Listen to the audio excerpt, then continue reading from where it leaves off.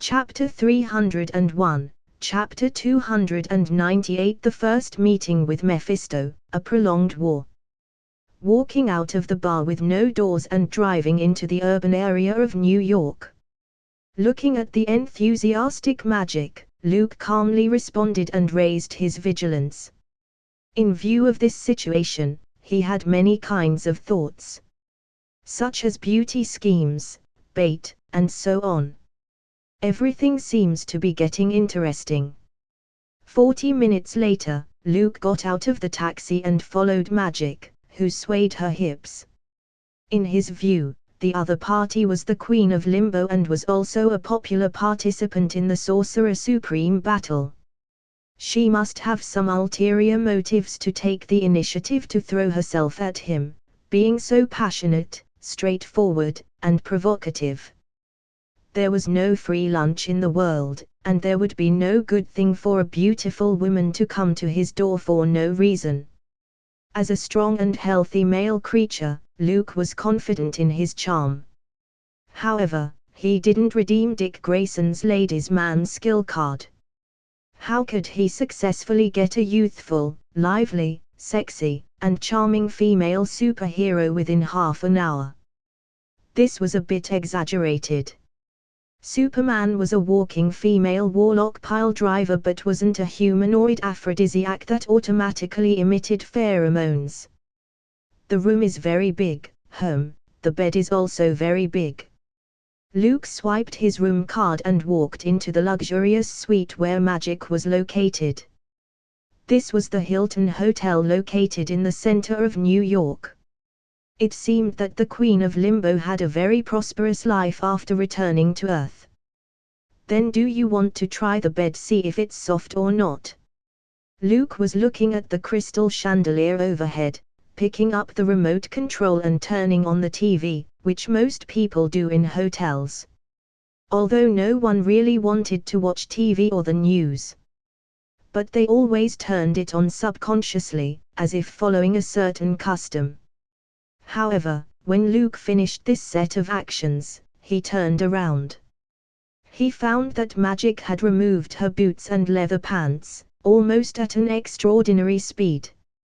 The first thing that caught his eye was the lovely girl with her gorgeous body stretched across the bed. Not even going to chat about it first. Wasn't this bit too fast? If you feel hot, you should turn on the air conditioner in your room. Luke tried his best to make his speech look as straight as steel before figuring out what was coming. When I saw you, I found you very attractive. My inner impulse made me feel hot and dry. I don't even know your name yet. Magic's amber eyes stared straight at Luke. It seemed to pierce his soul through the handsome skin. You dare ask someone to a room when you don't even know his life, gender, or sexual orientation? Luke's face remained unchanged, but inwardly he cursed. I'm Stephen Strange's contractor, an ordinary master. He introduced himself. Strange. Oh, you mean the stinky guy who looks like he fell down the drain and just crawled out? To be honest, it's kind of amazing that he made it through the first match. Magic wasn't interested in other competitors and spoke casually. Then, she put her eyes on Luke. Aren't you here to see me? Luke was a little surprised. He hadn't done anything yet. The other party was so active and direct. Before I stepped into the bar with no doors, the diviner at Limbo said that I would receive a surprise gift. Magic stretched out one foot to hook Luke's trouser legs. Her amber eyes were like a pool of spring water, gently flowing out. Now, it seems, she's absolutely right. Luke picked his eyebrows.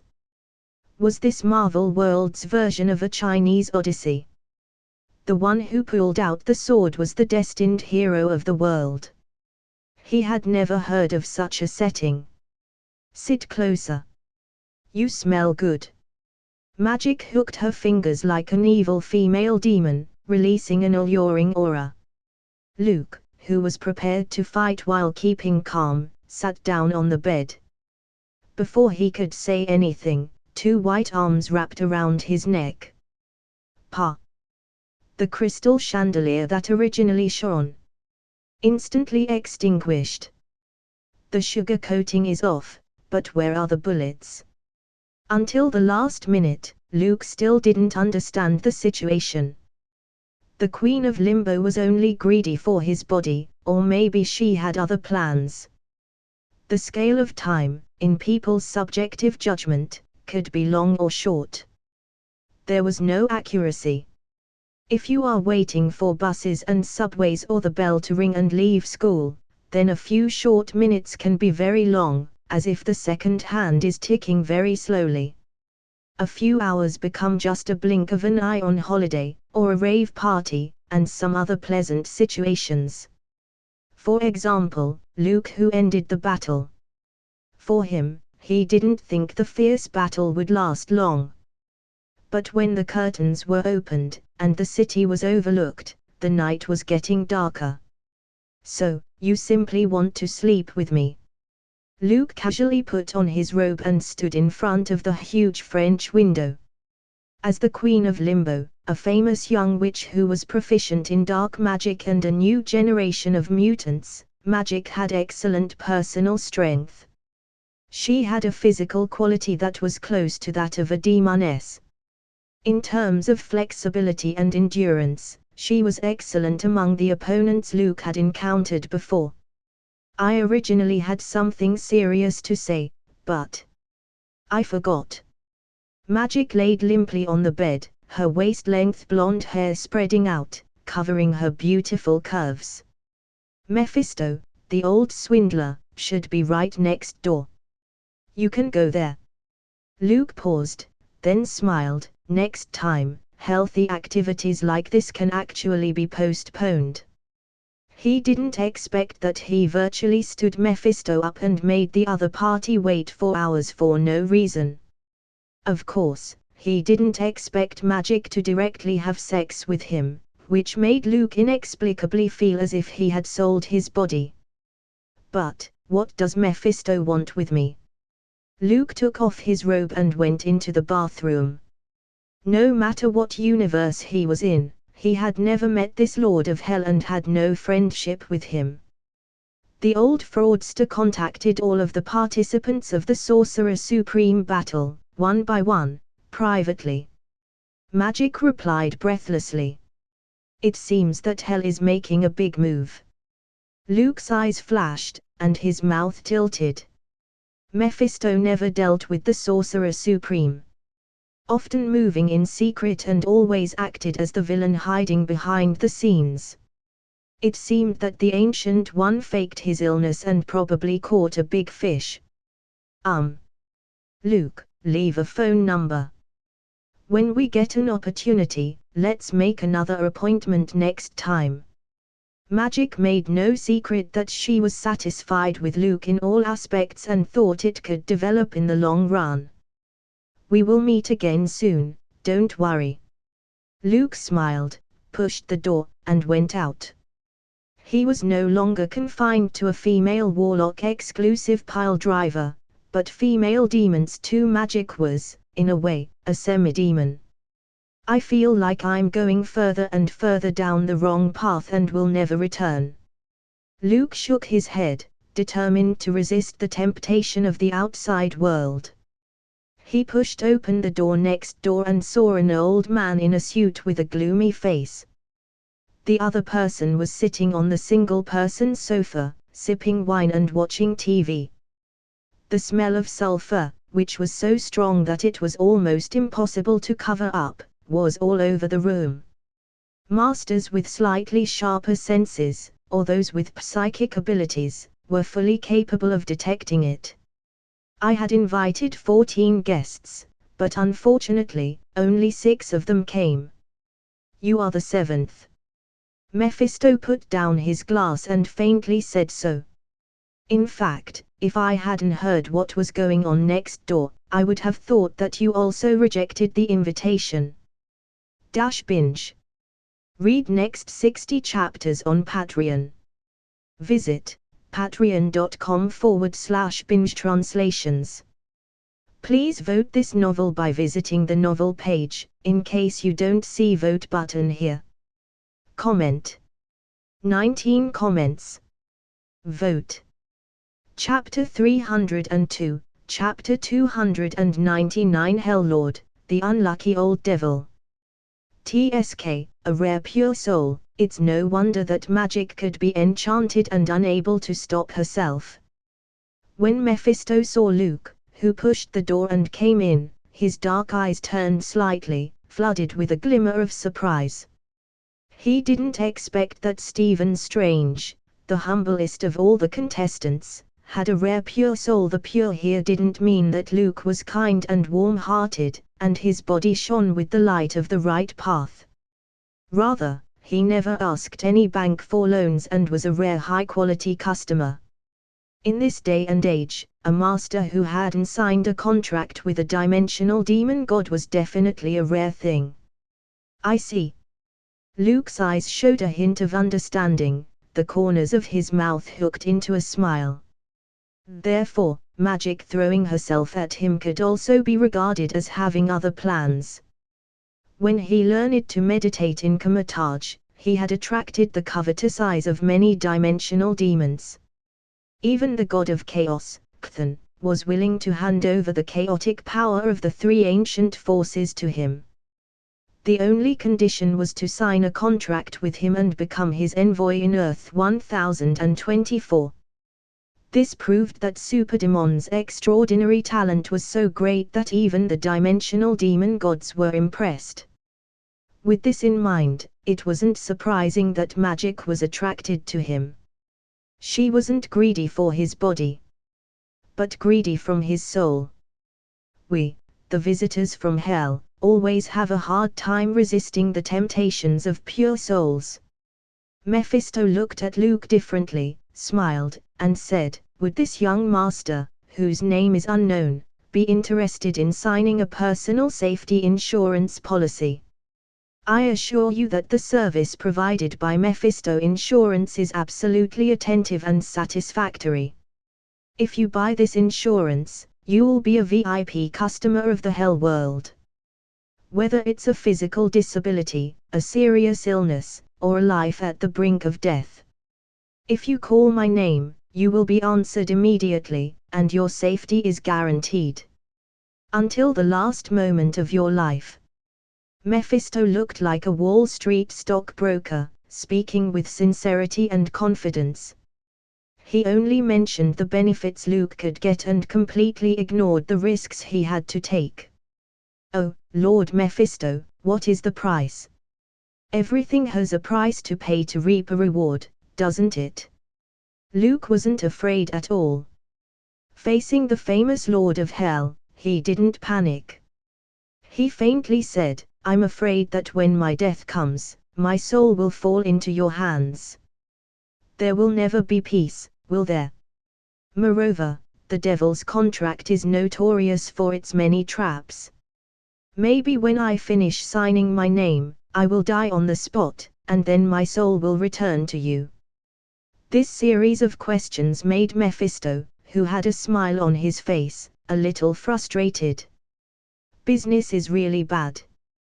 Damn the movies, damn the internet. Now, everyone knows the devil's ways. Those elite politicians, celebrities in business circles, are even better liars than the devil. The Lord of Hell cursed, sitting back in his original position. Luke's mouth was smiling. He wouldn't be fooled by Mephisto's depressed appearance and let his guard down. This old devil, who was notoriously cunning, wouldn't be so rude just because of a single failed deal. But then again, considering Superman's long layover, Luke signing a contract with Mephisto wasn't a bad idea. When this old devil found out that he may never be able to wait for the moment when the contract was fulfilled, his face would definitely be wonderful. Just like Constantine from the studio next door, the unscrupulous guy sold his soul with one hand to the devil, with the other hand to the angel, and other weird entities. Then, no one was willing to back down. Instead, they continued to let Constantine get away with it. "Let's get down to business, Lord Mephisto." Luke sat on the nearby single-person sofa. The Lord of Hell was looking for those Sorcerer Supreme battle participants, presumably to make big news. He didn't mind going inside at all, then backstab him and sell Mephisto out to the Ancient One. In fact, there's nothing else. Since you signed a contract with Stephen Strange, you must know that my favorite son, Blackheart, is participating in the Sorcerer Supreme battle. Mephisto slowly said. The second match is about to begin. And if I'm right, this one will be even more brutal. Of the 14 people who passed the test, only 2 belong to Comatage, Mordo, and Strange. Dr. Voodoo, Magic, and the Princess of Asgard. They promised to form an alliance with demons and take the lead in eliminating the 2 masters from Comatage. Luke raised an eyebrow. Mephisto was really worthy of being an old veteran. No matter who the winner was, it's done by adding difficulties to the Ancient One first. That's why every Sorcerer Supreme had to beat up the old devil. Mephisto liked to do little tricks that might not pose much of a threat but were very disgusting. You should know that I signed a contract with Stephen Strange. Luke held out his finger and knocked on the table. The contract of a combatant has no powerful effect that couldn't be violated. Mephisto smiled. The grimacing face squeezed out a few wrinkles. You aren't Strange's beloved family or sibling. There's no need to risk your life for his. What's more, I can still add money. I will definitely give you payment that would satisfy you. Luke pretended to be hesitant and was silent for a while. It wasn't surprising that the top participants would agree to Mephisto. Like Dr. Voodoo, he had a close brother. The other's soul fell into the hands of the old devil, and using this as a bargaining chip, it was easy to exchange it for the opponent's submission. Like Magic, too, she was the ruler of Limbo. It was unwise to compete for the position of Sorcerer Supreme at the risk of offending the Lord of Hell. As for Loki, who knew what idea was in her little head? Then what should I do? What kind of payment could you give? Luke's eyes flickered as he showed off his acting skills. I can teach you how to terminate a contract. Wait until the critical moment of the second match, then betray Strange and give him a fatal blow. Mephisto blinked with a cold and insidious tone in his voice. Payment. You just mention it. Wealth, status, power, there's nothing I can't give you. The old devil compelled people's hearts one after another. Those dark eyes fixed on Luke. His words were very infectious, shaking people's minds. Really? Luke looked surprised. Then, I want to be the Sorcerer Supreme. The smile that emerged from the corner of Mephisto's lips instantly solidified. That's not funny. Playing with the devil and playing with the Lord of Hell. The price to pay isn't a small one. The old devil's face sank like a stone in water, with anger in his eyes. The air in the room was like glue, becoming sticky and suffocating. The intense sulfur scent violently erupted, turning the surrounding area into hell. The hot magma, the horrible atmosphere could frighten people to death. It seems that Lord Mephisto can't bring out any bargaining chips to move me. Luke curled his lips, seemingly regretful. He stood up and patted his palms. The space was shattered like a mirror, reflecting a kaleidoscope-like overlapping scene. Then do you know what would happen if you scheme on an All-Father and a Sorcerer Supreme? The corners of Luke's mouth curled slightly. The sparks of magic jumped in his hands, forming a transmission portal. The Ancient One emerged from it with his wand in hand. His face flushed and full of energy, not looking injured in the least. "Ha ha ha ha, Mephisto, long time no see!" Sorcerer Supreme shouted in full vigor. His right hand, holding a wand crafted from steel, was an unbelievably hard wand that reflected a cold light. "You, don't come near me." Mephisto was so shocked that he retreated to the wall. "I have some business to attend to, so I'll leave you to it." Luke, with a compassionate look, glanced at the trembling old devil and softly said, "By the way, Master Ancient One, remember to focus on the attack, don't be merciful just because he's old." Binge.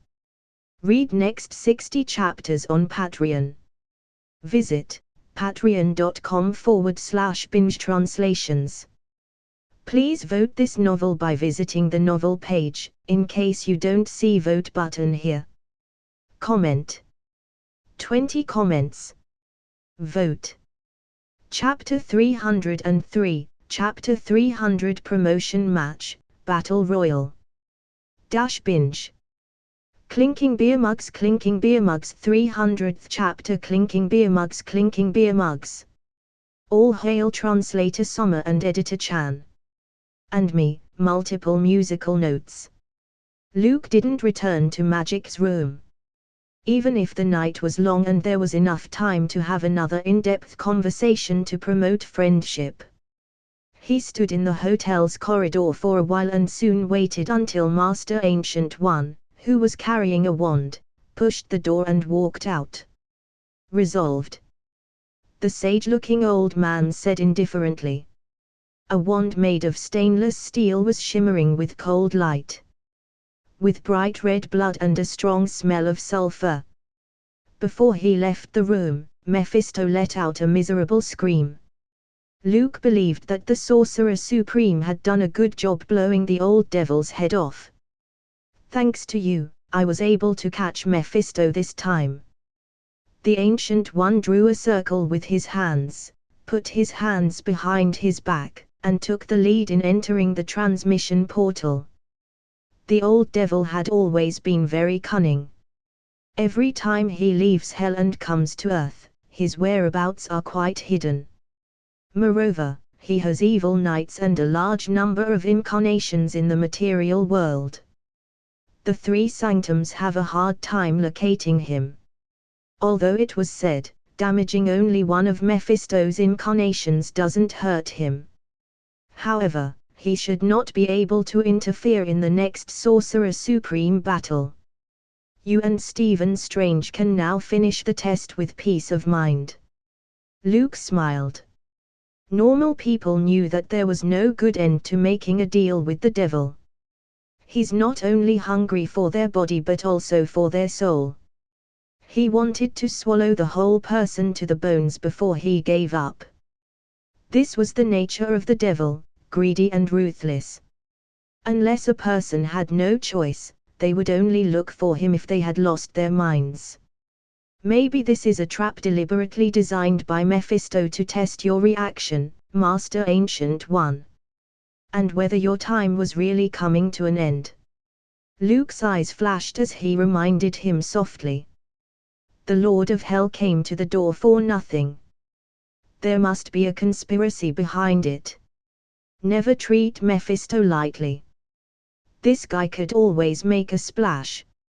For example, moving hell to Las Vegas, opening Hotel Inferno, and harvesting souls with pleasure and desires. And putting Zarathos, the vengeful spirit in Ghost Rider, into the bodies of Captain Marvel and Thor.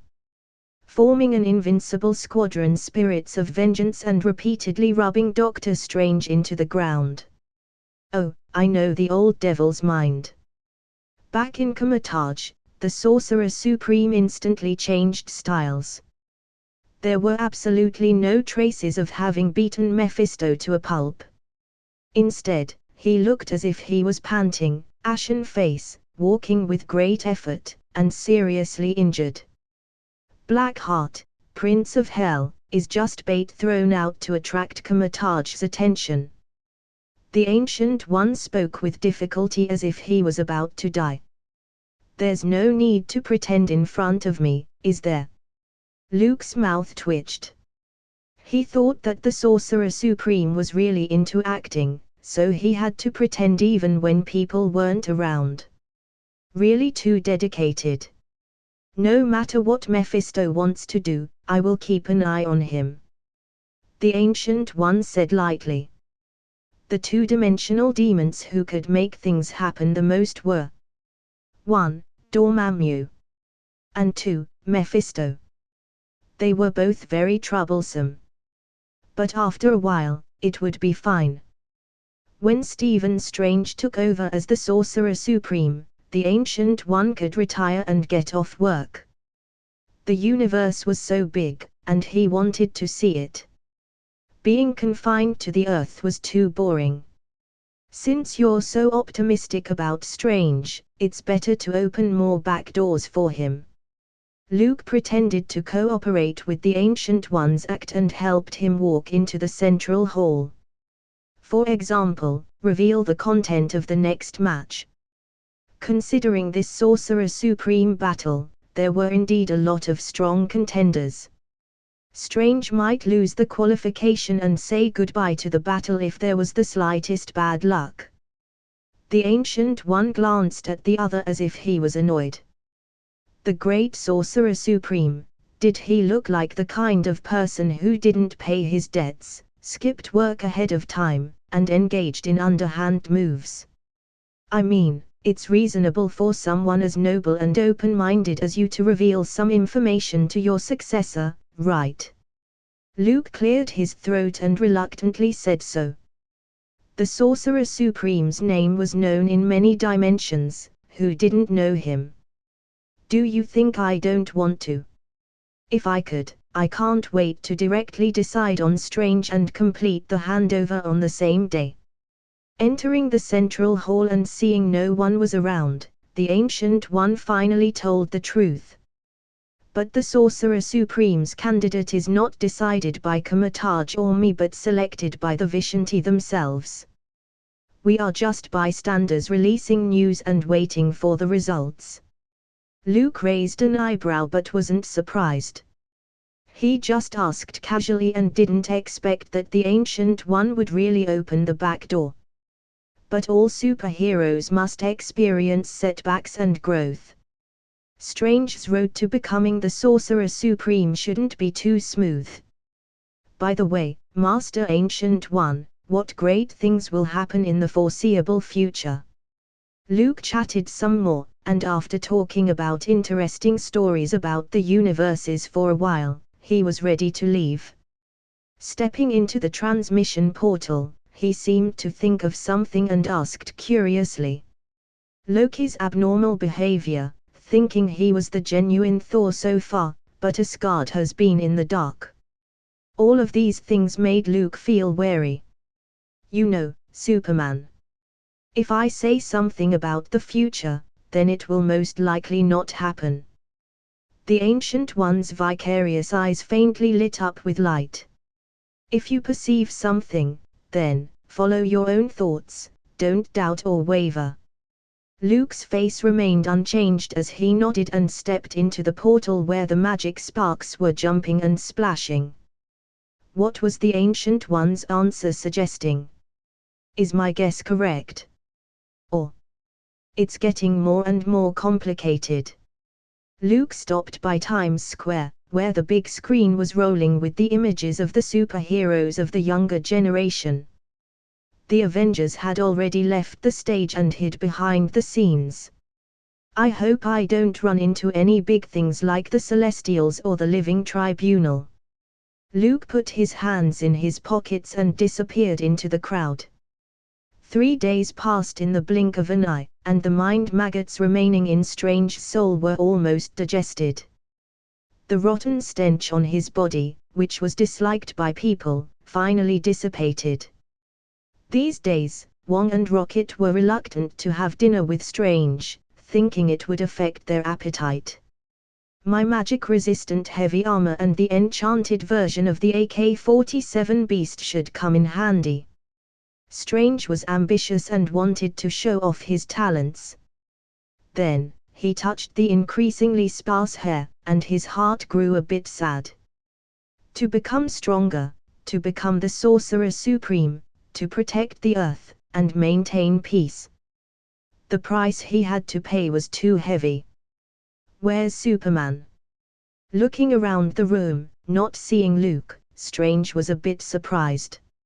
It seemed that the other party hadn't shown up for 3 days. He wouldn't be in any danger, would he? "Don't you know? He and the second-ranked pretty girl have been staying in a hotel. He still hasn't left that room." Rocket Raccoon bristled, categorizing both Luke and Thor as hoes before bros kind of guys. Maybe those glistening long legs and warm, thick, and soft breasts were more important than teammates. Rocket Raccoon, who was single so far and hadn't met a suitable female, couldn't understand why humans were interested in those twittering, noisy, and annoying evil women. "I think Groot is better." Rocket couldn't help but miss his tree. 3 days, his physical health is really good.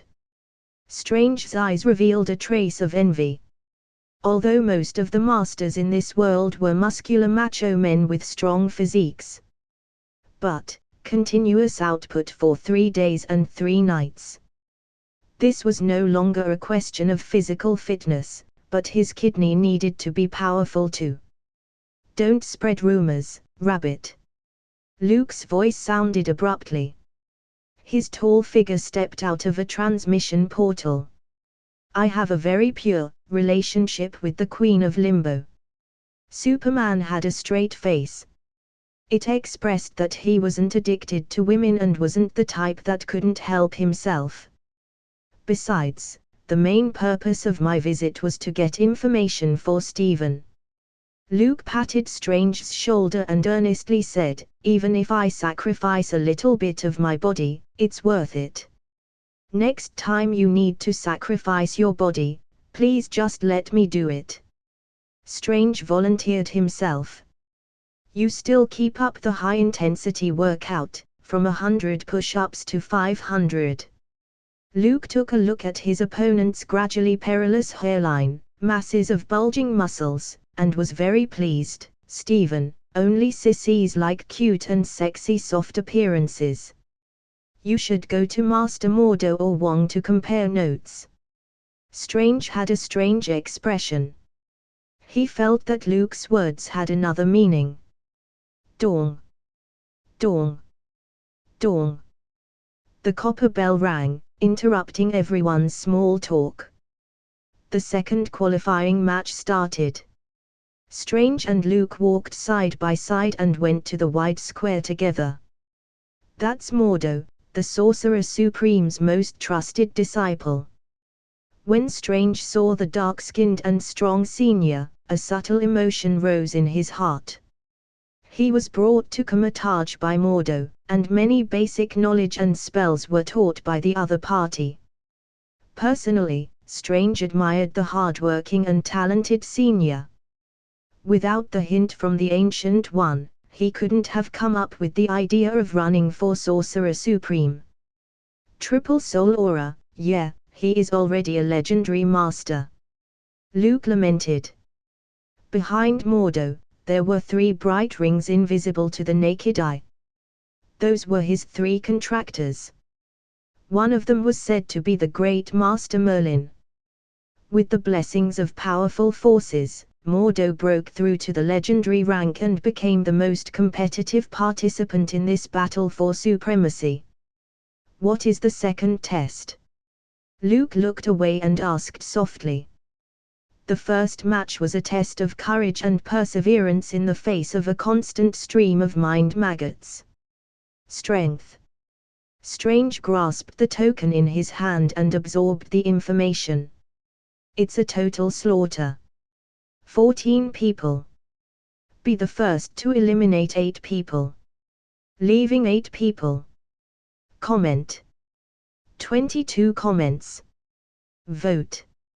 Chapter 304, Chapter 301 Invigorating Armor and Adaptable Helmet.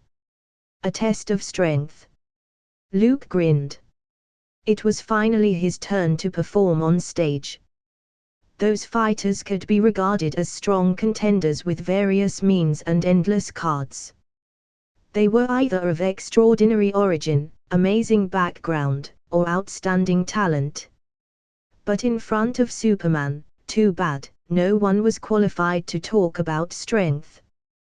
"This is our home advantage, Stephen," Luke lightly said. He seemed to be very confident. "Are you sure?" Ranked among the top 3 favorites, Blackheart, Mephisto's son, is supported by an invincible legion. Strange wasn't optimistic. He hadn't seen Luke's means yet, and he temporarily put Superman's strength at the high-ranked master level. "Your gun, friend, magic, Ilyana Rasputina, the Queen of Limbo, is proficient in dark magic and an alpha mutant. Dr. Voodoo, Loki, Mordo, none of them are mediocre. If it was a test of other things, perhaps I could win with my wisdom. But putting them and me in a huge arena isn't a good thing." Wong was deeply convinced that Strange might really be eliminated this time. With his strength, facing any contender in combat, the possibility of defeat was very high. "Why don't you just bet against yourself?" Rocket was annoyed and began to encourage Strange to bet with him. Losing the match would be winning the bet. Losing the bet would be winning the match. Neither one is bad. Strange was a little moved, but on second thought, if he didn't have confidence in himself, was it necessary to participate in the next battle? Then he righteously refused Rocket's offer to gamble. "Then you wait for a little and work harder. I bet all my money on you." Rocket didn't persuade Strange anymore but didn't lose heart. He turned his head and threw the winning chips at the opening in the Stars Forum. Luke took a moment to glance at the headline, "Sakar Star Royal Casino, Sexy Dealers, Online Licensing," came into view. The Grandmaster's business scope was really extensive. Besides the arena and slave hunting business, he was even involved in casinos. "Just wait. The only thing you have to do is put on your magic armor and hide behind me." Seeing that Strange wasn't confident, Luke smiled and comforted. After the bell in Comatage rang, many mystics in robes rushed to the square. Joining in the fun has always been human nature. Stephen Strange. Mordo. Other people's eyes scanned over the 2 men, and they whispered. The vast majority of mystic masters preferred Mordo. Strange came to Comatage too late and had too little time to study magic, so it was hard enough to survive the first match. The competition begins. The leaders of the 3 sanctums arrived together. Together, they cast spells to light the tokens in the hands of each combatant. The transmission portal leading to the stadium was slowly taking shape, waiting for the contenders to enter. Last time, it was in the dream dimension. Where would it be this time? Strange smoothed his inattention and stepped out. He and Mordo, who also approached the portal, looked at each other, and the latter spoke in a deep voice, "Strange, this isn't a battle you should take part in. I, alone, am enough to protect Comatage." This dark-skinned, firm-eyed new legendary master didn't know that his teacher was actually pretending to be sick and asked for leave, taking the opportunity to retire. Filled with passion, he wanted to protect the 3 sanctums and Comatage. Fulfilling his inner sense of mission and honor, he participated in this battle for supremacy. Luke, who stood beside him, slightly shook his head. The Ancient One's approach wasn't very good. In case Mordo found out the truth that the heir to the Sorcerer Supreme was already decided on, and all his hard work and perseverance was all for nothing. It was hard to guarantee that he wouldn't instantly turn evil. The consequences of turning admiration into hatred were very serious. I also have my own path that I want to complete. When Strange remembered what the Ancient One said to him, his inner hesitation suddenly dissipated and became firm. The Sorcerer Supreme extended his hand to rescue Strange when he was in his most confused and desperate state. Now the other party was approaching the end of his life and was dying. Strange felt that he should stand up. If Luke knew the thoughts of these two people, he would definitely feel that the Ancient One's acting skills were too powerful, and Oscar owed him a golden statuette. Very well, let's have a fair competition. For the supreme glory. Mordo swaggered and took the lead going into the transmission portal. The triple halo hanging behind his head was like a crown made of gold. Suddenly, it condensed into solidity and glittered with a brilliant light. This was proof of his legendary status. For the supreme glory. Strange bowed his head in silence and then walked into another portal. In the barren land, large and shocking cracks appeared, like terrible scars. The blazing heat evaporated the moisture in the combatants' bodies, baking their skin. The pungent smell of sulfur, like a mass of rising yellow smoke, permeated everywhere. This is hell. As soon as Strange entered the venue, he summoned Superman to escort him. Afterward, perhaps it was a psychological effect. His throat felt itchy and thirsty. His skin became dry, and his surge of magic power became chaotic. Hell, the Sorcerer Supreme put the second match in hell. Hearing Luke's answer, Strange was surprised and subconsciously gripped the metal-headed mace in his hand. He seemed worried that somewhere a couple of fierce demons would jump out and tear himself to pieces. That's right. If I'm not mistaken, this should be the lower levels of hell. Luke raised his head and looked at the sky. The thick crimson clouds covered everything, shrouded everything, and cast a huge shadow. On the distant horizon, there were endless black mountains, as if they were huge monsters crawling on the ground. The grass, trees, rocks, and even the reptile creatures that occasionally passed by, were like fuzzy smoke, constantly twisting and changing. All in all, this was a desolate wasteland full of weirdness. Lower level of hell. Strange finally reacted. He was at least a walking encyclopedia and had little understanding of each dimension. Hell and heaven are the two most perfect and unshakable of all dimensions. The former was even more hostile to Comatage and the Three Sanctums. The place where the lords of hell and leaders release the souls of sinners. Strange whispered. The serious face showed a touch of solemnity. Hell was a broad concept. Not a single dimension, but a vast space formed by overlapping many worlds. For example, Limby, ruled by magic, was the part closest to the material world. The so-called lower level was the farthest place from reality in hell. The souls that had fallen and exiled here would never be freed. Then we should be careful. Strange wore heavy armor with covered-up neat hands and feet, seriously protecting himself. His entire body was covered with protection forged by special craftsmen from the New York Sanctum. All of them are made of high magic resistance materials, which were combined with special techniques to engrave rune circuits. Even if he stood still and let a high-ranking mage bombard him, they wouldn't be able to break the defense for a while. I've read that the lower level of hell is very dangerous. It's where the souls of the sinners have been wandering for a long time and can't be freed. Strange transformed into a mobile fortress clad in heavy armor and holding a shield. There were no other defects except that his speed decreased a bit.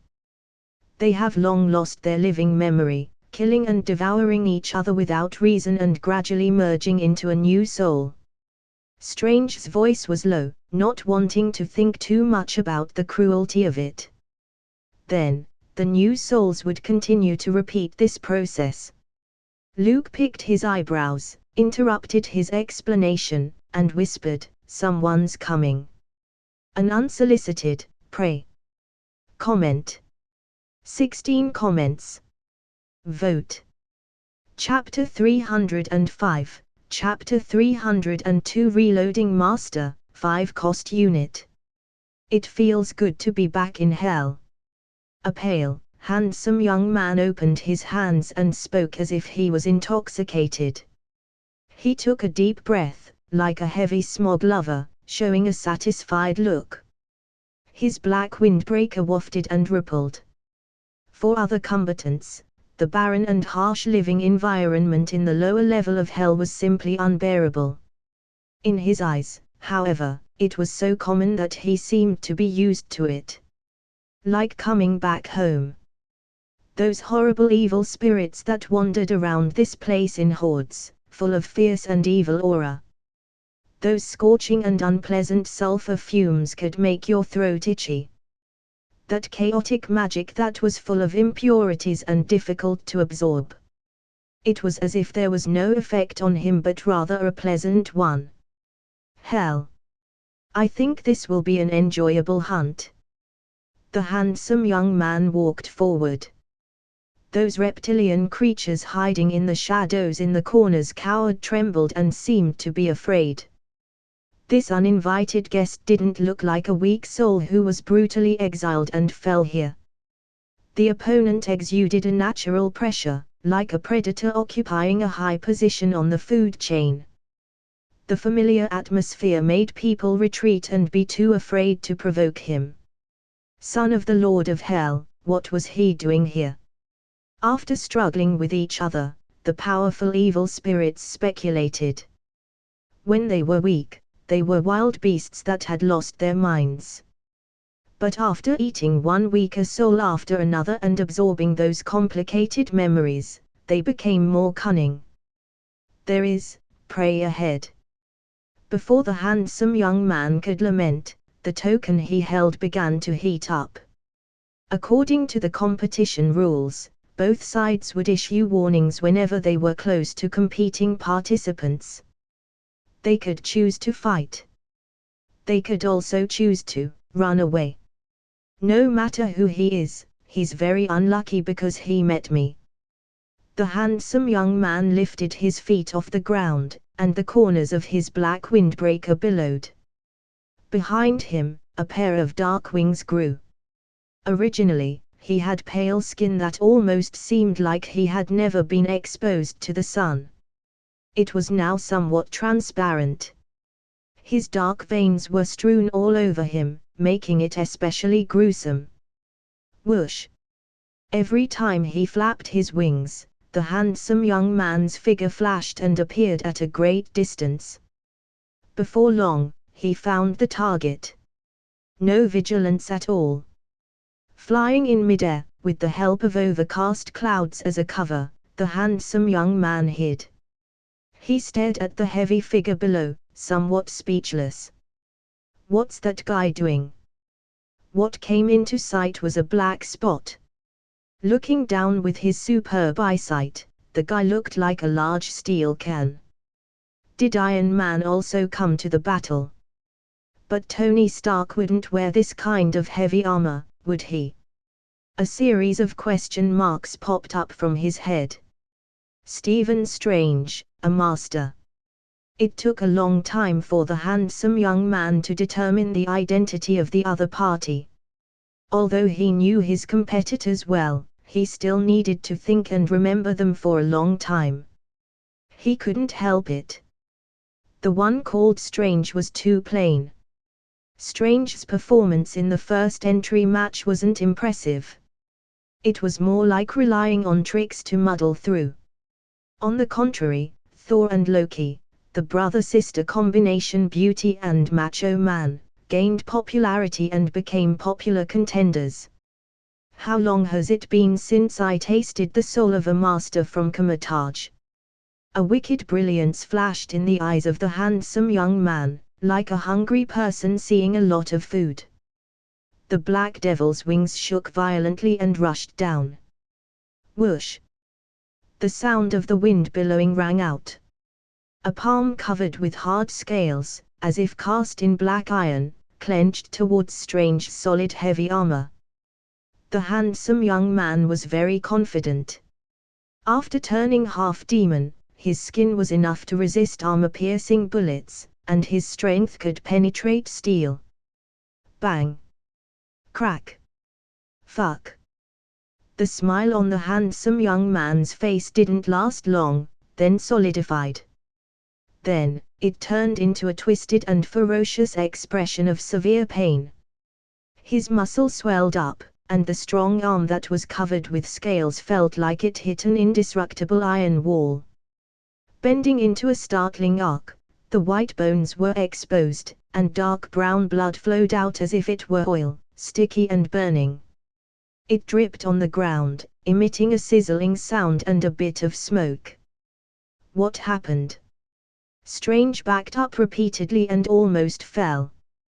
Without even realizing the danger, he was directly hit by a deadly attack. Black Heart. Through the crack on his steel helmet, Strange saw the handsome young man and couldn't help but step back. That's right. The guy that attacked him. It was the son of the Lord of Hell, and he was also the most popular contender for the Sorcerer Supreme seat. Black Heart. I'm too unlucky. Strange said with a headache. The most underappreciated ignored contender met the most popular one. It was like an unknown soccer player going head-to-head with Zidane or Messi head-on. Except for a one-sided crushing defeat at the end, no one could imagine another possibility. He wondered, could Superman be trusted? This poor guy. How interesting.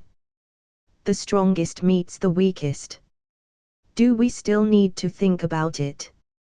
Kamataj's hapless master, how can someone bet on him to win all 3 matches? I'm afraid they would even lose their underwear. There were many discussions in the bar with no doors. Those who watched the live broadcast were looking forward to a cruel beating with no suspense.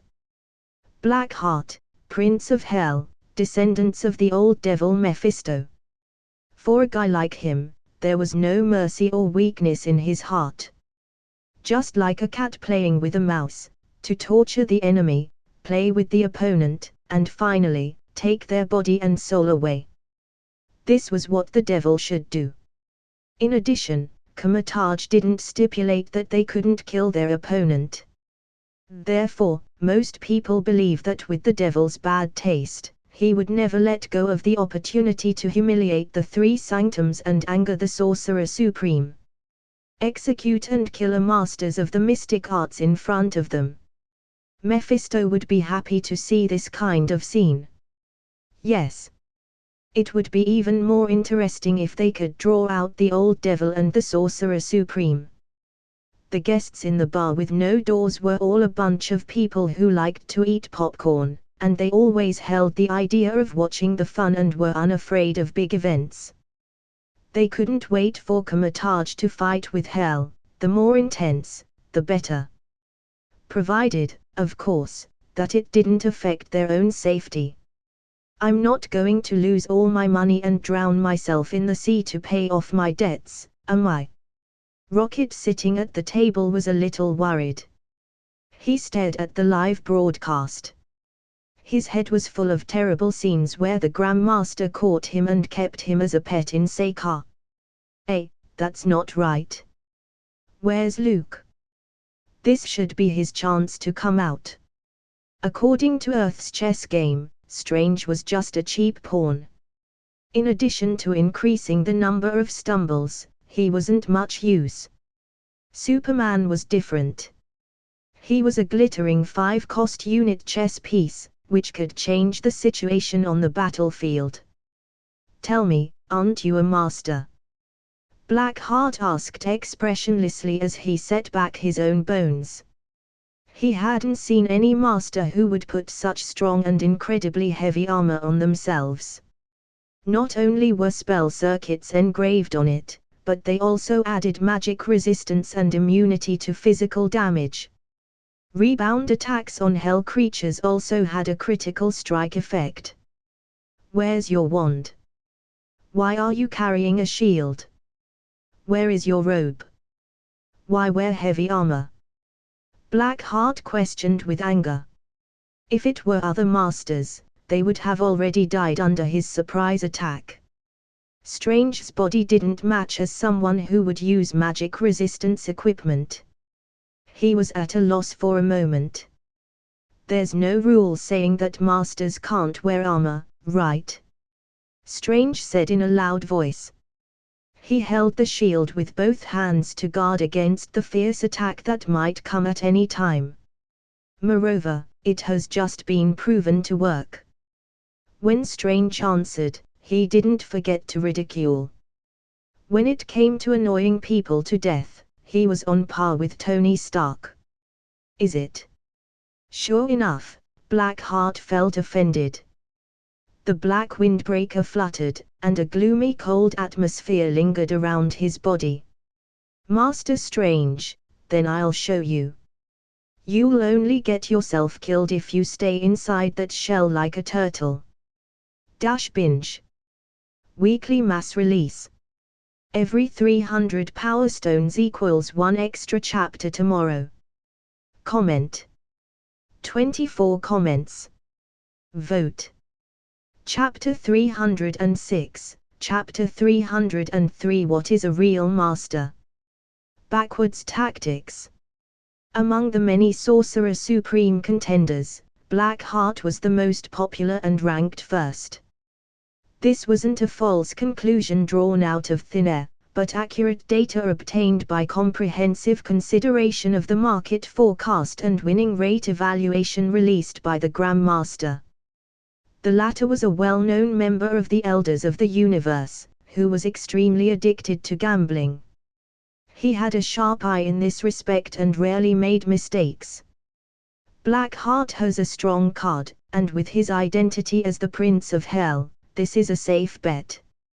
I wonder what kind of card Mephisto gave him. If a demon becomes the Sorcerer Supreme, it would turn Comatage into a joke. The Vishanti's decision is unquestionable. Haha, I'm really looking forward to the results. Less than half an hour after the start of the second match, a collision broke out, which completely aroused the appetite of the audience. A popular contender, against an unpopular newcomer. This was such a traffic bringer. At this moment, there was only one thought in the hearts of the many spectators. Fight! Fight! Fight! Rocket stared at the live broadcast, wondering if the young demon who looked like Gigolo could stand a punch from Superman. But he had seen how Luke had punched Thanos, who was wearing the Infinity Gauntlet, to the ground. And he had done that repeatedly.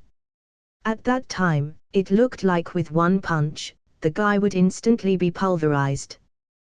Whoosh! In the lower level of hell, Blackheart, who was standing on the barren land, opened his hands.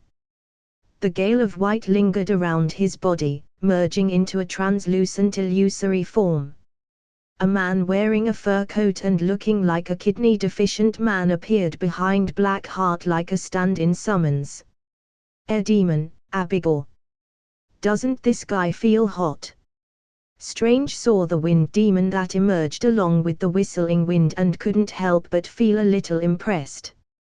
Being able to wear a fur coat in hell, this hot and dry environment, this was really a tough guy. Crimson Bands of Cyttorak. Seeing Blackheart call for a helper, Strange didn't add any more nonsense. With a strong shield in one hand, his other hand threw out several scarlet chains. Whoosh! The dense light invaded the space, directly dispelling the shape of the air demon, but did not cause substantial harm. "Foolish master, the air will not be caught." The air demon wildly laughed. His translucent body rotated at high speed, wildly rolling up a large area of sand and dust. In an instant, a terrible dragon rolled up from the ground. As if the earth had been shaken, a loud noise rumbled. The natural disaster-like terror almost took people's breath away. By the wondrous winds of Watum. As a walking encyclopedia, Strange cast spells with one hand and responded quickly. Surging magic, forming a sharp cone, suddenly burst open. It directly broke up and collapsed Abigail's giant dragon coils. This was a high-level spell, specially designed for severe weather disasters.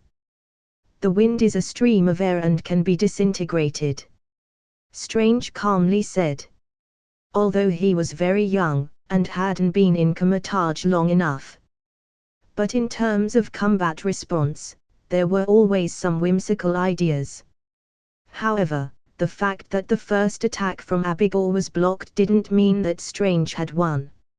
At his feet, the floating dust and gravel quickly condensed into a bald man. Earth Demon, Gressel. Unexpectedly, the bald man hit Strange's steel armor with a punch. Bang! The latter, like a cannonball, was hit off guard and flew out. Black Heart, let me squash this tin can. The Earth Demon said in a gruff voice. Don't worry, play with him for a while. Black Heart waved his hand and gave an elegant smile. Beside him, a dripping wet long-haired man appeared at some point. Water Demon, Wallow. These were all of Black Heart's contractors, the 3 demons of hell. Each guy had the characteristics and power of a single element. The Wind Demon could control airflow and protect against physical damage. The Earth Demon had immense power and had the ability to grow bigger at any time. The Water Demon was so elusive that he had an immortal body. Being able to control these 3 demons, Black Heart thought that those masters weren't his opponents. I want to taste this master's fear first and then eat his soul while appreciating the despair on his face. The corners of Black Heart's mouth grinned, revealing hideous sharp teeth. His true face was hidden under this young skin. By the way, Master Strange, where's your contractor? He didn't leave you and ran away, right? Black Heart didn't rush and walked slowly to the other party. The magic resistance armor was smashed by the Earth Demon, leaving a shallow mark. The strong force shook the guy inside to the core. He lifted his foot and stepped on Strange, who hadn't stood up yet, but he heard a voice from above his head. Are you looking for me? Black Heart subconsciously looked up and saw the tall and straight figure with his arms across his chest.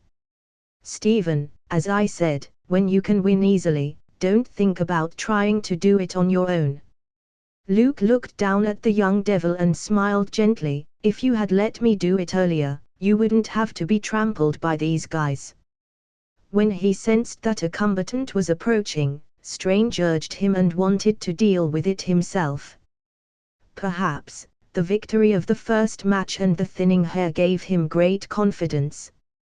Therefore, Luke stayed quiet and witnessed the scene of the latter being beaten. It's 2-1. Strange was indignant. He had the confidence to fight any demon for a while. Who knew these demons didn't have a shred of decency? 2 came at him at once, and they also used sneak attacks. You think it's a fair fight between cowboys in the West, each taking 10 steps and shooting at each other.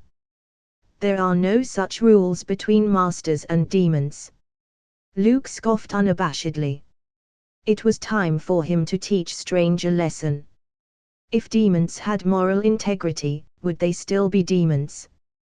This meant that this new master, who hadn't graduated from Comatage yet, didn't clearly understand the cruelty in the magical world. Then you look at what it means to be a true master of the mystic arts. Luke slammed to the ground and lifted up a circle of dust. Then, his eyes were fixed on the bald man. That was the Earth Demon, Gressel. You punched him. I'll have to return the favor, Luke said lightly. Immediately after, under Blackheart's shocked gaze, he clenched his right hand into a fist and swung it straight out. The terrifying force was like a solid cannonball, sending out a wave of air. Time seemed to slow down. In the eyes of the bald man, Luke's movement was like a frame of stop-motion animation. He could clearly see it, but he couldn't dodge it, as if his mind stagnated. Boom! The bald man was smashed to pieces before he could feel the huge momentum, like a landslide and a tsunami. Fists can't kill me. A flash of fear rose in the Earth Demon's heart, but it was quickly suppressed. As long as he was on the ground and was surrounded by dirt and dust, he wouldn't completely die. This was the characteristic of a half-elemental demon. But not waiting for the bald man to finish, his body turned into gravel and was continuously crushed into powder by the violent force. Visible to the naked eye, they became smaller and smaller. Have mercy! A demon who felt death approaching cried out from his heart. Sorry, not for you. Luke, who had no feelings, shook his head to refuse. Boom! Boom! In the endless vibration, the existence of the demon was instantly erased. Combined with the surrounding large areas of land, as well as the black mountains stretching behind them, they all disappeared and vanished, leaving only a straight and huge tunnel. This is a master. Hiding in armor, Strange's throat rolled. The fist of a high-ranking master, was that terrifying? Comment.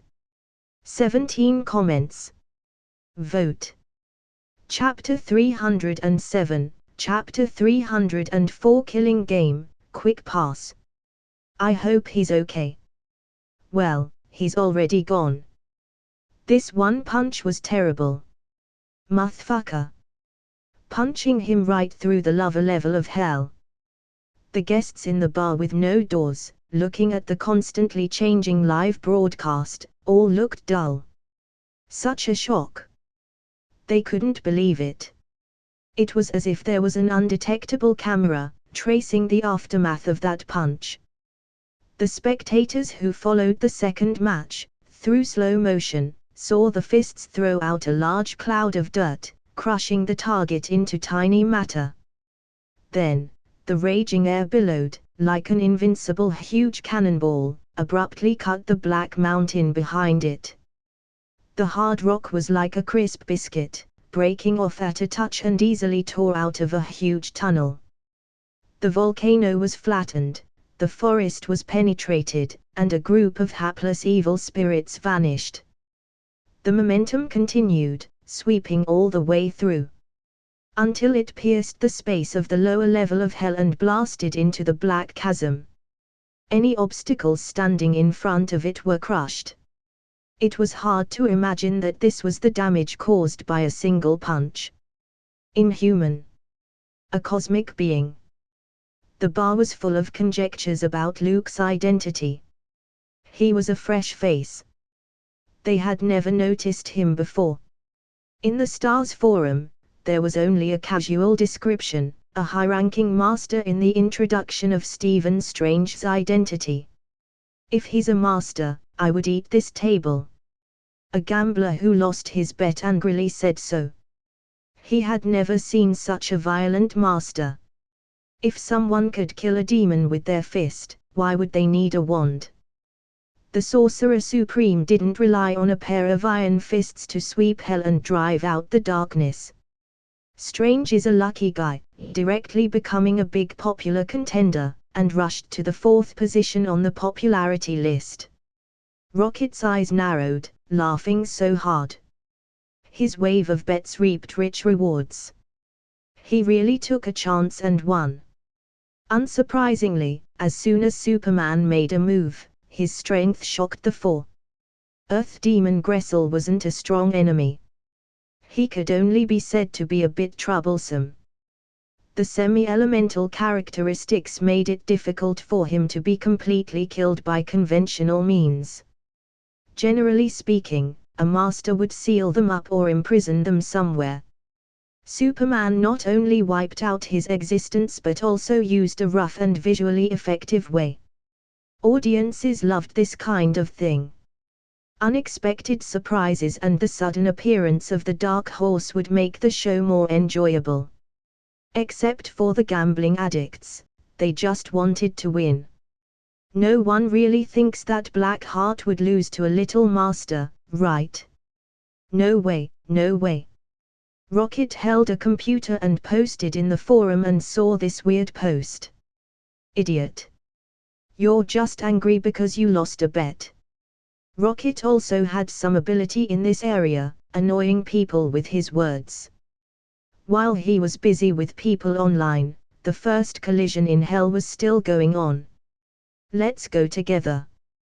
Don't be afraid. He's only one person.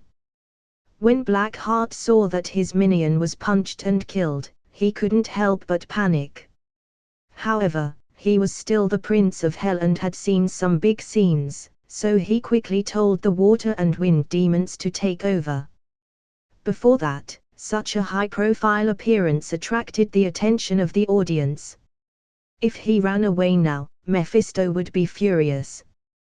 His father was very concerned about dignity. Especially in front of his old adversary, the Sorcerer Supreme. People who could anger the Ancient One and provoke the Temple of the Three would be praised by Mephisto. Running away, he would turn into a joke and also incur severe punishment. Between demons, there was no such thing as fatherly love or filial piety. For example, Blackheart couldn't wait for Mephisto to retire sooner, so he could quickly get to the top. The latter was also always on guard against his group of heirs. How do we fight him? The wind demon showed a reluctant expression. He turned into a gale and prepared to run away. Mephisto entrusted him to do his best to help Blackheart win the battle for supremacy. But he had no intention of dying. This wasn't how the demon did things. I don't have much combat power here. The water demon also retreated. Hell was extremely hot, just like being in a furnace. For a demon who depended on water, it meant that he went to the battlefield with nothing. Blackheart was furious. Although demons were synonymous with cunning and shamelessness, they had nothing to do with honesty, courage, and trustworthiness. But this young devil didn't expect his minions would thoroughly follow those traits. No one is running away. Luke's eyes swept the audience. His sharp eyes were like swords, which made people's hearts feel cold. I'll start with you. He inhaled gently, his terrifying lung capacity tugging at the airflow as if it were a ventilator on full power. The wind demon, who was the first to run away, only felt he was moving backward involuntarily as if he was sucked into a whirlpool. No matter how he struggled, he couldn't escape. Luke was like a bottomless pit, and the wind demon was sucked in after only holding on for less than a minute. Help! Before he died, he also called for help from his partner, but unfortunately, there was no response. TSK. TSK. Luke smacked his lips twice, seemingly not satisfied with the taste of the wind demon. The demon, both his form and soul, were swallowed together. This scene frightened Blackheart, who was barely calm. He began to wonder who the real devil was. Eating a demon raw. Was this still human? Forget it, forget it. I can't afford it. Dignity was important, but life was more important. Blackheart retreated. Black wings grew behind his back. It shook violently as he flashed away. Only the water demon, who hadn't reacted yet, saw the situation and tried to slip away. But where are you going? Luke exhaled, and a wave of searing heat came steaming up and rolled down. The stellar energy in his body slowly flowed, releasing an extremely frightening heat. He was like a walking volcano, pouring heat over the poor, weak, and helpless water demon. Let me go. Without waiting for the water demon to beg for mercy, his whole body was directly vaporized and turned into a wisp of smoke. Stephen, you stay here. I'll be right back. Luke didn't pay attention to the so-called three demons of earth, wind, and water. If Mephisto could call the former fire demon and Ghost Rider, that would be more interesting. As for the other guys, they were too weak. Boom! The ground trembled. That tall and straight figure rose into the sky, tearing the atmosphere in a few seconds and sending out several sonic booms. Blackheart flew with his wings. His worried heart hadn't calmed down yet. An amazing blast was heard in his ear, and then a forceful palm was pressed on his head. The sound and the figure arrived almost at the same time.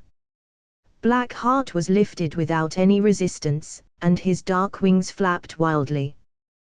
Thick flames suddenly appeared. Hellfire that burns the souls of sinners. Mephisto even gave you this thing. He didn't give you the spirit of vengeance, which is the most powerful weapon in the hands of the old devil. Luke chuckled, stretched out his hand, and directly tore off the wings. The clouds of flames as thick as black oil couldn't touch him. They aren't enough to judge an all-father. Rip! The wings were reduced to ashes and dispersed with the wind. The screaming Blackheart finally showed his true face. The handsome looks turned into rotten flesh and blood. His teeth were ferocious, his aura violent. His body rapidly swelled, his skin turned reddish, and hard scales quickly covered his body. The curved horns were like iron, and the hooves on his feet were curved like bows. In an instant, Blackheart turned into a demon. He broke free from Luke's grasp, and with a roar, his eyes were filled with tyrannical killing intent. I'm going to show you what true cruelty is. With a fist as big as a millstone, he hit Luke, who was standing in the air. The latter didn't dodge or evade and stretched out his hand to receive it. Is this it? Luke shook his head, seemingly a little disappointed. He didn't even shake in the slightest. In turn, he threw Blackheart down and slammed him into the crater. Boom!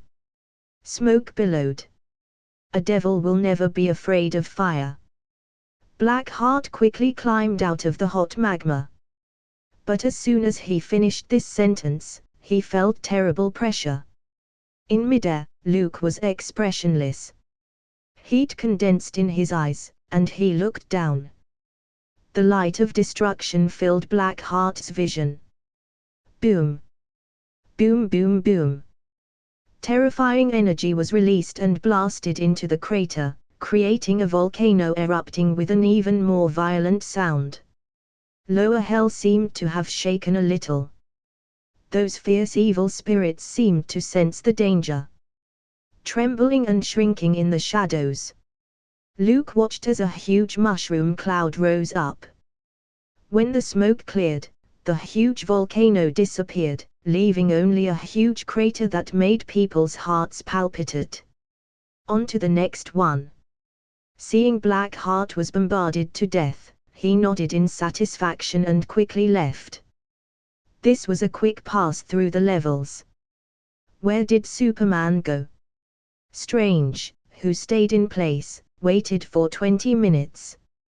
Suddenly, the token in his hand slightly heated up and expanded into a transmission portal. The match is over. He was absolutely shocked. 6 participants were eliminated. This was way too fast. Binge. Read next 60 chapters on Patreon. Visit patreon.com/binge-translations. Please vote this novel by visiting the novel page, in case you don't see vote button here. Comment. 28 comments. Vote. Chapter 308, Chapter 305 San Venganza, Final Match.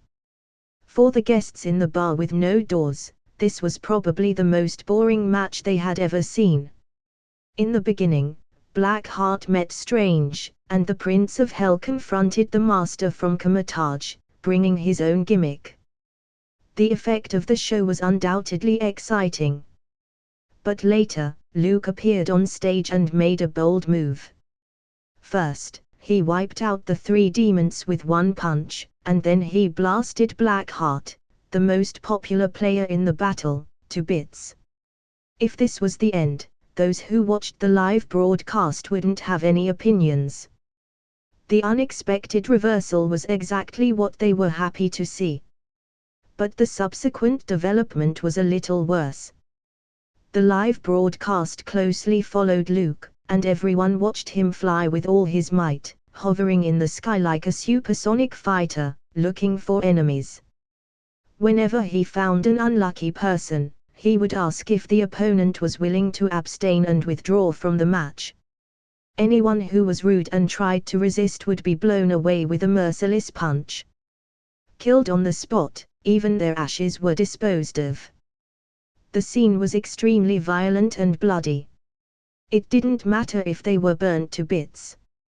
However, the most outrageous thing was that Luke would read a eulogy used by priests at a funeral afterward. Not letting the souls of the dead fall into hell, unable to break free. This thoughtful superficial funeral, like a one-stop service, really stopped other people from complaining. This kind of process might still be interesting for the audience to watch at the beginning. But repeating the same thing over and over, gradually, they felt dull. On average, Luke took care of one combatant every 3 minutes. This efficiency was amazing. The fierce battle royal match was turned into a quick pass tutorial level. It could be described as boring and dull. So, that's it. The man who said he would eat the table. Yes, I don't feel like watching the match anymore. I want to see a man eating a table show. The guests in the bar had lost interest in the live broadcast.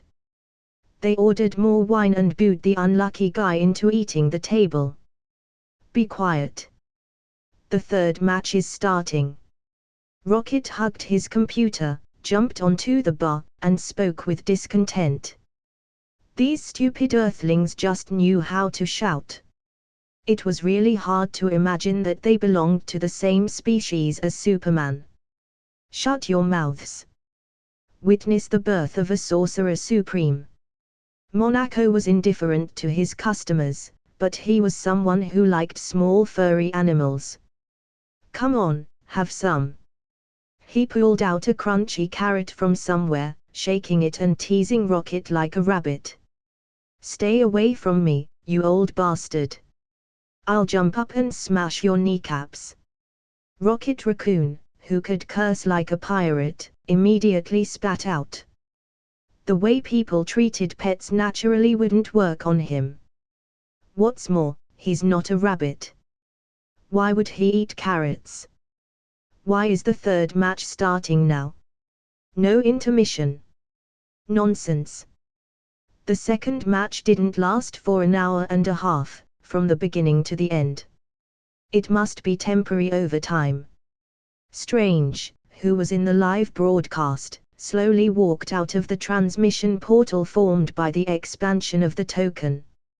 However, he found that he didn't return to the real world but arrived at a strange place. Where is this? He looked puzzled. Looking through his seam helmet, he looked at the surrounding environment. The land was flat as far as the eye could see, with tufts of weeds underfoot. Desolate, empty. This was Strange's first impression. The space isn't stable. It feels like a different dimension existing in the gap of other dimensions. Luke, who appeared, whispered. What came into view was a small, gloomy town. In his perception, the world was crumbling like a candle that was about to go out. This is San Venganza, a place that has long been forgotten.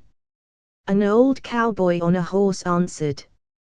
He appeared like a timely NPC and answered Strange's question. Welcome to San Venganza. With his face full of vicissitudes, the old man took off his cowboy hat and gestured slightly. Luke's eyes moved slightly. He seemed to have some impression of this small town, San Venganza. I'm Carter Slade. The old cowboy then introduced himself. Hearing this name, Luke raised his eyebrows, seemingly suspecting something. Carter Slade was Mephisto's first Ghost Rider. With the addition of the town of San Venganza, things seemed to get more interesting. While he was thinking about the third match, transmission portals expanded one by one and appeared on the desolate land. Coming out of them, the 7 fighters who had passed the match, including Strange, were exactly 8 candidates. What happened? The match was over before I met my first opponent. Thor saw an acquaintance and rushed over excitedly. He was carrying his Stormbreaker with regret in his eyes. Before a great battle started, they already passed. Someone ended the match. Magic was carrying a large sword as tall as a person and looked at Luke with ambiguous eyes. Between these two people, it could be said that they knew each other's depth after a lengthy and intimate exchange. He eliminated 6 participants, so we had to go straight to the next match. The Queen of Limbo was also a popular contestant in the battle, and her words carried a lot of weight. The other candidates couldn't help but reveal their shocked expressions. Looking at Strange and Luke, there was a faint vigilance in their eyes. It looks like we're going to be targeted. Luke felt the change in the atmosphere and lightly said so. He was eager for the remaining candidates to rush towards him and give him a chance to end the competition all at once. With just a bit of thinking, he knew the theme of the third match was definitely different from the previous one. The Vishanti wouldn't let an overpowered participant pass the 3 tests with ease. Those dimensional demon gods liked to make simple things complicated. Save. Holding the token, Strange lowered his voice and said, "We have to save this town. This is the final test." Luke was slightly surprised and grimaced. "If that's what it is, I probably won't be of much help." He was only good at physical aspects and had no say in saving other people's souls. That was the daily routine of Superman next door and Captain America. Luke was more used to erasing the existence of others and solving the problem once and for all than to convert them and give them a purpose in life. It was easier and time-saving. All the people in town sold their souls to Mephisto. Strange, like a player who received a quest, explained the details. What we need to do is to bring those people back to the right path so that they can rest in peace. The rest of the candidates were also given the same quest, and everyone breathed a sigh of relief. If it was a test of individual strength like the last match, they probably wouldn't have been a match for Superman, even if they did it together. Ha ha, saving a small town, a novel experience. The black-braided Dr. Voodoo walked towards the small town of San Venganza. He seemed to have an idea and couldn't wait to implement it. Mordo gave Kesalius a fierce stare before following suit. The latter sneered and walked in another direction. Loki kicked Thor. With her hands behind her back, she kicked the weeds with her restless toes. Go. She gave Luke a thoughtful look and left. See you in town. Thor scratched his head and followed Loki's footsteps. Seeing the competitors enter the arena, Strange laboriously took off the magic resistance heavy armor and gasped, "What should we do?" In the second game, he didn't use his enchanted AK-47 beast, which was a pity for him. Let's see first. What have the residents of the town who sold their souls to the devil had fallen into? Intuition told Luke that this match wouldn't be easy. Binge. Read next 60 chapters on Patreon. Visit patreon.com/binge translations. Please vote this novel by visiting the novel page, in case you don't see vote button here. Comment. 24 comments. Vote. Chapter 309, Chapter 306 In the Small Town, Day 1. San Venganza used to be a wonderful place with simple folk customs and great people. Although it hadn't yet reached the level where people left their belongings outside and didn't lock their doors at night. However, under the joint management of the sheriff and the mayor, there had been no criminal incidents such as theft and feuds for several years. It could be predicted that if we were to select the most civilized towns in the West, San Venganza would surely win the first prize. However, fate often liked to mess with people when they were caught off guard. One day, the old devil stepped into San Venganza. He deceived the mayor and bewitched the sheriff, aroused the greed of the townspeople and amplified their inner selfishness. Finally, through a carefully planned plot, he led everyone to the path of depravity and to abandon the God they believed in. 3,000 fallen souls were sealed in a contract. Carter Slade, who was leading a horse, spoke in a deep voice. Later, Mephisto ordered me to retrieve the contract for him and open the door to hell. I ran away and went into hiding until the Sorcerer Supreme found me. Carter Slade was a young Texas Ranger. He was arrested and imprisoned because of his own greed. In order to gain freedom, he sold his soul to Mephisto and became the Ghost Rider chosen by the other party. What about the contract? Strange walked into town and kept looking around. Everything didn't seem as bad as Carter Slade said. The town's residents didn't react too aggressively, except for curious looks at the outsiders. They all looked so peaceful, not looking like they needed to be saved. Mephisto still has it, the old cowboy said regretfully. But he didn't open the door between earth and hell. The Sorcerer Supreme stopped the old devil's plan. But in the small town of San Venganza, 3,000 souls of the fallen will forever be enslaved by him and will never be freed. They were tainted with sin, turned their backs on God, couldn't go to heaven, and couldn't escape from Mephisto's control. Carter Slade suddenly stopped and looked at this seemingly normal, quiet town and shook his head. What you see now is just a projection of the chasm of hell. The real town of San Venganza has long been ruined and forgotten. Hearing about that past, Strange's heart was a little heavy. Then how can I save them? He asked subconsciously. I can't give you the answer. This is the Vishanti's test for you. Carter Slade shrugged, hoping that someone would give the residents of San Venganza a clean slate. The 3,000 souls that suffered hadn't been able to rest in peace. You can move freely in this small town.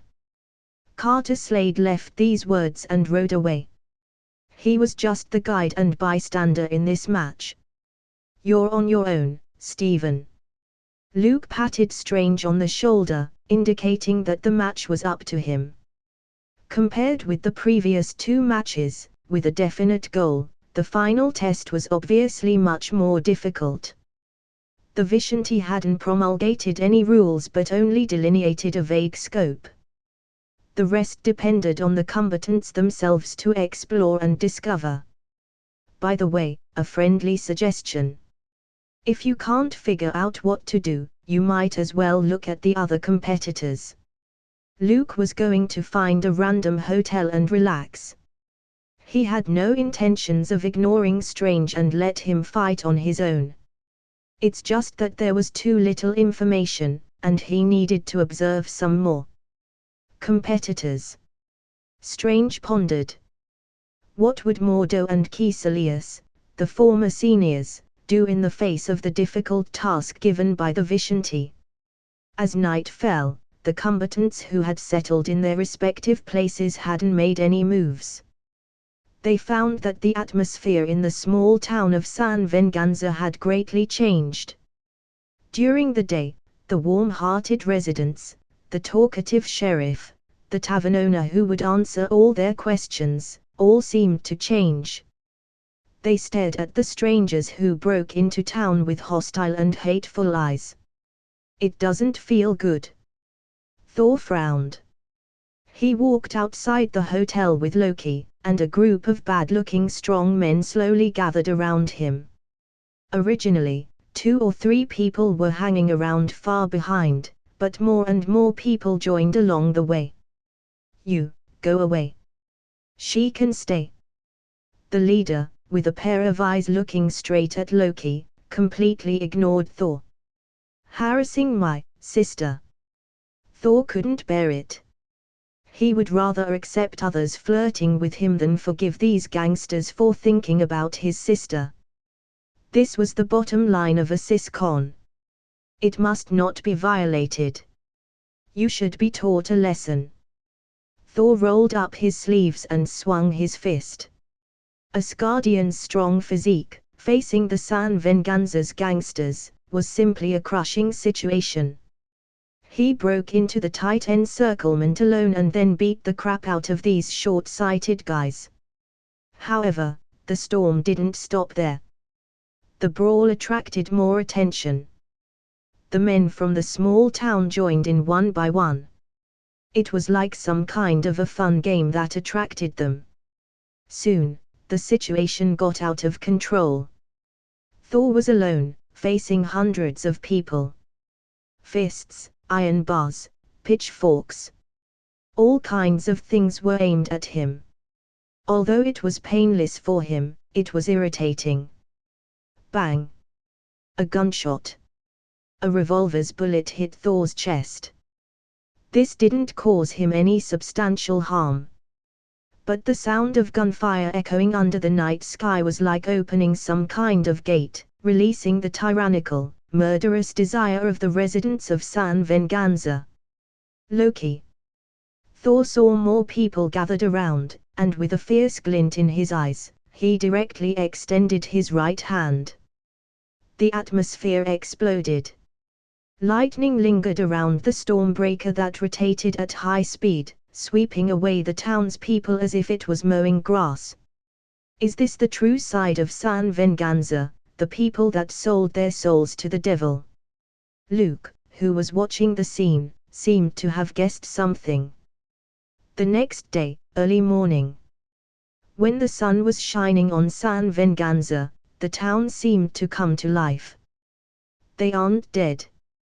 Throughout the night, Thor, who felt guilty of killing so many townspeople, was dumbfounded to see the men who had clashed with him in the morning. They didn't have the brutality and fierceness of last night. They were all smiling and greeting each other warmly. As if nothing had happened. I see. The residents of this town sold their souls to the devil, which is why they behave so horribly at night. After last night's encounter, Loki's eyes flashed with relief. She nodded softly and said, "They lost their souls and died long ago. They are people that don't actually exist. Even if you slaughter the whole town, these people will be restored the moment the sun rises. Day and night are equivalent to the past and present of San Venganza, 2 sides of the same coin." Thor scratched his head. In his opinion, what Loki said was too complicated to understand. You don't have to understand. Just do as I say. Loki would never expect her stupid older brother to use that barren intellect of his. Her pretty eyes rolled around, and she whispered, "Let's go look for the mayor first." Binge. Read next 60 chapters on Patreon. Visit patreon.com/binge translations. Please vote this novel by visiting the novel page, in case you don't see vote button here. Comment. 18 comments. Vote. Chapter 310, Chapter 307 Deceitful Women, Religious Leaders, and the Light of the Righteous, I. It had been 2 weeks since 8 candidates for the Sorcerer Supreme battle came to the town of San Venganza. Each of them began to act and began to implement what they thought was salvation. Loki, the princess of Asgard, the goddess of mischief, took her silly brother and looked for the mayor first. What? Gold is buried under the ground in San Venganza. The mayor met the 2 strangers in the office and then got surprising news. That's right. Loki lifted the thick glasses on the bridge of her nose and spoke solemnly.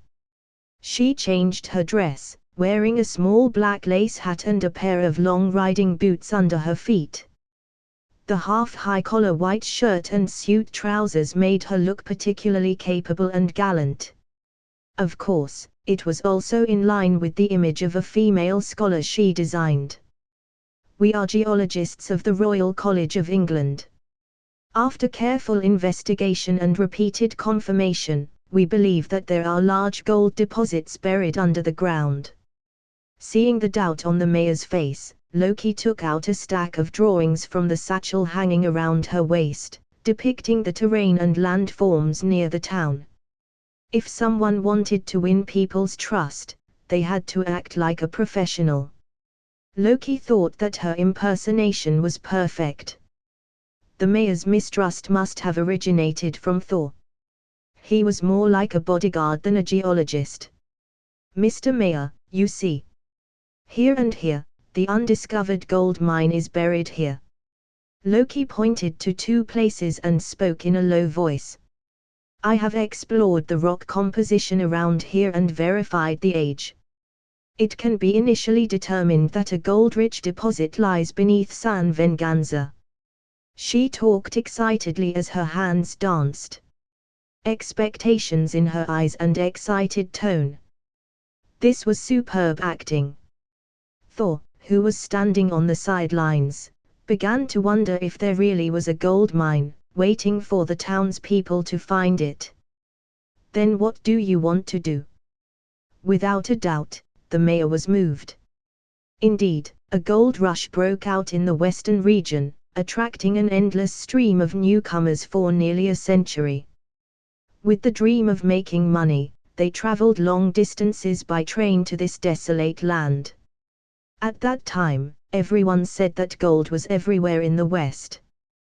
They were exposed in the riverbed and only required simple digging to find the large, magnificent nuggets of gold. However, in fact, not many people in the mighty Gold Rush Brigade made a fortune by this. Those who really earned the first pot of gold were actually businessmen who provided services for the gold diggers. "We can provide professional advice, mining methods, and some machinery and equipment." Loki acted shrewdly and made a condition, "But I need a lot of workers for the excavation work." "That's not a problem. However, how should the salary be settled?" The mayor touched his beard.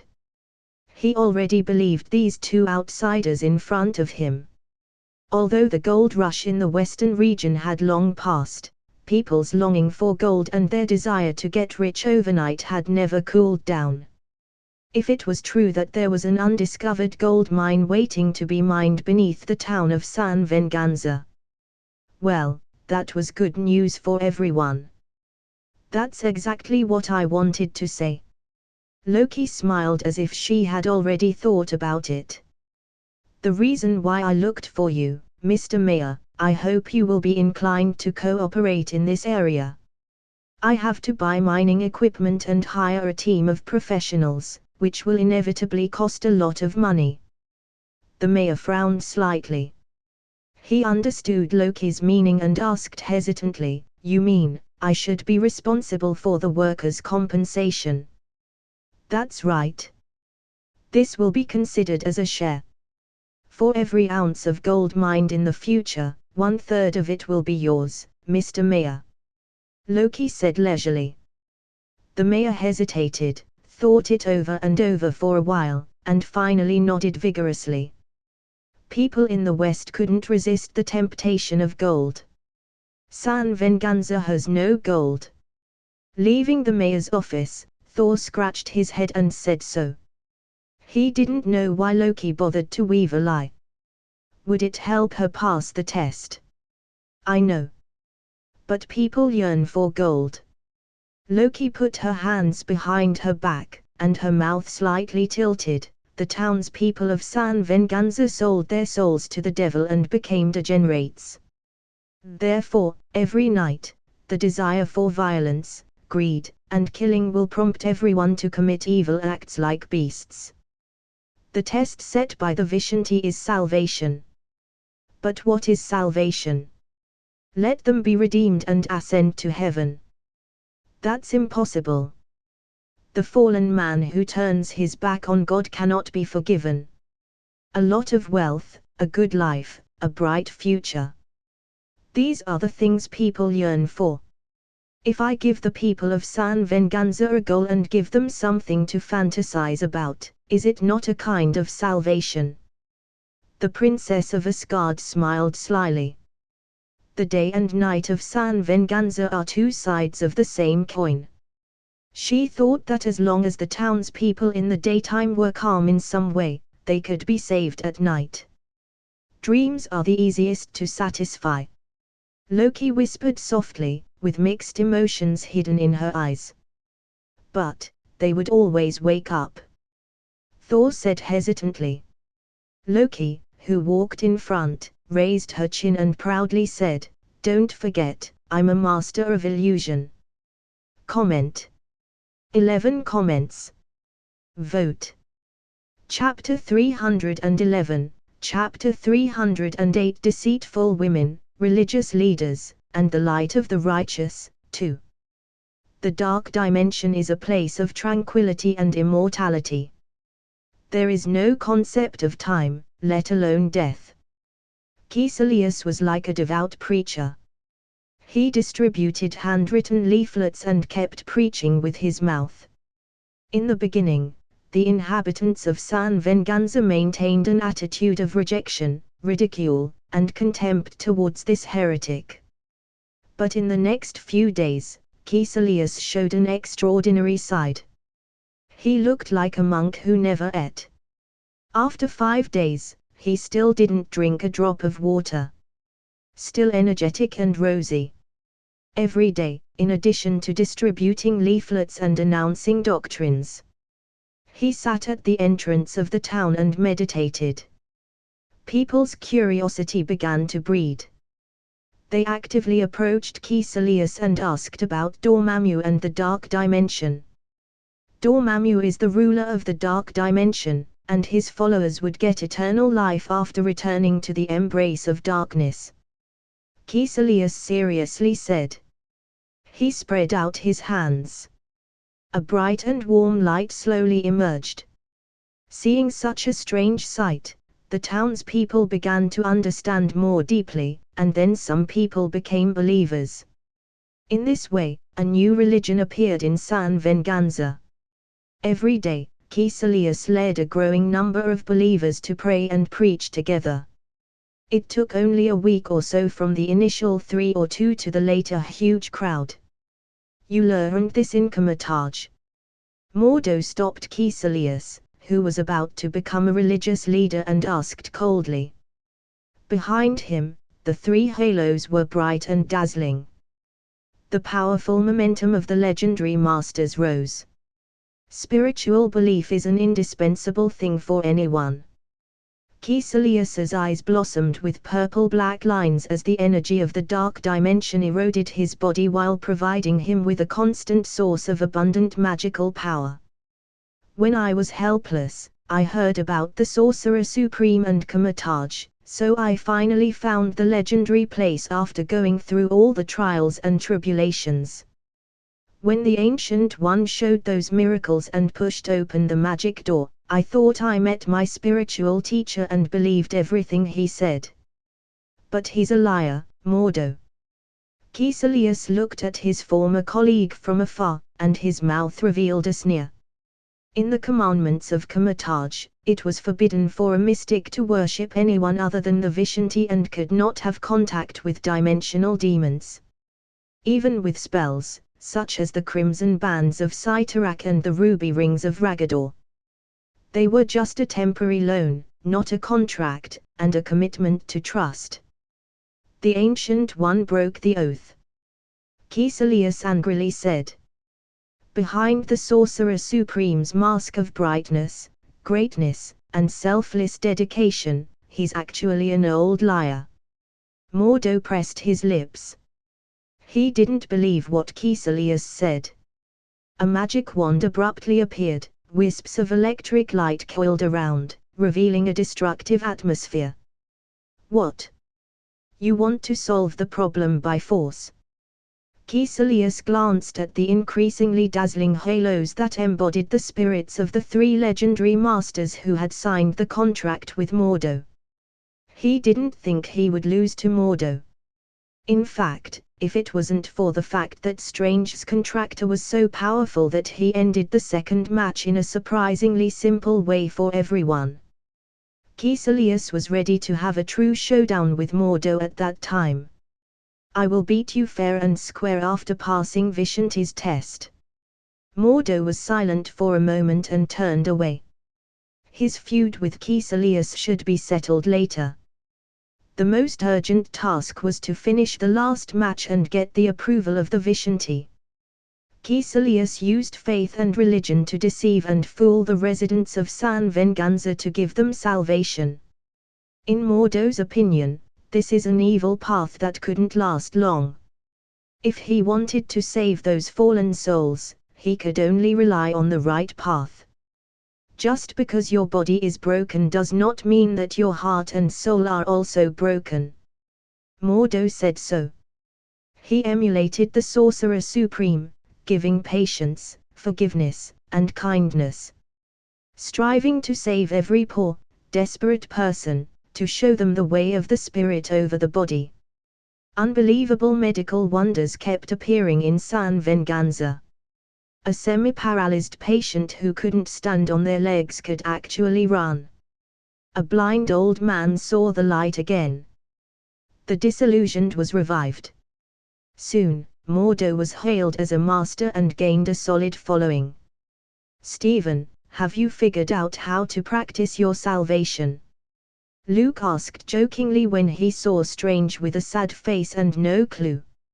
Loki regarded the townspeople as donkeys and hung a carrot in front of them. She used gold to drive the workers to work hard and put in the effort. Everything can be maintained as long as the beautiful dream is not broken. Caecilius became a religious leader, preaching, praying, and spreading his teachings every day. He told everyone that reality is full of life and death, while Dormammu's dark dimension has eternal life and tranquility. Mordo not only cured the physical disability of the people in town but also taught them how to face life. Dr. Voodoo, magic. Everyone is actively completing Vishanti's test. The more Strange listened, the tighter his brow was wrinkled. After a long while, he shook his head and said, I don't know what to do. I can't save myself. How can I save others? There was a hint of self-mockery on Strange's expression. He used to be a doctor who pursued fame and fortune and was blindly proud. A car accident drove him into the dust from the upper-class life of the elite. He lost everything and was relegated to the bottom. Then, he began to reflect on his previous mistakes. I can't understand them. Strange said. The residents of San Venganza, who were deceived by Mephisto, gave up their souls. If I were the former Dr. Stephen Strange, I would feel that this was the price I should have paid. I would stand on high and laugh at their stupidity. Luke nodded his head. This was indeed the common style of the elite. Make a mockery of those who made mistakes, accuse them of being ridiculous, and express your opinion in the process. But now I'm Master Strange, a guy who has suffered and found himself. So, I rightfully sympathize with them and want to save them. However, I have no idea what to do. Strange made no secret of his confusion, not thinking that what his competitors were doing would be very effective. Cheating, lies would always be exposed, blind faith was a rootless tree, and kindness rarely ever bore fruit. Saving one person was already a difficult thing. How could he save 3,000 people? Can you teach me? Strange looked at his own contractor. Frankly speaking, I have no experience in this field. Luke shrugged his shoulders and saw a hint of disappointment in Strange's eyes. He smiled and said, "But I have a suggestion that is neither too good nor too bad. When you don't know what to do, put yourself in the Sorcerer Supreme's shoes." Strange silent for a long time, the frown slowly relaxed. "I see." He laughed. "You are saying that if there is no other way to save the sinful souls of those who have fallen, it's better to solve the problem directly from the source. I'm going to find Mephisto now." Strange took a deep breath, his eyes full of determination. "Take back the contract of San Venganza from the hands of the old devil and free the souls of the sinners." Looking at Strange, who was putting on his magic armor and opening the transmission portal, Luke didn't know if he should laugh or cry. "Actually, I was going to say, forget it. Your idea isn't wrong. Anyway, a Sorcerer Supreme who hadn't beaten up Mephisto wasn't a qualified Sorcerer Supreme." Binge. Read next 60 chapters on Patreon. Visit patreon.com/binge translations. Please vote this novel by visiting the novel page, in case you don't see vote button here. Comment. 23 comments. Vote. Chapter 312, Chapter 309 Evil Spirit Frenzy, Nuking Hell.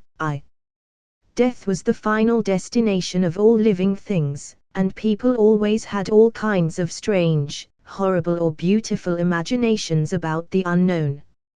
For example, the Italian poet Dante Alighieri. His Divine Comedy depicted hell as a funnel-shaped 9-story world with a wide top and narrow bottom. The further down, the deeper the sin of the soul itself.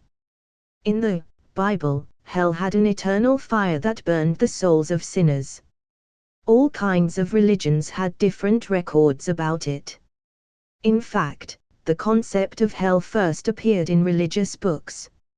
In the widely spread and well-known concept, it was the place where the soul suffered, and it was mainly used to imprison and punish the unjust people who were sinners before their death. But in the Marvel universe, hell was real. It consisted of many overlapping and parallel dimensional worlds, and there were many rulers. For example, the 9 worlds in Norse mythology. The underworld in Helheim, where Hela was located, was regarded as hell. Hades, a member of the Olympians, ruled a territory, which was also hell. Of course, what was best known was Mephisto's hell. On the one hand, this old devil had more presence. From time to time, he would come out to frolic and scamper. On the other hand, the dimensional world dominated and controlled by the great king of hell was the opposite of heaven.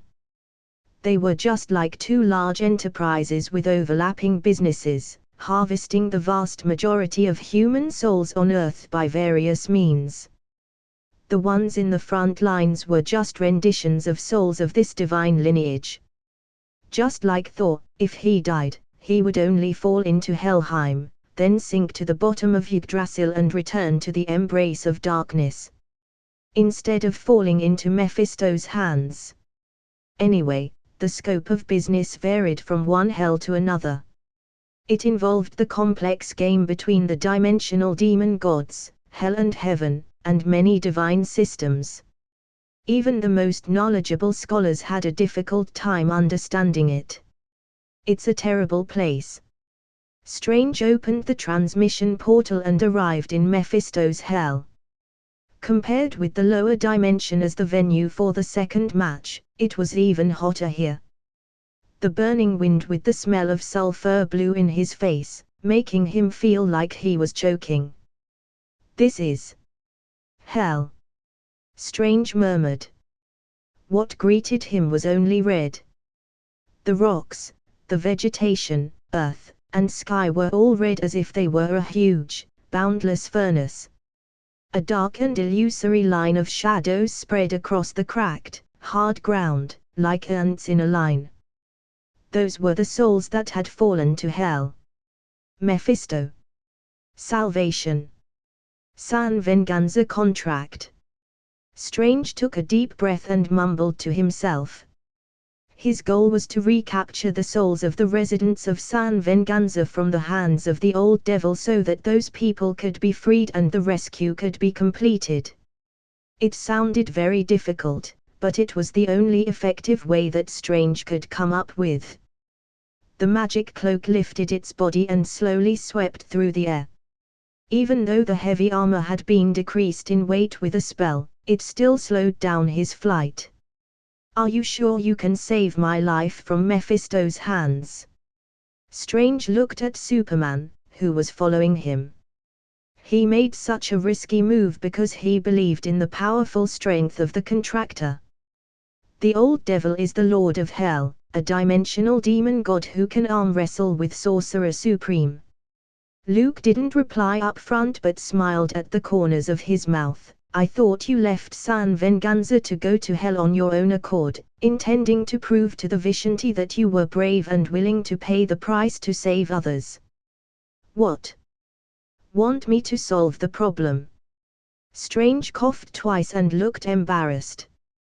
He wasn't an Asgardian that would only ask where the enemy was, not how strong the enemy was. Going to hell, directly facing Mephisto, and taking the contract of San Venganza. The reason that prompted Strange to take this risky decision was naturally Superman. Since his contractor could quickly pass the second match in 20 minutes, he could easily defeat Blackheart, the Prince of Hell. Stalling Mephisto's cunning old devil and creating opportunities for himself might be a viable plan. Strange was very conscious of the fact. He didn't have the luxury of expecting Superman to be like the Sorcerer Supreme. Going to hell alone, fighting an amazing battle with Mephisto, and finally bringing him back intact. Can you do it? Try to stall Mephisto, or be my only and heaviest bargaining chip at the negotiating table? Strange asked with a straight face. If I said no, would you give up and turn back? Luke asked. Strange pursed his lips and shook his head gently. This was a gamble. He wanted to make a deal with the legendary cunning and cruel old devil and make a deal that he had never done before. So, it doesn't matter if I could block Mephisto. The key is whether you are fully prepared to be cheated by the devil, lose the bet, and have no mental preparation for the consequences. Luke stared at the raging red tide like clouds. Behind that, a pair of hidden eyes stared at him. I am willing to accept the cost of failure, Strange said solemnly. Then just let it go. This is your test, Stephen. Luke smiled. At the moment his voice fell, thunder came from the deep clouds. A huge, deafening noise erupted, as if the drums were beating, the horn was blowing, and a great battle was about to come. Stephen Strange. And your contractor? The gloomy voice sounded quiet, echoing in their hearts. Do you want the contact of San Venganza back? Strange slowed down, and the magic cloak bellowed behind him. He glanced at Luke, whose face was calm, and his inner panic suddenly subsided. Like a gambler with no confidence, holding the only bargaining chip. That's right. Wise Lord of Hell, generous Lord Mephisto, I've come to bargain. Strange behaved politely, which was a necessary show of respect for the strong. Bargain. Little mystic, what can you do to impress me? What bargaining chips do you have to get me to sit down with you at a negotiating table? Mephisto sneered, and the desolate field and the empty sky suddenly shook as if responding to his question. My soul. A soul of a sorcerer supreme. Strange stood up and replied loudly. Mephisto, as long as you give me the contract of San Venganza, I will give my soul voluntarily. In this way, I'll have completed Vishanti's test and will take over the position of Sorcerer Supreme. And you, on the other hand, will get the soul of a Sorcerer Supreme. Isn't that enough to impress you? Luke was dumbfounded. He actually saw Strange use the usual tactics of a con man from the studio next door. Selling one's own soul to the devil, or angel, or other existence. This was Constantine's specialty. The Sorcerer Supreme's soul. Mephisto's tone elongated, seemingly interested. Comment. 14 comments. Vote. Chapter 313, Chapter 310 Evil Spirit Frenzy, Nuking Hell, 2.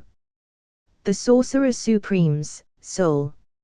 Mephisto's tone elongated, seemingly interested. He fought with the Ancient One for so many years, and he had never won. Not long ago, he was beaten violently by the old bald man and lost a human incarnation. If there was a chance, naturally, Mephisto would feel happy. The successor of the Ancient One's soul, falling into hell. This was an outright humiliation for both Kamataj and the Temple of the Three. That's right. I would like to take out a personal safety insurance policy with Lord Mephisto's insurance company. When I die, my soul will be yours provided that Lord Mephisto, you, would give me the contract of San Venganza. Strange added, striking while the iron was hot. In his plan, the smoothest progress would be for Mephisto to agree to the terms without having to resort to other means. Ha ha, the Ancient One's people finally found an interesting guy. The deep red clouds gathered and drifted, condensing into a devil's face with a horned forehead and fierce features. It sounds like a good deal. I have never collected the soul of a sorcerer supreme. But... Mephisto's voice paused, and he smiled vividly. Then he continued, if you want to bargain with the devil, you must first show the strength to protect yourself. Master Strange, you are already in hell. I have countless ways to get your soul. Why pay extra? Don't you think so? Laughing like a thunderstorm, the sky shook.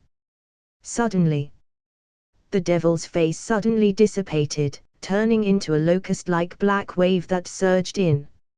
It seems that your negotiations didn't go well, Stephen.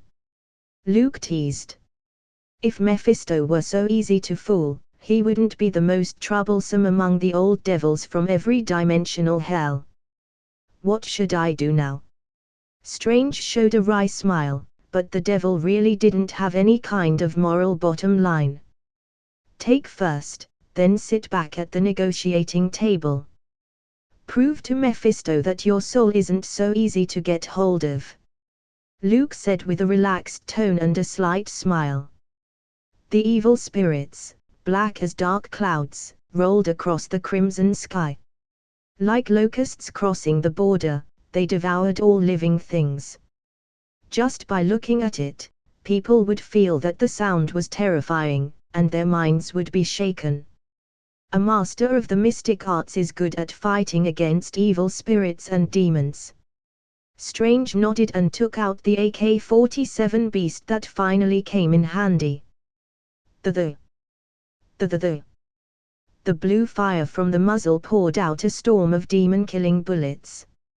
As if a long sickle suddenly swung down, sweeping away the swarming evil. By the hoary hosts of Hoggoth. By the omnipotent Oshcha. Light of the all-seeing eye of Agamotto. Strange was like a ruthless casting machine, desperately squeezing out the magic in his body. One after another, high-order spells gushed out, like a fierce turret with full firepower, extremely effective in stopping the frenzied push of the evil spirits. A living soul. Delicious. A huge four-hoofed demon with horns on his head suddenly appeared. He waved the fire whip in his hand, and with a swish, he broke the shield of the seraphim Strange had cast. "That's a big demon," Strange nervously said.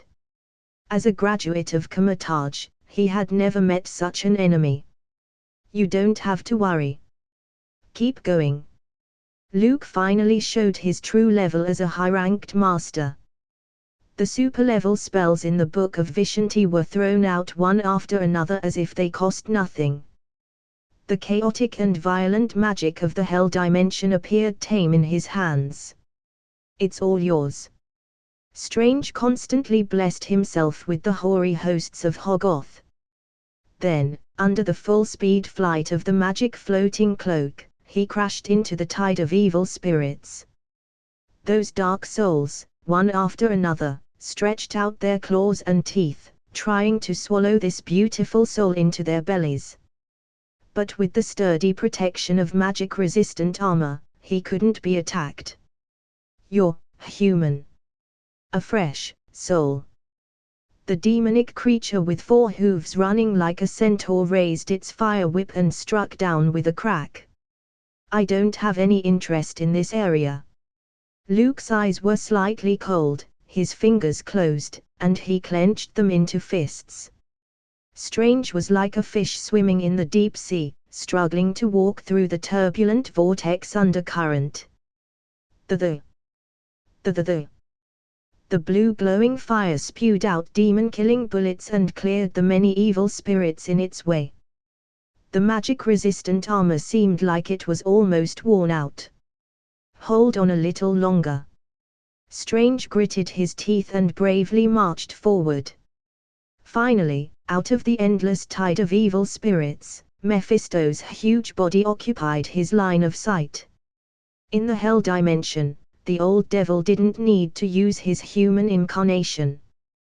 Dressed in a robe made of sulfur and flame, he sat on a huge throne, like a mountain of terror. His forehead had black horns as if it was cast from iron. Especially his eyes, burning with ambition, cunning, treacherous, and full of schemes. It was daunting. "Master Strange." Mephisto called out the other's name, with a smile on his crimson face. "You have proved the value of your courage, strength, and soul. Hell's insurance company is willing to tailor a policy for you." Strange saw that the old devil's right hand was holding a paper contract, in which he could faintly hear the sound of souls wailing. The contract of San Venganza. In his left hand, another paper contract appeared out of thin air. Whoosh! The paper suddenly spread out. Large texts clearly emerged. "Have you thought about it? As long as you sign your name, the contract of San Venganza is yours. And your soul, the soul of a future sorcerer supreme, belongs to me."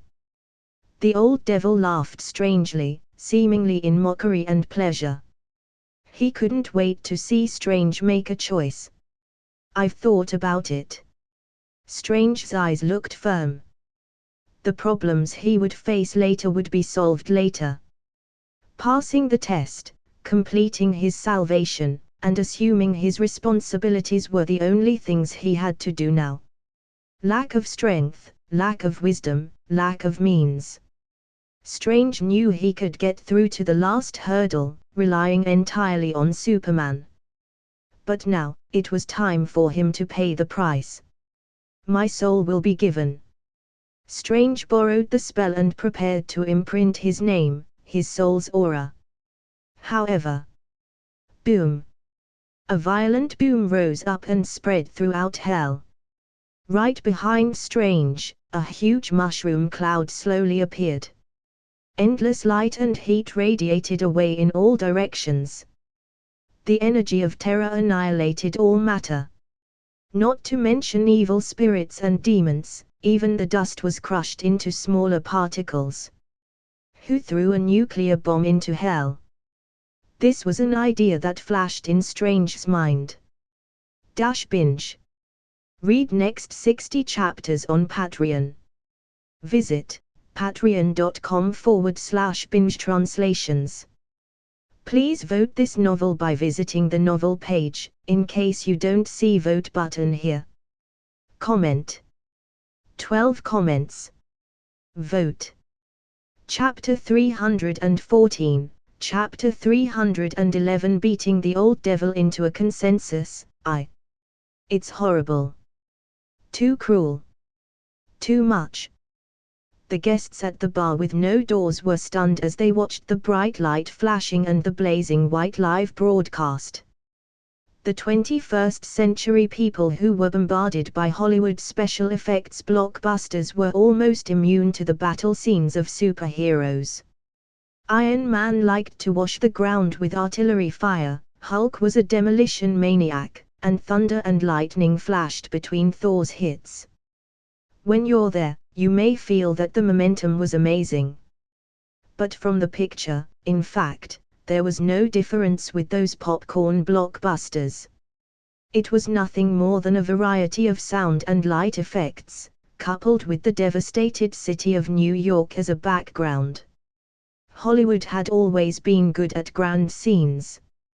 For a while, people that cosplayed as the Avengers or superheroes sent videos to an online platform and then added various cheap special effects also gained wealth by attracting fans and gaining traffic.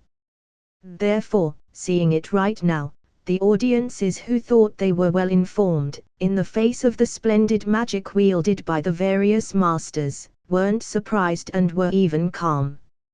It was like sitting in a movie theater and watching a special effects blockbuster. But I've never really seen this kind of scene before. Rocket chewed on a crisp carrot, shook his head, and said so. Superman always managed to bring him and the others some surprises. Possessing the terrifying power of destroying the world was usually just a verbal sentence. No one had ever seen that person destroy a planet and dimension by himself. But now, Superman had proved it. Why did this guy participate in the Sorcerer Supreme battle? What kind of master is he? Not making a name for himself as the overlord of the universe and participating in a competition on a backward planet. The Stars Forum hosted by Grandmaster had been bombarded. On average, hundreds and thousands of related posts popped up every second. Looking at the pure white and dazzling live broadcast, Rocket stopped tapping his hands on the keyboard and temporarily put down his entertainment of trolling with people online. At this moment, no one cared about who was taking over as Sorcerer Supreme. They wanted to know who Strange's contractor was. Too strong. Rocket sighed. If it was an unsuspecting audience, people might think someone wanted to nuke hell and purify the devil. Master Strange, what's going on here? The originally calm, smiling without a word, Mephisto, raised his voice in anger. The terrifying pressure directly enveloped Strange, who was floating in midair. The cloak of levitation clung to his body with a jerk. The erected collar drooped down like a poor child shivering. Is this Perhaps, a misunderstanding," Strange said awkwardly. Behind him, a burst of bright light continuously broke out. The violent energy was like an astronomical tide. The thundering swept through, annihilating everything. Strange didn't dare to look directly behind him for fear of being burned by the dazzling blazing white light. What did Superman do? He was very confused. Could it be that the opponent had released a heaven-defying super-level forbidden spell? Misunderstanding. Humph, who dares to run wild in hell? They won't end well. Mephisto wanted to say a few malicious words, but on second thought, it was the Ancient One who made a mess in hell last time. So far, the old man was living well, and there was no sign of him dying. So, what if he was seriously wounded? His time was coming. It was just a smoke screen put out by Comatage to confuse others. Get out of the way. I'd like to see what your contractor is doing. Mephisto stood upright, like a giant standing on top of the earth, leaving the stone throne. If he continued to watch from the sidelines and ignored it, he was afraid that his home would be torn down. Rumble. The terrifying loud noise of the sky and land splitting crushed the space into pieces. Strips of thick black cracks suddenly emerged, shocking and engulfing matter. The violent and chaotic energy tides continued to pull the land. With the strong smoke rising up, the hard rocks were ripped open with huge cracks. Crack! The great rift valley-like ferocious cracks spread rapidly. Stop! Mephisto raised his mountain-like palm and reached into the intense light. The intense heat that burned evil spirits and wiped them out was nothing to the old devil. As if cast in iron, the huge palm fiercely closed. The dazzling light instantly dimmed like an extinguished light bulb. Not lethal. Mephisto was surprised. In this bright light, he didn't notice any aura of destruction. I only ordered an illumination spell, so why should Lord Mephisto be angry? Luke slowly said as he easily avoided the grasp of the palm. He looked extremely small, like a speck of dust, in front of the devil's body that stood tall in the sky. Illumination. Mephisto was speechless and didn't know how to answer him. The intense light released high temperature, which in turn triggered a tidal wave of energy, causing the sky to collapse like a doomsday scene. Along this line of thought, the endless light and heat, shaped like a nuclear explosion, was all just lighting. There's a lot of talent in Comatage. Mephisto, the old devil who prided himself on having seen all kinds of storms, suppressed such a sentence after a long while. With illumination, you almost destroyed hell. You are much more powerful than the Ancient One. Luke smiled modestly, waved his hand, and said, No, no, no. I'm nobody. How could I compare with the Sorcerer Supreme? How could a true master not have illumination spells? However, the movement he made was a little bigger. Dare to run wild in hell, you have a lot of courage.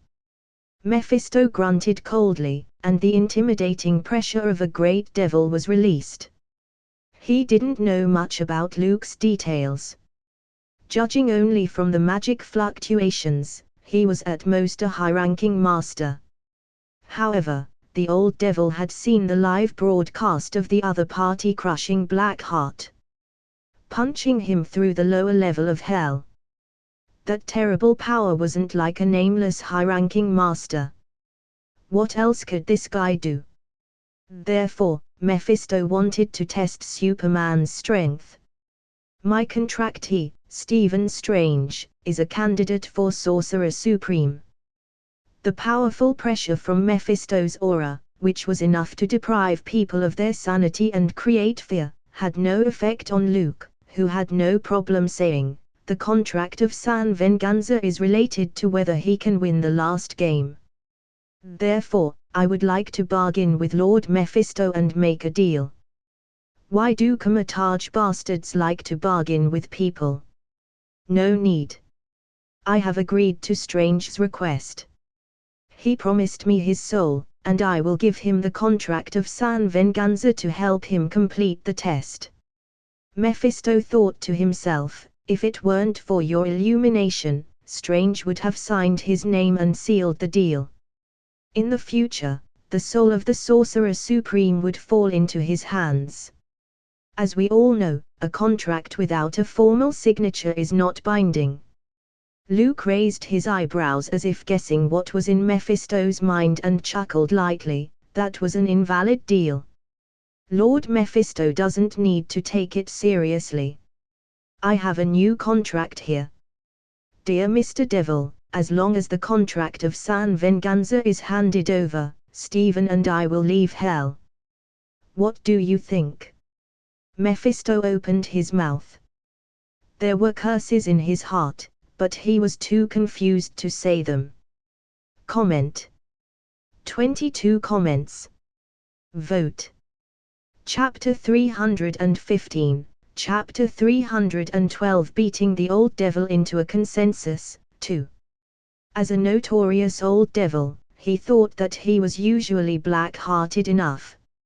Lending like a loan shark, defrauding people's souls, compelling foolish beings, playing with human emotions, simply, uncompromisingly evil. But after Luke proposed this new contract, Mephisto was extremely frustrated that he wasn't as thick-skinned and black-hearted as a human being. The other party could use the most justifiable tone to say the most shameful things. At this point, much better than himself. At least, when the devil lied. He had to pretend to draw up a contract and put on a warm-hearted face of hypocrisy. Hand over the contract of San Venganza, and he would take Stephen Strange away with him. What's the difference between that and getting a one-stop service pack, pulling up your pants, and walking away? Fair deal. We should still pay attention to the value being equal, right? Human, are you forgetting something? Mephisto's voice cooled down. If not for the live broadcast and having to pay attention to the dignity of the Lord of Hell, he would directly slap the guy. Or do you think that there's no price to pay for making a deal with the devil? Luke pretended to be surprised at first and then seriously said, I'm going to leave without doing anything. This is the most valuable exchange you can get, Lord Mephisto. Otherwise, it's not certain that the hell you're in will continue to exist. Isn't it enough to sacrifice a soul contract for peace in hell? Mephisto fell silent for the second time. He had never seen such an arrogant human. As the Lord of Hell, he was the top leader who was qualified to compete for the title of Satan between the leaders of Hell. Which mortal didn't tremble when they saw him? Which master didn't show some respect when they saw him? Even Agamotto, and the Ancient One, such powerful existences that shook dimensions and spread their names across the universe, had never humiliated him like this. Ha ha ha ha. Destroying hell. Mephistopheles laughed angrily. The terrifying sound waves that could pierce the eardrums shattered the clouds in the sky, stirring the atmosphere into a wild tide. The huge palm, which covered several miles, lifted up without warning. A huge shadow that covered the sky fell straight down. No matter what Luke was and what his background was, Mephisto didn't care anymore. He just wanted to wipe out the other in the most direct way. And then, with the most brutal means, the poor soul would be cooked. Bang! Luke lifted both his hands to block the slap. Luke stood tenaciously in the air, not beaten into the dust and slapped into the ground by Mephisto. Where he stood, the air exploded, violent ripples were visible to the naked eye. So that's the end of the deal. Luke had no intention of humiliating the old devil. His bioforce field opened up instantly, and his body slammed upwards. Like a sharp nail, he pierced through Mephisto's palm. The fist struck through the air as if it were a heavy hammer thrown at the old devil's face. Boom!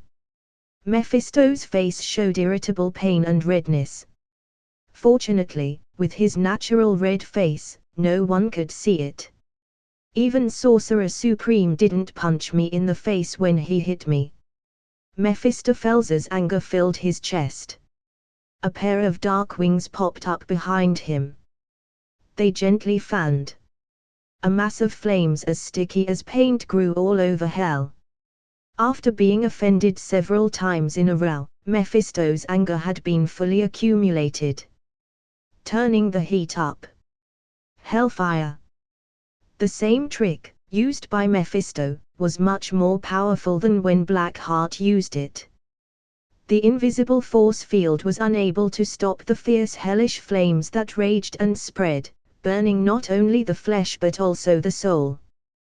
The stronger the soul, the harder it was to get rid of it. Oh, this is interesting. The cynical, frivolous smile disappeared from Luke's face. In his eyes, there was a rare flash of solemnity. Hellfire was Ghost Rider's signature skill, which could burn anything in the world. The soul ignited by it could never be extinguished unless it truly repented.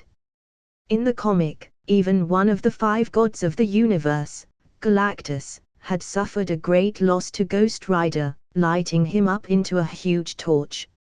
Therefore, it was necessary for Luke to take it seriously. Stellar energy rushed through his body, and a terrifying aura swept out. Superman loaded the Devastator card, not afraid of death and injury. Come on. Burn my soul. Luke ran into the thick sea of fire head-on. A sharp pain rose from the depths of his soul. It felt like it was tearing and burning up. Repent for your sins. When Luke was caught in the inferno, Mephisto burst out laughing. He waited for the bruised and tortured soul to fall into his hands. Judging me. However, a few moments later, a contemptuous snicker came out.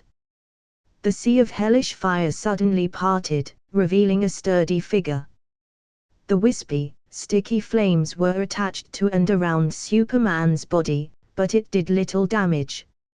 High resistance, high immunity to physics and magic, and high adaptability. Except for the low IQ, there's nothing wrong with this card. The sharp pain looming deep in his soul made Luke's mouth slightly twitch. Fortunately, he had the Devastator card. After a short period of burning in his soul, the immunity characteristics rapidly evolved. What else can you do? Luke clenched his fist. The hellfire on his palm was suddenly snuffed out. Both his eyes were like swords, stabbing straight toward Mephisto. Hellfire, it doesn't work on you. The latter's heart shook. This was the power of hellfire that could even burn an All-Father to ashes. If it was the Ancient One, even he may not be able to withstand it. Mephisto was a little suspicious of Luke being a demon. Even though hellfire had never worked on the Sorcerer Supreme, it could still hurt his opponent, no doubt about it. Humph! The old devil sneered. At his peak, he was at least a dimensional demon who could fight the Sorcerer Supreme and Odin. How could he be bullied by a young newcomer? If this news spread, where should the Lord of Hell hide his face? Do you think these are my only tricks? Mephisto laughed furiously. His temper flared up.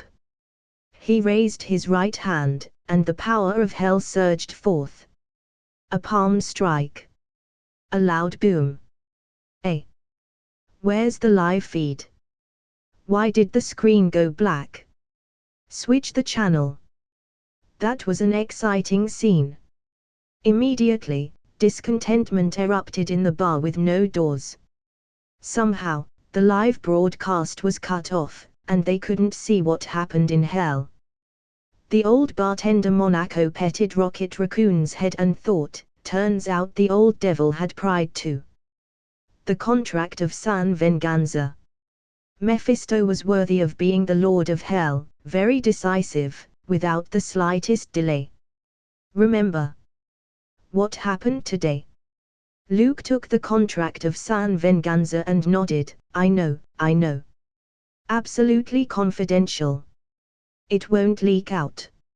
Lord Mephisto, you fought with me for 300 rounds, so much so that space was shattered and even the power of hell was worn out. Finally, you were kind, compassionate to the evil spirits of hell, and couldn't bear to see the dimension collapse, so you voluntarily handed over the contract of San Venganza to quell the battle.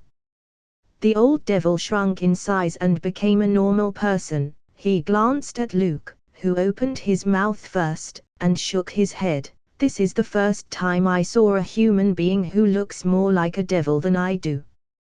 Take Strange and get out of here. Bring back peace in hell. Luke smiled, he couldn't help himself. He picked up Strange, who was still in a daze, and returned to San Venganza. When the live broadcast in the bar with no doors returned to normal, the third match was over. The winner: Stephen Strange. Comment: 23 comments. Vote. Chapter 316, Chapter 313 Sorcerer Supreme Superman, the 10th Metal, I. Compared with the second match, which took only 20 minutes to end, the outcome of the third match was even more surprising. The audience outside the venue only saw the live broadcast screen suddenly black out, as if the camera was blown with a slap, leaving only the piercing scrambled noise.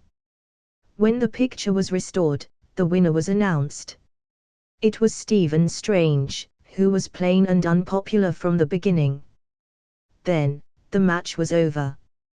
The rest of the combatants were transported back to the real world. It all happened so suddenly that people were caught off guard. Just like the match that only lasted for 20 minutes, the two sides just exchanged defense towers, and the base directly exploded before they started a formal battle. Not to mention the audience, even the contestants were stupefied. This unexpected development seemed to turn the Sorcerer Supreme battle into a farce. In particular, the gambling addicts who bet on the popular contestants were betting on black heart and magic. A few people were also optimistic about the unpopular Loki and Dr. Voodoo. Unexpectedly, the final winner was Strange, the Dark Horse. It was foreseeable that after the Sorcerer Supreme battle came to an end, many people would be thrown into the arena in Sakar by the Grandmaster to sell themselves and pay off their debts. After all, in any universe, there was a hierarchy in the gambling community. Compared with retail investors, the Grandmaster was a banker and always in an invincible position. As for Rocket, who bet on Strange in all 3 games, his eyes narrowed with laughter. The furry little body was shaking like a sieve. He almost felt like jumping on the bar and dancing on the pole. Although it was a different universe, the common currency of the galaxy was the same. When he returned to his Marvel universe, he would be a real millionaire. At that time, that bastard Quill has to call me Captain respectfully. Thinking of that, Rocket was too lazy to talk to a group of failed gambling addicts. They were just a group of poor guys who were about to drown. Tonight, all drinks are on. Nah, let Thor pay the bill. It originally wanted to act like a rich guy, but considering that the credit points he won hadn't arrived yet, the heavy responsibility of paying the bill was left to Thor. Thanks to Superman, not only can I buy a new ship, but now I can also buy an uninhabited planet for retirement. Compared to Rocket Raccoon's wonderful mood, the customers of the bar with no doors were cursing. I haven't seen Mephisto's killer move yet. There's definitely something shady behind this. Backstage dealings. It was gone before the fight was over. Is there a post-match replay? The anger of the audience was beyond words. Superman versus the Lord of Hell. That was the greatest battle of the century. Not seeing it was simply a loss. Really, an unexpected result. Old Master Hamir laughed. No matter what the popcorn-eating people were saying, Kamatage turned a deaf ear. They didn't need to explain anything to anyone, nor did they want to explain anything. I won. Strange, whose brain was in a daze, finally came to his senses. He was going to face the Vishanti. If he got the approval of the three ancient gods, then, taking over the position of Sorcerer Supreme was a foregone conclusion. Who are you, anyway? Back in Kamatage, Strange turned his head and looked at his contractor, his eyes full of curiosity. An ordinary high-ranking midge could actually force the Lord of Hell Mephisto to back down and give in. What kind of terrifying power was this? The true identity of Superman was by no means simple. I'm just a passing traveler, don't take it to heart. Luke replied modestly but pretentiously. If he hadn't completed the task of collecting the Infinity Stones on Earth 199,999 and got the Devastator card, he might not have been able to cope with the hellfire from Mephisto so calmly. That Lord of Hell, who was also a dimensional demon, wasn't inferior to an All-Father. The reason why he chose to hand over the contract of San Venganza was more out of the idea of stopping his losses. If he kept fighting, his home would have really been destroyed. Passing traveler. I don't believe it. Strange was even more curious and then began to make something up in his mind. For example, the mysterious master who was active in the future, a certain player in the space-type equipage. And so on. Both of you, the Sorcerer Supreme has a request. Master Hamir greeted them and led the final winner, Strange. He was originally more optimistic about Mordo, and before the start of the match, he made a special effort to cultivate him. Unexpectedly, Mordo was too fragile, couldn't withstand it, and was nurtured to death. Here we are. You guys can go in. It was still the same wooden building with its door opening on its own. The Ancient One, pale as if he was recovering from a serious illness, was leaning on the bed. Luke quietly praised his superb acting. You did a good job, Strange. The Sorcerer Supreme praised the person he already picked while smiling at Superman with satisfaction. The latter returned the smile and helped Strange win the battle for supremacy, which wasn't easy but not very difficult either. The main reason was that the Ancient One killed Mephisto's human reincarnation, who wanted to make trouble outside the arena and hadn't given the old devil any room to play. Otherwise, with the character of the Lord of Hell, it was possible that some kind of storm might have happened. Facing a legendary master, the All-Father Superman, the Prince of Hell was basically a crushing situation where a rare card character came down and beat a common silver card character. Nothing to brag about. I didn't get to this point by firm perseverance and fearless courage.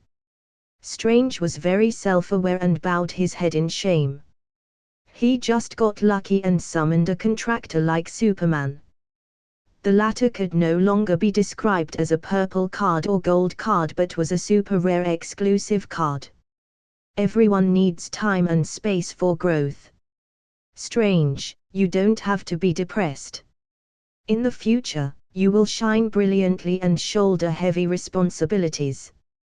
The Ancient One praised and gave confidence to the other. It's time to meet the Vishanti and get their approval.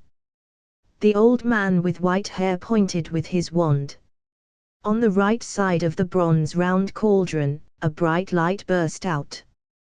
That was the famous cauldron of Kamataj, the cauldron of the cosmos. The Ancient One would use it for deep meditation, experiencing the mystery of the universe, and acquiring more knowledge. When necessary, he could also contact the Trinity of Vishanti with it, who were rarely seen. The strong light, like a white horse, shot out of it. The two people, who won the battle for supremacy and had passed the test 3 times, were suddenly enveloped. Their souls then left their bodies and flew upward into the atmosphere. The blue planet kept shrinking, like a little light on a dark curtain. A gentle force dragged them to another dimension. Stephen Strange. A pleasant female voice called Strange. He opened his eyes and saw 3 pure white figures. That was the Vishanti. The supreme spirit in white magic. Where Kamataj's faith lies. Comment. 10 comments. Vote. Chapter 317, Chapter 314 Sorcerer Supreme Superman, the 10th Metal, 2. Congratulations on having completed 3 tests and arriving here. The female voice slowly said. She was Oshcha, the oldest of the ancient gods. Also, the first Sorcerer Supreme, Agamotto's mother. Even though you're not the best one, I have to admit, little guy, your luck is simply enviable. A tiger with a beautiful pattern poked its head out and looked down at Strange. His name was Hogoth, one of the Vishanti. He was the creator of the hoary host, an easy-to-learn but difficult-to-follow technique that everyone in Kamataj knew. An all-father, and so young. Hogoth seemed to be more interested in Luke. The deep eyes locked on him with intense pressure. The most frightening thing is not the power you show, but the unfathomable potential. Oshcha, I think his future achievements are unlimited. Hogarth rarely appreciates a human being. In the eyes of this tiger, Luke was like a walking celestial body, radiating bright light. Oshcha didn't deny it. An all-father wasn't the end of the path that the other party was following. Thank you for your compliment. Luke's expression was calm, and he didn't feel any pressure. The 3 pillars of pure white light were Oshcha, the loving woman. Agamotto, the complex brain with a bright bald head.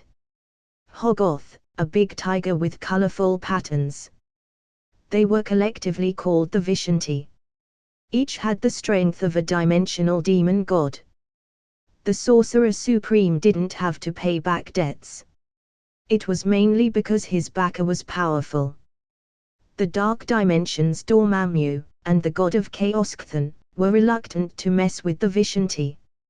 In case they fought, each time they were forced to fight 1 against 3, the scene would be too bloody. Time to get down to business.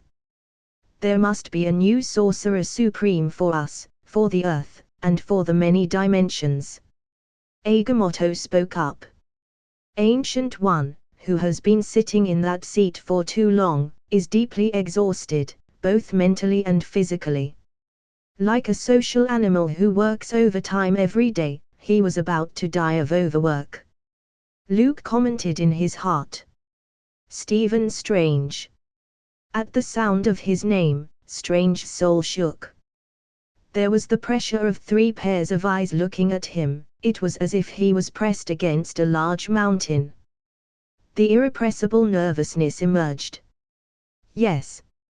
Heaven and hell, Asgard and the 9 realms beyond, all those powers are waiting to see whose hands the position of Sorcerer Supreme will fall into. Oshcha's soft laughter quietly dispelled Strange's inner apprehension. I was the designer of the first match, and I wanted to test the courage and persistence of the competitors. Hogoth shook his head. The tiger, full of majesty, showed a human expression. The second match is a test of personal strength. You are the weakest person, but you have the strongest contract. Strange looked at Luke with a hint of gratitude in his eyes. The third match is to save and serve. You did a terrible job, Strange. Agamotto, who used to be a sorcerer supreme, wasn't as articulate as the previous two and had a disappointed tone that couldn't be disguised. Everyone has their own way of doing things and their own ideas that they need to follow, whether good or bad, it's their own choice. But you didn't do anything. It was a very unwise choice to face Mephisto and make a deal with the devil directly. Strange's eyelids drooped. He really didn't know how to save San Venganza. He wasn't mature enough nor strong enough. A candidate with enough courage, but lacking in strength, wisdom, and decisiveness. Agamotto made a final decision and answered. Stephen Strange, you are not qualified to be the Sorcerer Supreme. Boom. Agamotto's words, like a heavy hammer, hitting Strange. The latter was thunderstruck, and the light of his soul dimmed. A butterfly effect. Luke, who stood still, was equally surprised. The Vishanti didn't recognize the candidate favored by the Ancient One. What's going on? Was it all a waste of time? Courage, strength, and wisdom are the three requirements to take over the position of Sorcerer Supreme. Agamotto's stern eyes suddenly softened and turned to Luke. You are a better choice than Stephen Strange. Luke Cavill, the Superman of the other world. What's going on? Luke, who was in the mood to watch the show and eat some popcorn, had a series of question marks on his head. I'm just helping out as a substitute. Not interested in becoming the Sorcerer Supreme. He said in his heart. Why did they choose him? Is there a misunderstanding? Glancing at the dull expression on Strange, Luke cleared his throat and politely said, I am just a passing traveler and will not stay in this universe for long. For the Sorcerer Supreme, you should choose someone else. Agamotto, who was previously very strict with Strange, was now very nice to talk to. This big bald head seemed to admire Superman very much and didn't care. We already know this, and it isn't a problem. The infinite number of universes are not isolated from each other. A Sorcerer Supreme's duty is to protect the Earth and resist other dimensions. Nothing really happens in general. Look, the Ancient One is living a very relaxed and comfortable life. Like hell, I would believe that. The Ancient One worked overtime every day and pretended to be wounded in order to retire early. Therefore, working for the Vishanti. Not only was the treatment average, but he also had to work hard. This wasn't a good job. You'd better hire someone else. Luke, who shook his head repeatedly and insisted on refusing, suddenly paused. He suddenly paused, and his soul rippled as if some kind of intense emotion had risen up. Find another one. That's completely unnecessary. If one person has to take on this responsibility for the survival of the planet, then I'll do it. Agamotto froze. He was going to continue to persuade, throwing out some more attractive bargaining chips. He didn't expect Luke's attitude to change so quickly. In that case, the Superman from the other world, Luke Cavill, we award you the title of Sorcerer Supreme. Seeing Luke nodding in agreement, the Vishanti didn't hesitate either. Boom! Oshcha, Hoggoth, and Agamotto spoke in unison. The overlapping voice was like a stone thrown into the river of stars, causing ripples. Their voices, seemingly clear and distant, were heard throughout the many dimensions of the worlds. Supreme. Superman. The Ancient One in Comatage stood up, surprised and puzzled. Why didn't Stephen Strange, who was originally selected, get the approval of the Vishanti? Superman became the Sorcerer Supreme.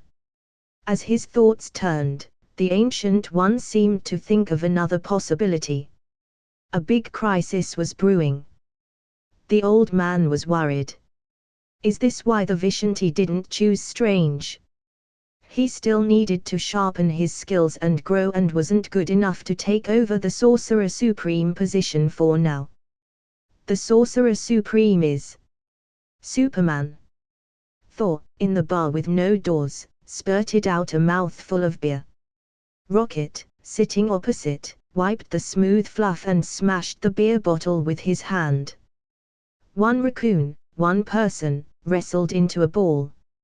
Next to them, Loki's eyes flickered as if she had an idea. At the same time, in many dimensions. From up in heaven and down in hell, all the multidimensional bigwigs who could hear the Vishanti's voice were informed of the shocking news. Ha ha, a young All-Father. Supreme. Superman. The game just got more interesting. Eerie snickering or meaningful words rang out quietly from all dimensions of the universe. I used to hear people say that they accompanied their friends to competition, and then the others were selected. This kind of nasty soap opera drama could also happen to me. Leaving the world of the Vishanti, Luke returned to Kamataj and the residence of the Ancient One. He shook his head and sighed as if he had received a hot potato. Don't worry, Strange. I'm sure I won't be able to do this job for long, so I'll give it to you later. Luke patted Strange on the shoulder and consoled. He thought he was a substitute, but he didn't expect to get the trophy. The 10th medal. I can't. It's for the quest. Seeing Strange, who had nothing to gain, there was a hidden loss on his face. Luke could only shrug his shoulders and express his helplessness. He would have refused, but the task that appeared prevented him. Main quest, the great change of the multiverse, crisis on infinite Earths. Requirements, become the Sorcerer Supreme and become a qualified player. Reward, the 10th metal, Element X. It is full of the purest possibilities and can be transformed into any weapon. Binge. Read next 60 chapters on Patreon. Visit patreon.com/binge translations. Please vote this novel by visiting the novel page, in case you don't see vote button here. Comment. 30 comments. Vote. Chapter 318, Chapter 315 The Road Home. The 10th metal X element came from the studio next door. Before it, there were 9 other metals with different effects. For example, N metal, the 9th metal, was full of dark energy. It could fight against the laws of physics, offset gravity, and reduce damage. Moreover, colliding it with the 8th metal could awaken people whose wills had fallen. Joker's Dionysium, a green liquid metal, had a self-healing effect. Vandal Savage and Master Assassin Ra's al Ghul seemed to have owned them, but they were far less pure than Gotham's Prince of Crime. The Joker was violently abused by Batman all day, and his hands and legs were easily crippled. He was still alive and kicking, even when his face was cut off. However, it was as if nothing had happened to him. It was only because the Dionysium gave him the strength. Electrum transparent and colorless liquid metal. Batman once drank it without knowing it. This was the initial layout for Barbatos in the Dark Multiverse. The Court of Owls had always held it in Gotham, and when mixed with the inferior Dionysium, it could preserve corpses and revive others. Those claws were that dead and alive, again alive and dead, had to rely on this. Repeatedly exiting and reappearing. In addition to this, if you could find the right blacksmith, you could process it. Electrum had a strong restraining effect on magical creatures such as ghosts, tree spirits, and werewolves. As a material to build armor, it also increased magic resistance and ignored curse effects. It can be said that it was a must for traveling and pillaging people. Promethium. Its function was similar to adamantium in the Marvel Universe. Deathstroke's armor was made of promethium. Without a high defense and high magic resistance equipment, even the world's top mercenaries couldn't single-handedly destroy the Young Titans and fight the Justice League. Batmanium. A magical metal with an appearance like red copper, it's also a high-end casting material. It's a favorite prop for people like Zatanna, Dr. Fate, and others. And it could also be used to communicate with the dark multiverse. All in all, there were 10 kinds of super metals like these. They were best known for their debut in the metal event. Barbatos from the Dark Multiverse used Batman as a gateway to invade the main universe. Those metals played an important role in that great crisis. I feel like going to the studio next door can be put on the agenda. Luke, who became the new Sorcerer Supreme and returned to his residence, thought silently. He opened his palms, and a ball of silvery liquid changed into different shapes. Hammer, sword, axe, mace, AK-47. This was the most basic ability of the 10th metal, and it could be transformed into any weapon and any form at will. On the surface, it was called metal, but it actually had a cosmic origin, produced in the World Forge. The Mobius chair of the Anti-Monitor and the mother boxes of Darkseid were all made of the 10th metal. If anything, Luke's entry into the multiverse class had resulted in the mastery of conceptual abilities. Then he could easily create 6 Infinity Stones with this mass of liquid metal. This was the real reason why he would rather step into the pit created by the Vishanti and take over the position of Sorcerer Supreme. The effect of the 10th metal was far better than the other 9. It could create cosmic artifacts, endow some metaphysical concepts and the power of origin. The World Forger from the studio next door once forged countless pocket universes and parallel universes with the 10th metal. Of course, the above uses were still relatively distant for the current Luke. He was looking forward to using the 10th metal to open the source wall. However, why should I go to that dark universe? Luke shook his head and smiled. He didn't want to be on Batman's list of dangerous people. It's safer in New York, and the weather in Gotham is too humid to be of much interest. This new Sorcerer Supreme closed his palms, and the silvery 10th metal melted and disappeared. Anyway, being able to master the power of a universe's origin was a good thing. Who knew what was going on in the studio next door? By adding more means of countermeasures, more trouble could be avoided. You should know that after the end of the Great Metal Event and the extinguishing of the World Forge, the 10th metal was used less and less. Later on, if Luke had the opportunity to meet the richest man in Gotham, Mr. Bruce Wayne, the people's tycoon. With sufficient 10th metal in his hands, he could also stand proudly over his opponent in terms of wealth, making his money-making ability ineffective. This was the power of the origin of the universe, and even the whole of Wayne Group wasn't enough to exchange for a single drop. Supreme. Superman. Sitting on the bed, Luke's mouth tilted when he thought of his new nickname. This time, it was really rewarding.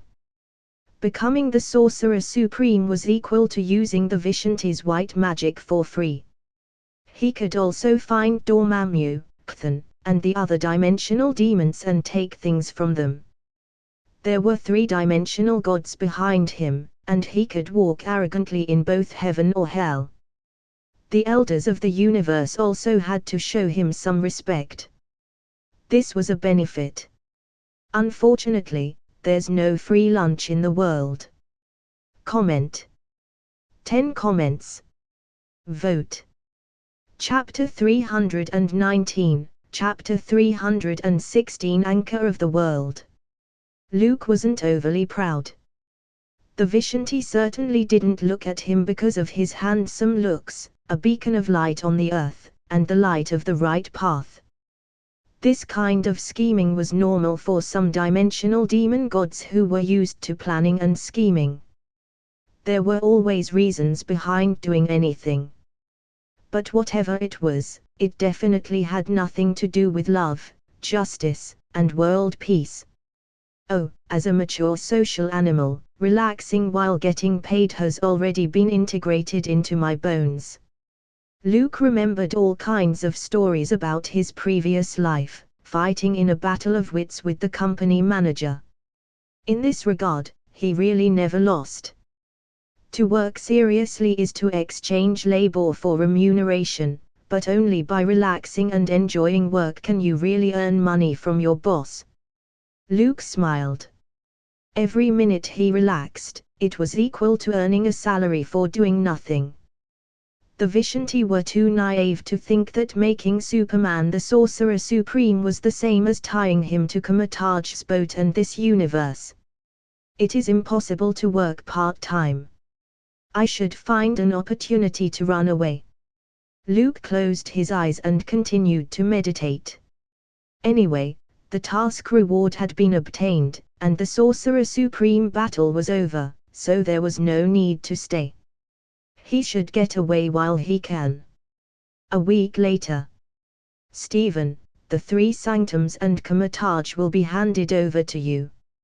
Luke patted Strange on the shoulder and spoke earnestly.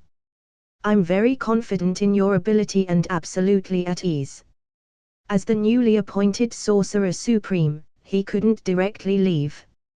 After cleaning up the 3 sanctums, he gave a leadership speech in Kamataj, then went to hell for a stroll and had a heart-to-heart talk with the old devil Mephisto.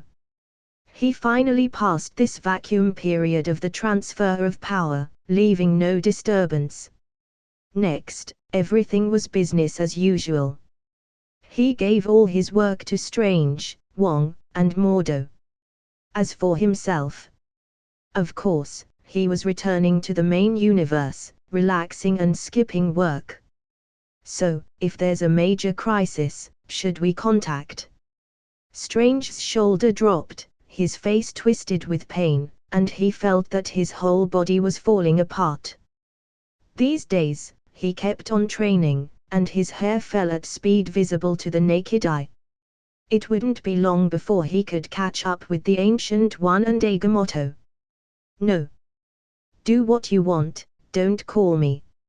Luke simply and decisively answered. Stephen, do you know what you lack most? The latter shook his head, ready to listen to the pep talk from Supreme Superman. He was actually a little depressed these days. He could actually accept the fact that he wasn't the Sorcerer Supreme. After all, losing to Superman was not a loss. But not being recognized by the Vishanti was a heavy blow. You lack the courage to make choices and the determination to carry out the plan and take responsibility. You don't believe in yourself, Stephen. Luke played the role of a spiritual teacher and began to instill ideas. The car accident destroyed not only your life but also your pride and confidence. You see yourself as a loser, a poor guy who has fallen and can't get back up. That's not actually the case. You can do better, take my place and become a qualified Sorcerer Supreme. The lengthy pep was stuffed into Strange's mind. It moved him to tears, and he felt like he couldn't wait to hug Luke and cry. I understand, Master. In your absence, I will take responsibility and stop trying to rely on your strength to solve any kind of problems. Strange changed his way of addressing him and assured him with a serious face. That's good. I'm in a hurry. See you next time. Luke smiled with satisfaction when he saw that Strange understood what he meant and didn't waste more of his breath. By the way, tell Rocket Raccoon and Thor to get back and not dawdle around right now. Thor was worthy of being the Avengers' #1 bro-con. Now he had transformed to the #1 sis-con. The place where Loki existed was his home, completely forgetting the movie universe. Rocket Raccoon, for its part, was waiting for the Grandmaster to send in the winnings, buy an unmanned planet, and enjoy the life of the richest man in the universe. I will. Strange nodded repeatedly and kept it in mind.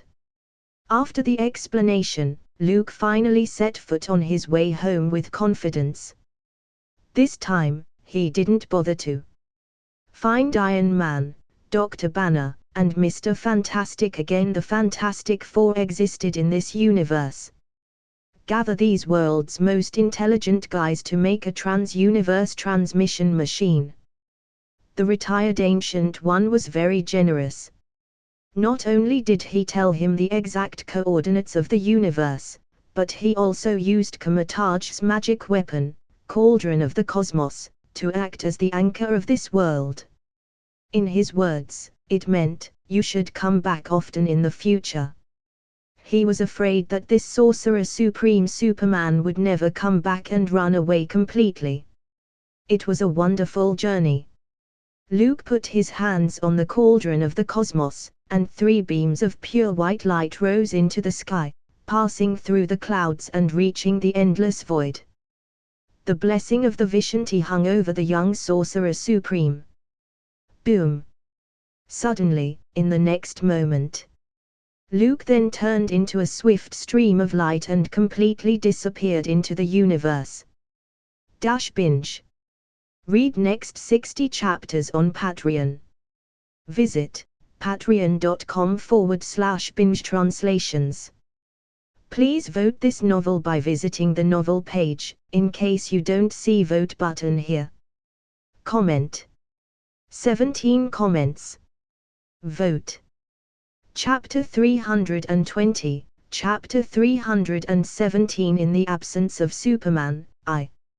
Earth, 1024. SHIELD. Headquarters. The high-rise buildings standing on the Potomac River, the lights dimmed one by one, and only a few high-rise offices were still on. Howard leaned on the desk, struggling to write something. This is the 8th month of Superman's disappearance. My friend, the Pentagon's Lieutenant General, the leader of S.H.I.E.L.D. has disappeared from this planet. I don't think Luke is dead, although rumors like this are rampant, and there's a growing trend. I also know who's behind it, pushing it all forward. Just 2 months ago, the president read an emotional eulogy in front of the whole world. So far, the military hasn't confirmed the death of Lieutenant General Luke Cavill, but our president couldn't wait to announce the news. This is really intriguing. Although he praised Superman and described Luke as a shining beacon in the human world, he also said that losing the other party wasn't only a great loss to America, but also to this beautiful world. The loss of a hero, the fall of a star, the collapse of a lighthouse. It was really touching. I don't think the president was even this sad when his father passed away. Forgive me for using such unkind words, but when I think of that hypocritical face, my appetite would be halved. That's why I have suffered a lot recently. With all due respect, the president's behavior is like a thief who broke into the house and would always be worried about its owner's return. Even if he was sitting in the White House and was the nominal manager of the country, his inner timidity and fear couldn't be completely concealed. The situation in the world is changing.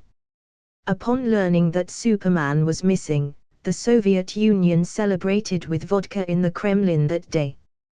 With the sword of Damocles that hung over their heads and could fall at any time disappearing.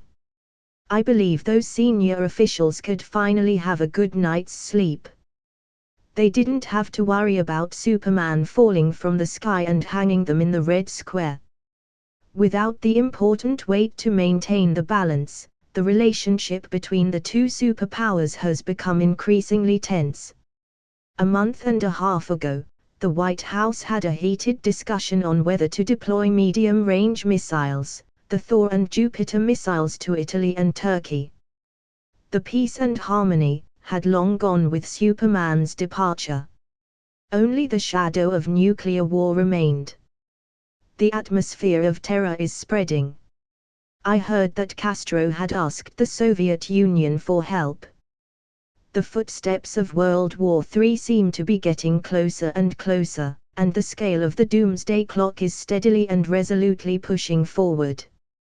Writing up to this point, Howard's tightly locked brow twisted even deeper. He sighed, put down his pen, and subconsciously touched his mustache. He reached for the glass on the table and took a sip of whiskey. In Howard's face, the cynicism of the past was gone, full of worries about the future. After Superman left, S.H.I.E.L.D. had a hard time. Without a huge organization to rely on and support, it looked like a giant with a limp leg, stumbling and struggling. The guy sitting in the White House is actively dismembering SHIELD and limiting its power. Bastards from the FBI and the CIA loved it. I'm not sure if I'm being watched. The only people who know the identity of the president so far are probably Nick Fury, a humorless gloomy-faced agent, and me. I've tried everything. Just a week ago, Skynet launched its first artificial satellite. I was smarter than the Soviet rocket experts, whose Sputnik 1 was 11 days behind me. But still no sign of Superman's whereabouts. I began to feel certain of my inner suspicions, that Luke had probably left the planet, or even, the universe. In the 5th century BC, Democritus introduced the concept of the countless worlds, which was formed by the movement of atoms. Later, the ancient Greek philosopher Epicurus said that the world is pluralistic. Leibniz affirmed and added to this view. If this is true, then Luke may have been taken away to a parallel world due to some unavoidable force. I really want to bring him back. But unfortunately, I couldn't find any partner who could communicate properly about quantum mechanics and study parallel time travel with me. They either think I'm crazy or I'm on drugs. It's worth mentioning that there is a young man named Henry Jonathan Pym, whose papers were very interesting. It gave me some sparks of inspiration. I can only put my hopes on the Tesseract.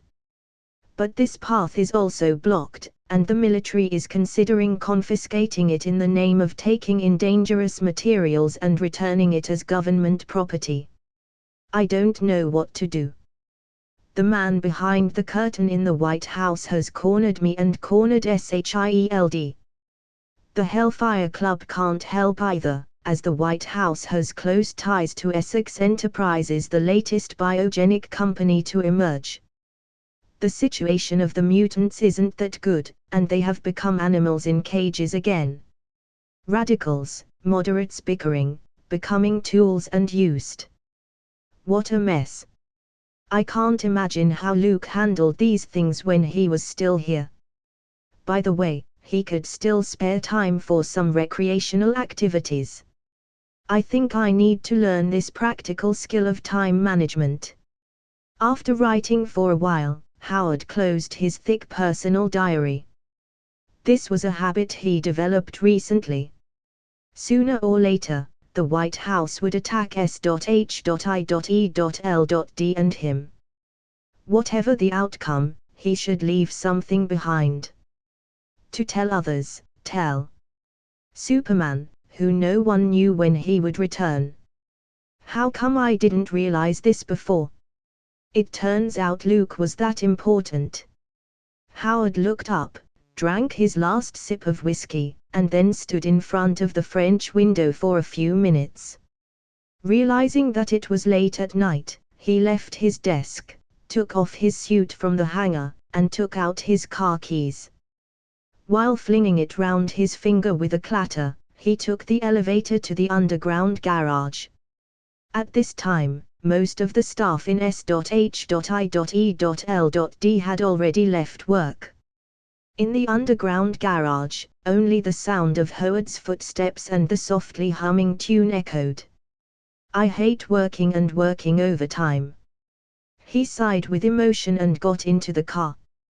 He inserted the key and started the ignition. The newly bought Ford drove out of the garage and galloped towards the upscale hotel in Washington, D.C. The target appeared. A cold gaze was fixed on Howard, who was driving alone. And then, there was the roar of an engine. The car parked on the side of the road quietly followed. Like a hunter, it was tracking his prey.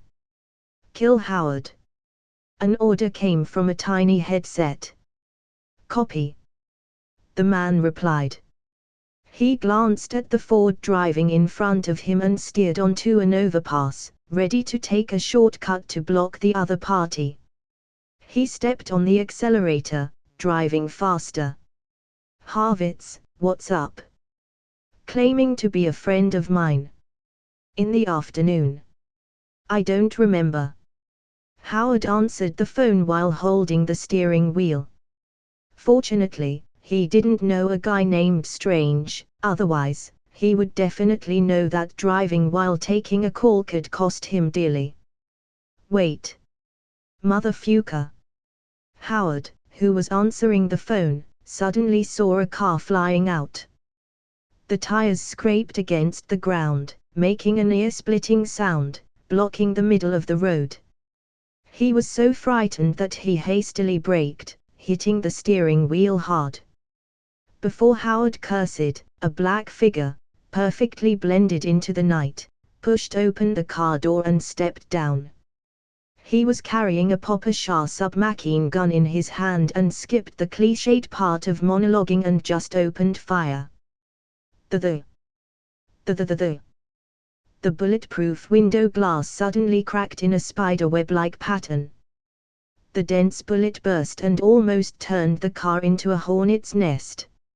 After nearly 2 minutes of violent shooting, the killer threw away the submachine gun that had emptied 2 magazines and went straight to the Ford. He tore open the bulletproof door full of bullet holes with his hand, like tearing off a fragile tissue paper. Such power was simply inhuman. "It's just that." Before he could confirm the target, a heavy iron fist came head-on. Bang! The exoskeleton mechanical arm, like a compressed spring, tightened violently and then exploded out. Enough terrible power to break through the steel plate and hit the assassin in the chest. Crack! Without a doubt, the assassin was knocked out and crashed into the stone pier of the overpass. He saw the man's sternum collapse and spitting out blood. The body that fell to the ground twitched twice and forever silenced. "Do you really think that the small fry you sent can finish me off?" Howard, wearing portable exoskeleton armor, squeezed out of the car door and smiled smugly. Comment. 26 comments. Vote. Chapter 321, Chapter 318 In the Absence of Superman, 2. Because of Luke's existence, the butterfly flapped its wings vigorously, triggering many unexpected and strange changes. For example, Captain America didn't fall into the glacier and fell asleep. Or, the first generation of Iron Man was Howard Stark, not his son. On the spur of the moment, Luke had the idea to find something for Howard to do. However, any concept and design that stayed on paper was a perfectly viable plan for a genius like the latter. Therefore, Howard developed the first series of armor as early as Superman went to Earth 199,999. The model of the first-generation armor was similar to the Ironmonger from Obadiah Stane, which looked silly with its dark and thick power deterrent armor but gave a sense of strength and security. It was his secret weapon, placed in the basement of Stark's mansion. This set of portable mechanical exoskeleton was developed some time ago, which was used to cope with any kind of critical situation. He didn't expect it to come in handy so soon. Howard was wearing something like a steel coat. His arms, waist, legs, chest, and head were covered with hard metal like bones. "Oh, Jarvis, it's nothing. A little accident happened." He picked up the mobile phone in the back seat and said lightly. After easily solving the killer with one punch, Howard fully understood what it was like to have strength. This was a refreshing experience that couldn't be experienced by crushing others with your mind and wealth. It's hard to imagine how intensely satisfying it would be to become a Superman like Luke. Howard muttered in a low voice. Male creatures would always yearn for the most primitive and pure strength. By the way, I have to call SHIELD to clean up the scene. If I had known, I would have left him alive. I could have given him to Nick Fury and see if he could pull out any useful information. For the first time in his life, he fought with someone and killed them. Howard didn't overreact. He was an arms dealer specializing in death and mayhem. He was used to seeing broken limbs and blood flowing everywhere. He already had psychological immunity towards corpses. Howard Stark. Confirmed, target alive.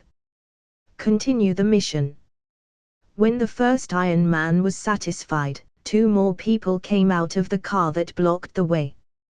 They wore the same combat uniform with a bulletproof vest over it, along with a half-cover mask and tactical goggles. "Were you hiding in the trunk?" Howard spatted. "Where did these 2 guys hide? I can't believe I didn't see them." "Who sent you?" "Hydra. The White House. The Soviet Union." For a while, many possibilities popped up in Howard's head. As a scientific research consultant in S.H.I.E.L.D., a world-class genius and arms tycoon, it seemed that there were quite a few major players or other forces that he managed to offend. The 2 figures were silent, holding a Papa Shah submachine gun in both hands. They directly opened fire. They approached step by step, and the dense hail interwoven into a big net enveloped Howard. Not even a hello. The arms of the mechanical exoskeleton were raised as he moved forward against the Ford. The tires rubbed black marks on the hard ground, and the special bulletproof body was riddled with holes. "Damn it. I didn't bring my Mark I with me. If not..." Howard cursed himself.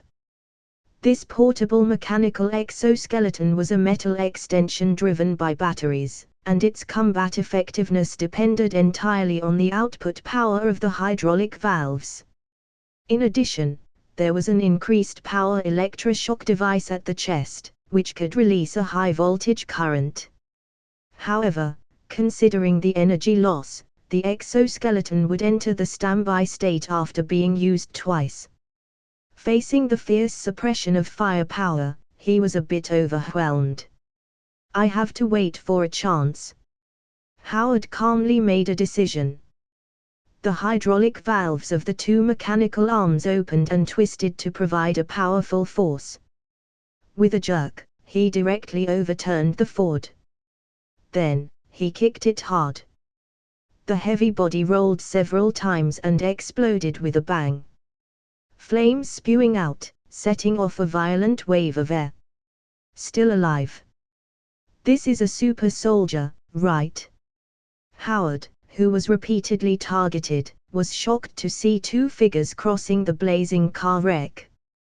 The opponent dropped the submachine gun in their hands and drew tactical daggers from their waist. From beginning to the end, these assassins barely said a word, like machines with no emotions.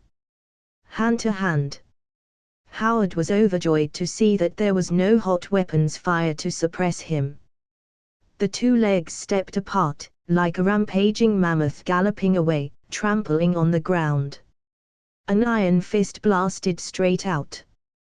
Crack! One of the assassins didn't dodge, 2 hands were interlocked, and he evaded. His arm was nearly shattered and fractured, but he didn't show any traces of pain.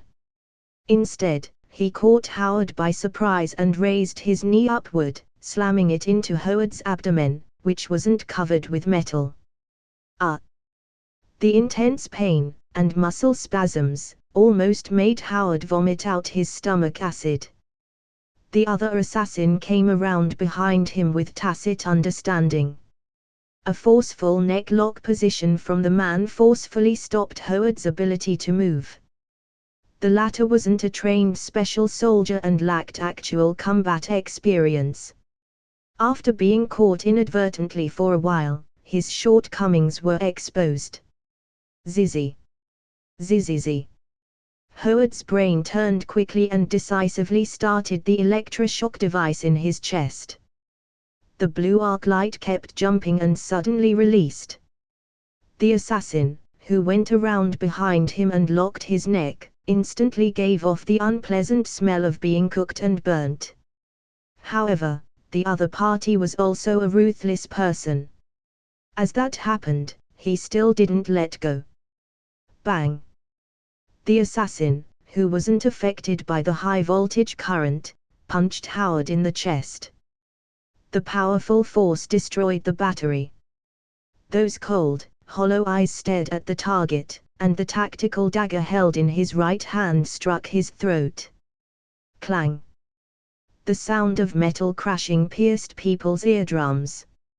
Howard, who felt death coming, opened his eyes and saw that a round shield had hit the killer accurately. The copious power of the high-speed rotation knocked the other person out. The shield then flew around in a completely unscientific trajectory and returned to its owner's hand. A tall, strong, and handsome man slowly walked onto the battlefield. "Long time no see, Howard." The man greeted with a smile. "Captain Rogers." Howard was surprised. He tried to contact Captain America the first hour after Superman's disappearance but was unsuccessful. Steve Rogers, who was looking for Bucky, went to the Soviet Union with members of the Howling Commandos and soon broke off his regular contact with SHIELD. The sudden reunion of old friends was a bit of a surprise for Howard. Despite the darkness of the night and the blurred vision, those 2 strong pectoral muscles, and the upright eye-catching American's ass, were so obvious that they couldn't be faked. This was Captain America. Boom! The killer with the bent right arm was still about to charge. Captain America's eyes were blazing white. The terrifying energy, like spherical lightning, hit his opponent. Flesh and blood shattered in an instant. The high temperature evaporated everything without leaving a single trace. "I'm sorry, I heard the news of Luke's disappearance, and I should have come back sooner. But halfway through, a little accident happened." Rogers came over with an apologetic look on his face. He dismantled the mechanical exoskeleton that lost its power with his bare hands and rescued Howard. "What is going on? Where is Luke?" On hearing Captain America's question, Howard smiled bitterly. "It's a long story. I also want to know where that guy went." The door of the car opened again while the 2 were catching up. 2 more killers came out. "Does this car have infinite space?" Howard's eyes widened. 5 people already came out of there. "They are Essex's clone fighters." Rogers, seemingly unsurprised, took a step forward and stood in front of Howard. His eyes sparkled with lightning. "I also have a lot of things to tell you, Howard," Captain America said in a deep voice. "About Bucky, Hydra, and our president." Comment. 28 comments. Vote. Chapter 322, Chapter 319 Old Friends Reunite, Superman Returns, White House, Oval Office. After a busy day's work, the president left the chair that symbolized the state's power. He squeezed the bridge of his nose, took off his glasses, and stood on the carpet embroidered with the bald eagle. A few seconds later, it seemed that some kind of switch was activated. The ground shook slightly and descended slowly. The president was standing on a metal lifting platform, surrounded by such darkness that he couldn't even see his fingers. With his arrival, several laser beams shrouded and scanned him for confirmation. "Welcome back." A monotonous mechanical sound quietly said so, and the induction lights in the underground space were turned on one by one. This was similar to the architectural layout of a military base, with wide spaces and cold colors. On both sides of the wall stood nutrition chambers that were as tall as a person. Each was 2/3 filled with light green liquid. A naked body was immersed in it, like a specimen in formalin. The president seemed to feel nothing and walked on, entering a room through 2 thick alloy doors. He sat on a metal chair, picked up a translucent helmet connected with many pipelines on the right-hand side, and put it on. "Start transmission." The president's eyes suddenly went hollow, and the whole person seemed to become a puppet, losing self-awareness. "Business as usual. Continue to speed up the pace of the Cold War, limit the scope of power of S.H.I.E.L.D, and keep an eye on Howard Stark." The monotonous mechanical sound read the memory on the president's brain and then gave instructions. "He is a key figure. The future formation of the Avengers. Iron Man, one of the patriarchs, is Howard's son. This guy is a world-class genius and needs to be kept on his toes, preferably wiped out if necessary. The Tesseract, which is one of the 6 Infinity Stones, is an important bargaining chip that Hydra desperately wants to obtain." A monotonous mechanical voice issued commands. The whole process, like a repeating machine type of hypnosis, lasted about 2 hours. "All right." The president took off his helmet and left the room. During the period, he had no expression, like a robot that was set up. Then he took the elevator back to the Oval Office. "As for Howard Stark, I have sent killers to eliminate this potential threat." A tall man with diamond-shaped gems inlaid on his forehead appeared in an underground laboratory. "I've said it many times. Don't just take care of an important character like Howard Stark. It will only cause even worse trouble." In the monotonous mechanical voice, there was a hint of irritation. "It's as if Hydra knew the end of World War II, and then went to the past and tried to kill Captain America and Superman. Unless you plan well and eliminate all factors that may lead to failure, you will always face failure. Because they are the protagonists of this story, the goddess of luck always favors them. Nathaniel Essex, I'm an absolute expert in this field." Mr. Sinister raised his eyebrows, and a contemptuous smile appeared on his lips. He joked, "Kang the Conqueror, how did you fall to this point and become a fresh specimen soaked in formalin?" Following along his line of sight, there was a complete human brain in a transparent glass jar. That was Kang the Conqueror. He should have died a long time ago. Heat vision had cut off his whole body, and the lower half of his body was reduced to mush. In a few seconds, his life would have been lost. The fact that he could still talk and live was all thanks to Nathaniel Essex. Mr. Sinister, who ended up a little better than Kang the Conqueror, was an alpha mutant who was blown half to pieces by Superman, leaving him barely breathing. He took the latter's brain out and put it into a nutrition pod, where its consciousness was connected to a high-tech computer from the future, becoming a virtual being resembling artificial intelligence. Because the world is not right. Mr. Sinister's sarcastic smile aroused Kang the Conqueror's sorrowful heart. Superman never existed. At least in all the timelines that I've conquered, I've never heard of him. That horribly powerful guy. He's like an actor who ran to the wrong studio, adding a part for himself while making a mess of the original story. Kang was very upset, like a player who failed in clearing the game and was ridiculed. Okay, stop talking. The smile on Mr. Sinister's face solidified. He didn't want to hear about Superman but knew about the other party. Whenever he mentioned the young Lieutenant General, director of S.H.I.E.L.D.,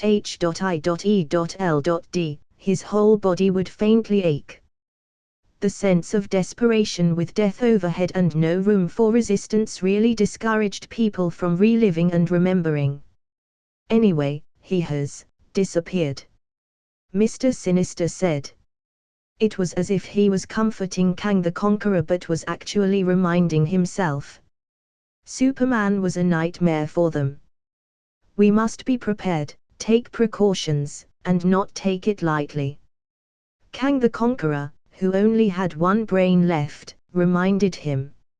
Although Superman was inadvertently taken out of this universe by my space-time transmission device.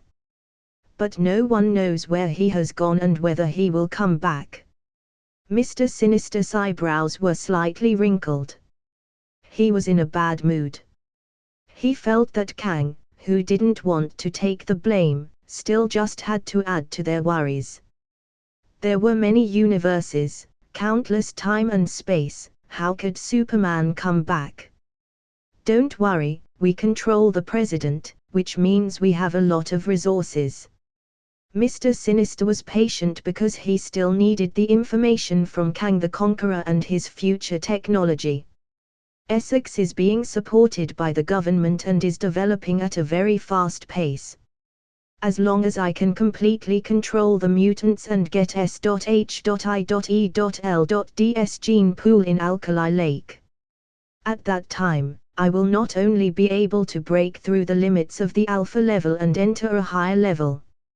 I can also build an invincible army with the help of the mutant genes. Like Apocalypse, becoming a god and conquering the whole world.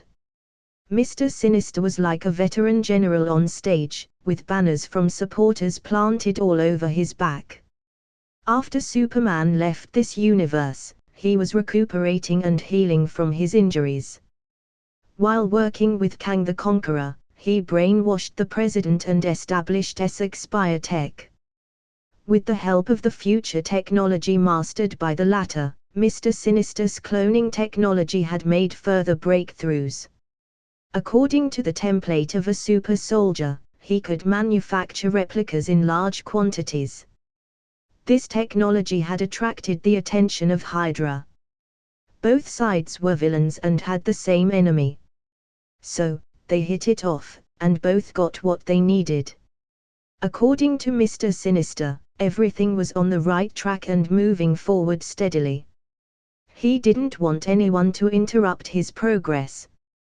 By the way, not only Howard Stark, but Captain America, and Nick Fury also, they are all key figures. Kang the Conqueror added. If you want to eliminate the instability, it's best to solve it once and for all. Mr. Sinister nodded his head, indicating that he knew. The assassination of Howard Stark was just an appetizer.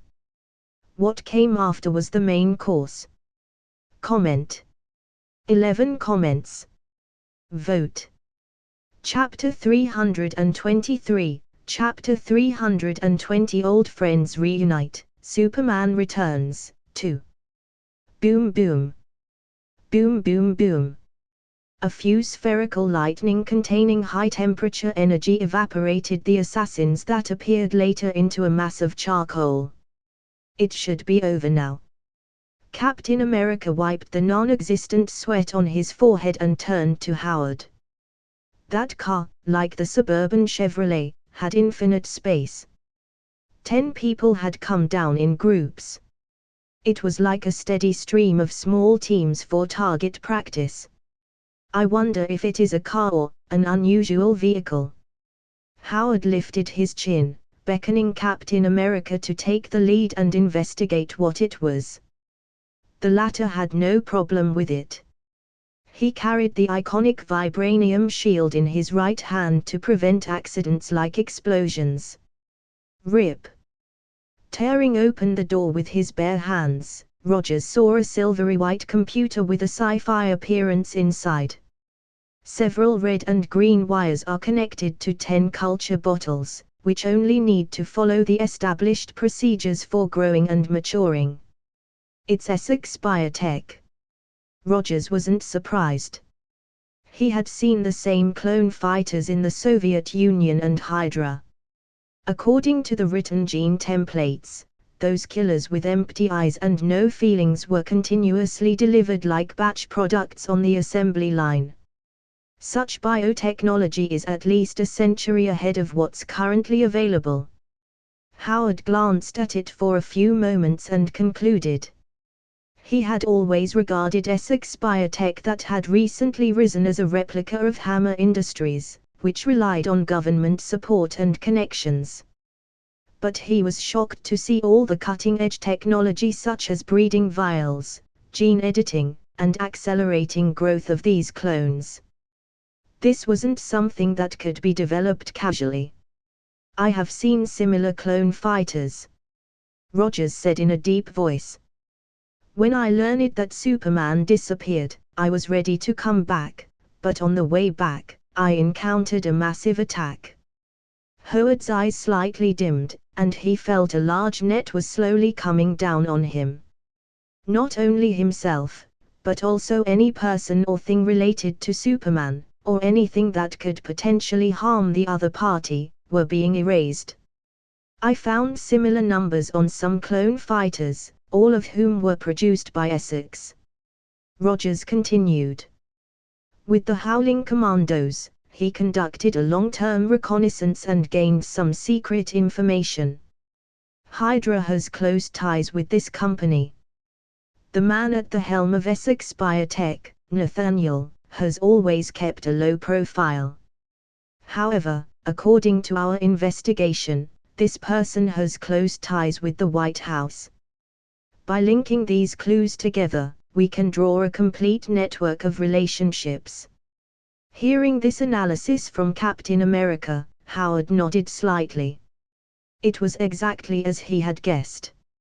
I have some more great information that I want to share with you. He stroked his mustache and spoke in a deep voice. The president might be a future con man, and Superman left the universe. Compared with those above, these two pieces of news might be more difficult to digest.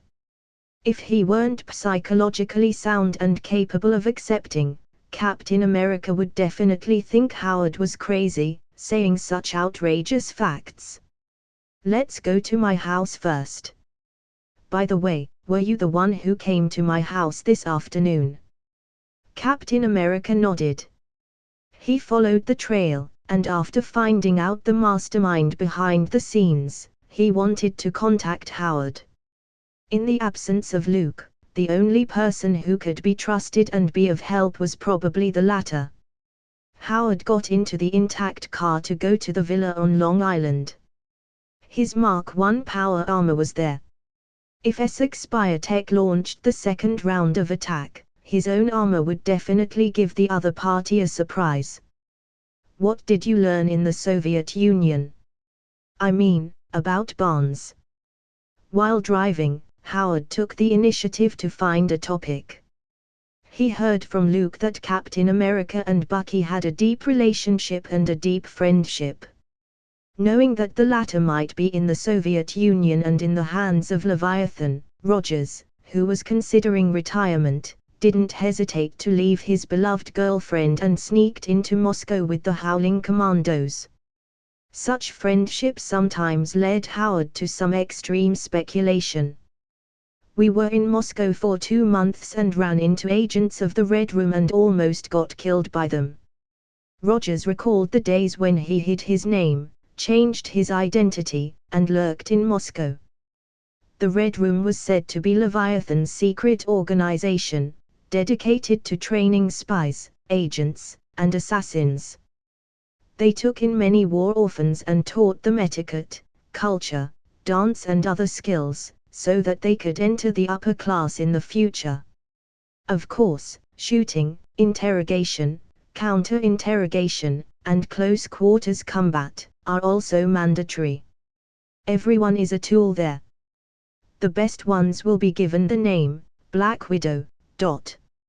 Rogers paused, thinking of a blonde woman. I ran into a Black Widow, and it was difficult for me to escape the trap with the Howling Commandos. Howard raised his eyebrows. He had always been very sexually interested in female spies and female agents. In Luke's words, just eat the icing and shoot the shells back. Bucky really fell into the clutches of the Leviathan. He has a new name, Winter Soldier. When it came to his good friend, Rogers's tone was a bit complicated. It's a pity that I couldn't bring him back. Bucky's existence, as well as his movements, is confidential in Leviathan. I have no access to them. I had to give up the idea of rescuing him for the time being because of Luke's accident and sudden disappearance. Howard was silent for a moment. The urgent task was to locate Superman and bring him back. As long as Luke was around, S.H.I.E.L.D., him and Captain America, and even the Cold War rivalry between the two superpowers could all be solved. That was Superman's position. A weight that was enough to change the whole world's situation. Here we are. The car drove straight in and stopped at the door of the Long Island villa. Jarvis should be awake. Howard stepped out of the car and raised his arm to look at the time. His personal butler was usually busy until after 12 o'clock, and after finishing everything, he would go to bed. If you're hungry, you can ask him to make a sandwich or something. Captain America was covering his stomach. He really was a bit hungry. As a battleship-class soldier, his energy consumption also needed to be supplemented. Wait. Something's not right. Howard pushed open the door and saw the light in the living room, but Jarvis, the butler, didn't come to greet him. This was very abnormal. His butler had always been dedicated to his duties. From his personal etiquette to ability, there wasn't a single fault to be found. Every time Howard came home, the other party would stand at the door. Possible danger. Howard stepped forward lightly while Captain America raised the vibranium shield. The two men crept into the living room. They saw a man sitting at the dining table who looked taller than Jarvis. I say, shouldn't you guys be more excited about meeting an old friend again? The familiar voice suddenly rang out, startling the two nervous men. The man at the dinner table turned around, his lips smiling. Binge. Read next 60 chapters on Patreon. Visit patreon.com/binge translations. Please vote this novel by visiting the novel page, in case you don't see vote button here. Comment. 22 comments. Vote. Chapter 324, Chapter 321 Simple Ways to Solve Problems. When we used to live in Brooklyn, what was your favorite flavor of pie? It's downstairs at the shop where we often go, Aunt Maggie's. Rogers held the vibranium shield in his right hand, his eyes filled with blazing white energy, ready to shoot the other party in the face. He wasn't a new recruit on the battlefield, that didn't even have the most basic vigilance. Superman disappeared for so long and suddenly appeared in Stark's home, which sounded unbelievable. Considering the cutting-edge technology mastered by Essex Biotech, they could manufacture so many clone fighters in batches. It didn't seem impossible to make a fake Luke. First of all, I don't like pie. Secondly, there's a flower shop under my building owned by Jennifer's family, who's a lively and cheerful young lady. Luke downplayed and pointed out several traps in Captain America's question. Steve, if you want to test me, I suggest using the embarrassment between you and Bucky. For example, you were trapped in a corner by Jamie and then beaten. I remember once, they beat you half to death. Bucky stole some bread from the shop next door and gave it to the pot-bellied Dr. Will. Luke talked about the past, glanced at Rogers with a relaxed expression, and continued, because of this, you had a quarrel with Bucky. You said, ever since you were a child, your father taught you to be a good person and not to do bad things. Theft, it's wrong. Rogers lowered the vibranium shield, bowed his head, and smiled. He was reminded of the past. Even in the poorest and most difficult times, his father never did anything bad that violated morality and conscience. The man who died in the war set an example and taught Captain America the most important lesson. This was also the principles and mindset that Rogers would later uphold. To be a good person. A very simple truth. Yeah. Bucky said I was too stupid, but he accompanied me to apologize to the owner. He gave him a part-time job for a week. Captain America put his shield aside, indicating that he believed that it was his old friend in front of him. There were many things that only they knew. Essex biotech's cloning technology was more advanced, but it was impossible to copy memory. Seeing this, Howard also sat down at the table. He stroked his mustache and looked at Luke with a calm face. He couldn't wait to ask, "Where have you been?"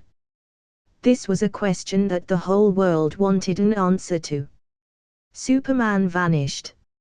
It once occupied all the headlines of the world for several months. About this matter, many conspiracy theories emerged. Here in America, they said the Soviet Union planned and launched an unexpected surprise attack. It intended to undermine the world's stability and provoke the fuse of war between the two superpowers. Not to be outdone, the Red Bear accused the Bald Eagle of persecuting their war heroes. This was all because Luke Cavill refused the president's goodwill gesture and refused to lean towards the capitalist elites.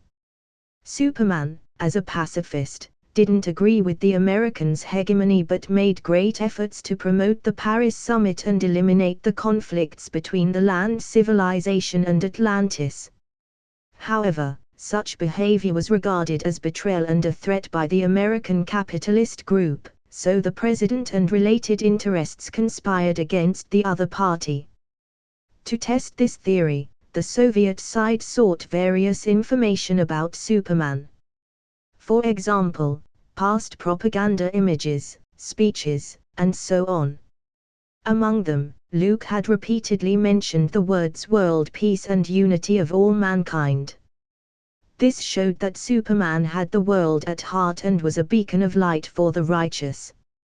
He was fundamentally different from America, which wanted to colonize the world with hegemony. A certain loving father even openly declared that Superman was a true red son. Although the other person grew up in Brooklyn, was poisoned and brainwashed by capitalism, he kept a clear head and leaned toward this side.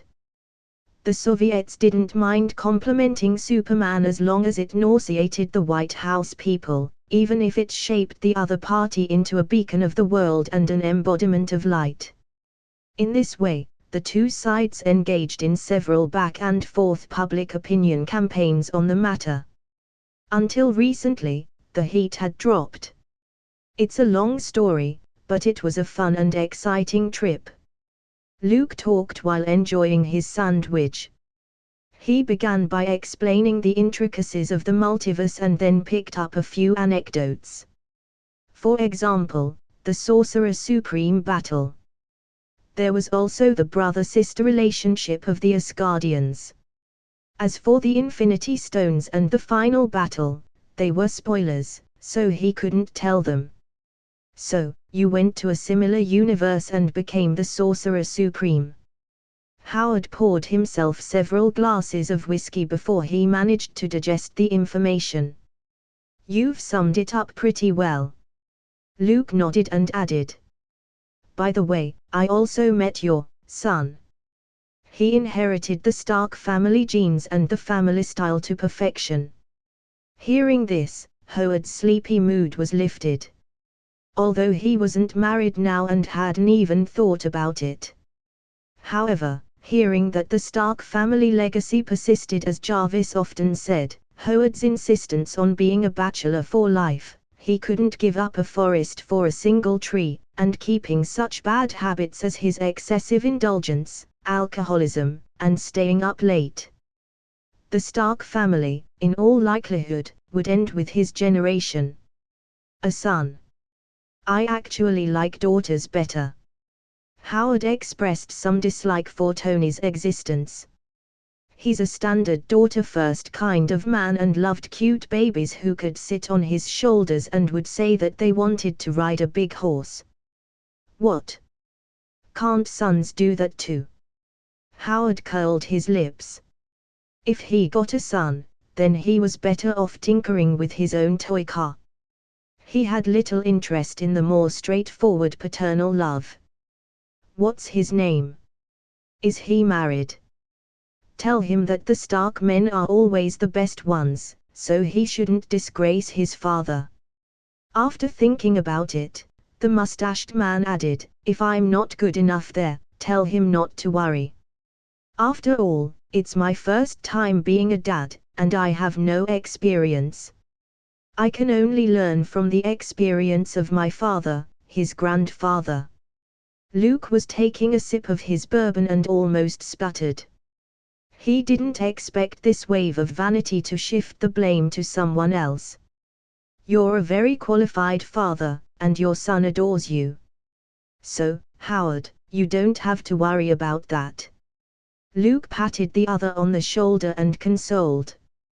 However, in the future, you will have a worse outcome. You would be assassinated by Captain America's best friend, and your wife would die too. Luke thought silently. That was the doomed ending of the movie universe. But, in this world, if the Winter Soldier and Howard go head-to-head, it's unclear who would win and who would lose. With the Ironmonger-like power armor, it should be a 50-50 match against a super soldier. When did you come back? Rogers interjected. About 15 minutes ago. Luke replied.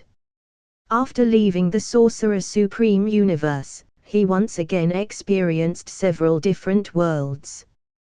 There was the Wolverine Old Man Logan universe. A universe where mutants had been reduced to rubble and nearly extinct. There were also the Superior Spider-Man universes where Spider-Man and Dr. Octopus exchanged souls and smashed up New York. All in all, he passed through 4 or 5 stopovers before finally finding the right way home. I was in Nepal, went to Kamataj, visited the Sorcerer Supreme who skipped work to relax, and expressed my concern for my colleagues. Luke wiped his mouth and faintly said, after drinking a cup of tea and returning from New York, I came to see Howard about the situation. Tell me, where are they hiding behind the scenes? I could fly over right now and get rid of all the problems. Binge. Please vote for extra chapters for tomorrow. Comment. 25 comments. Vote. Chapter 325, Chapter 322 Impulsiveness is the Devil, the first battle at home. What? Are you going to run to the White House and punch the president to death? Howard slightly frowned, as if he was worried that Luke would act excessively under impulse. If Superman lost his mind and became an unscrupulous existence, It would be a disaster for the whole world. Although we all know that he's fake, according to the procedure, we should find conclusive evidence before implementing law enforcement measures. That way, you won't be charged with assassinating the president, and Superman won't be a terrorist. Howard calmly analyzed. The likes of Essex Biotech, Kang the Conqueror, Hydra, and others, was no longer a problem. Because Luke was back. With Superman sitting in S.H.I.E.L.D, and they couldn't afford to turn over any waves. At most, they could only do little tricks behind their backs. What we should do next is to rectify order and solve problems step by step. Do I look impulsive? Luke picked his eyebrows with a relaxed smile. He could understand Howard's concern, and the simplest means were often used as the last resort. Scheming, struggle, competition. This was the normal state of gambling in all sizes. No one would think of violently overturning the table as soon as they sat. That would lead to fewer and fewer people taking part in the game. In the end, they would be left alone, rolling the dice in loneliness and boredom. I just put forward an idea, don't be too nervous. Luke waved his hand to placate Howard and Captain America. Then what are you going to do? Howard breathed a sigh of relief. If Superman insisted on doing that, he couldn't stop him. I know that sometimes lies are more convincing than the truth. Luke paused, looked at Howard, and whispered, the main problem isn't the president, he's in that seat, and every move he makes is being watched.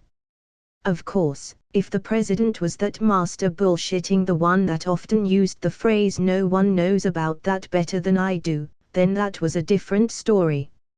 It would have been better to tell the truth straight away and tell the public that a man from the future had impersonated the president and banished himself to a parallel universe.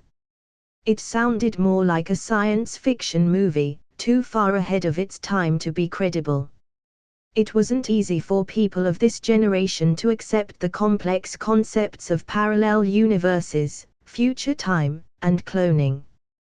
The cake should be eaten one bite at a time. I'm going to take care of Essex Biotech first.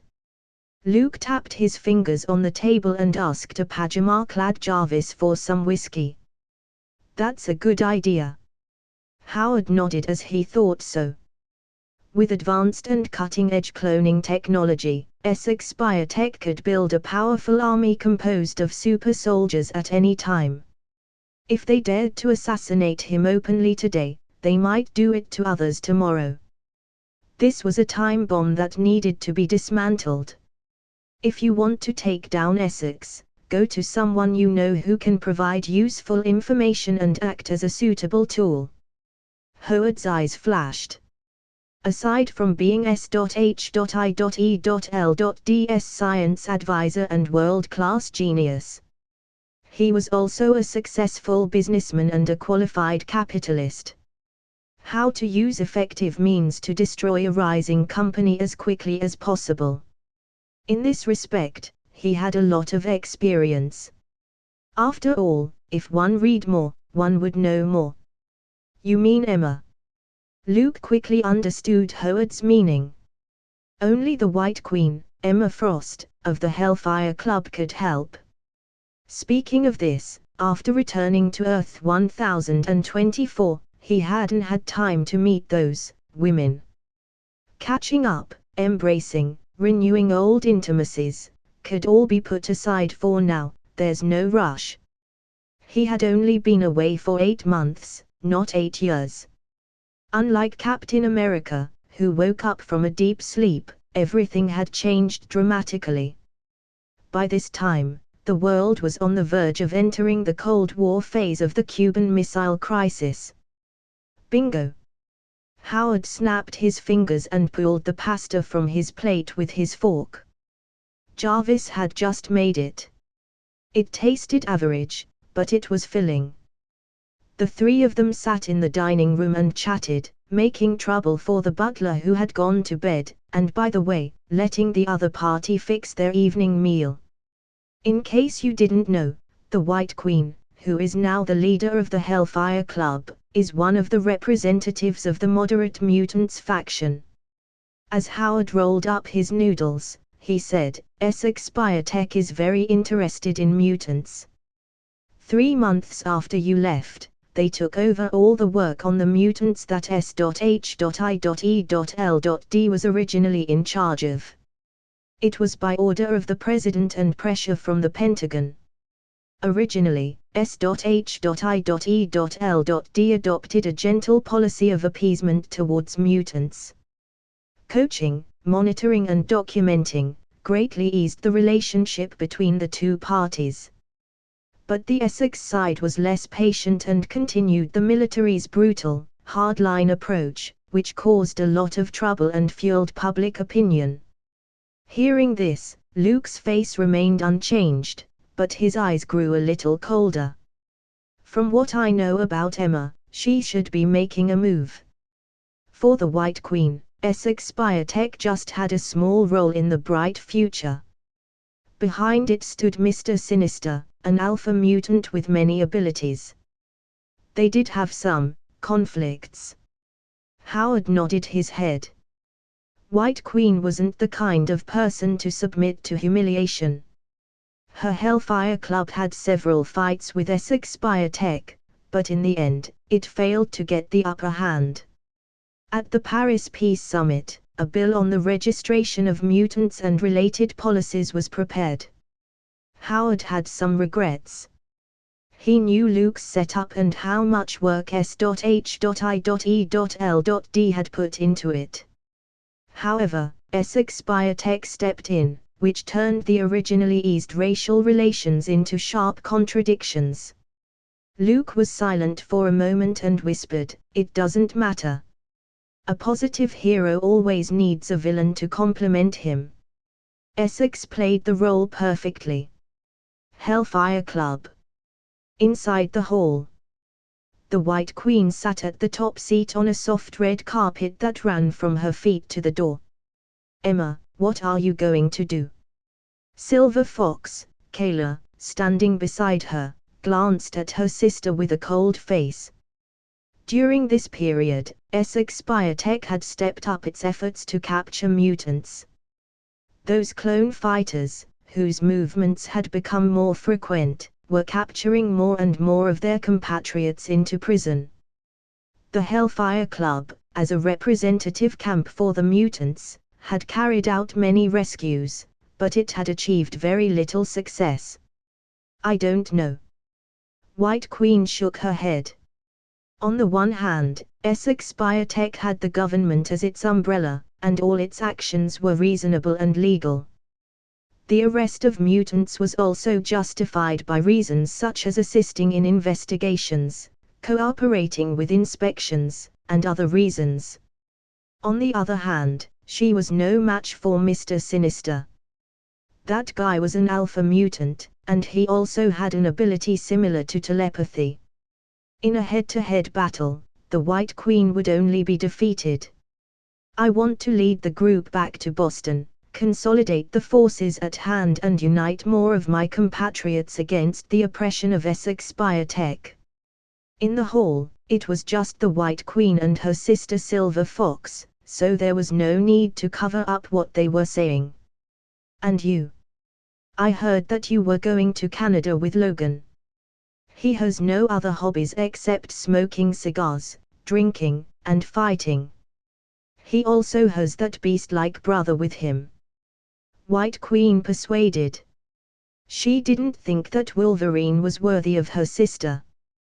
By the standards of the general public, the wolf had nothing to offer other than his strength and wild charm. There was no money, no room, and a grumpy brother who acted as a third wheel in their world of two. If they did get together, they would definitely not be happy after marriage. "You have too many misunderstandings about Logan. He's actually a very docile person." Kayla had a soft smile. She had already tamed Wolverine. The only issue that needed to be considered may be the opposing brother, Sabretooth. Out of her psychic instincts, Kayla feels that Logan's cranky older brother didn't seem to like her very much. I remember that S.H.I.E.L.D. originally wanted to build an exclusive school for mutants, and you would manage it. Was this plan shelved? Kayla changed the subject. With the disappearance of Superman, the contradiction between mainstream society and mutants became increasingly violent. The situation at the Hellfire Club had also gotten difficult. That's all in the past. The White Queen shook her head with a hint of nostalgia in her eyes. Although, she and that disappearing guy were only special friends who occasionally went on a friendly match. However, many things could only be understood as precious if they were lost. Without Superman standing in front, she had been subjected to covetous eyes, ill will, and pressure from the federal government and other forces. The Hellfire Club was tottering and struggling. Even its very existence was threatened, not to mention its continued development. A while ago, it seemed that everything was getting better. It seemed that mutants would have a bright future, but they were all an illusion. The White Queen looked down and said, "It's only because someone gave us hope. When he went away, all the promises were lost. S.H.I.E.L.D. can no longer shelter mutants. Without Superman, it will be dismantled sooner or later." Kayla sighed. Unlike her sister, the White Queen, who was determined to be the leader of the mutant camp. The dream of all their compatriots, to be treated equally and have normal lives. She was no exception. Who wanted to go to Canada if they could take root in New York, Boston, or other cities? Kayla knew very well that being a driver actually had a higher priority than being a lumberjack in Logan's career planning. "So, I have such an important place in your heart." "That's very flattering." The frivolous voice came from outside the hall. Under the astonished gaze of the White Queen, Luke stepped onto the red carpet and made his way to the seat at the top. "What? Aren't you happy to see me?" Looking at the White Queen, who seemed to be in a daze, Luke reached out and held her chin. The corner of his lips slightly curled up. While Kayla, who stood aside, felt that her existence seemed redundant. She was also very sensible and withdrew from the hall in silence, leaving the battlefield to the two. Comment.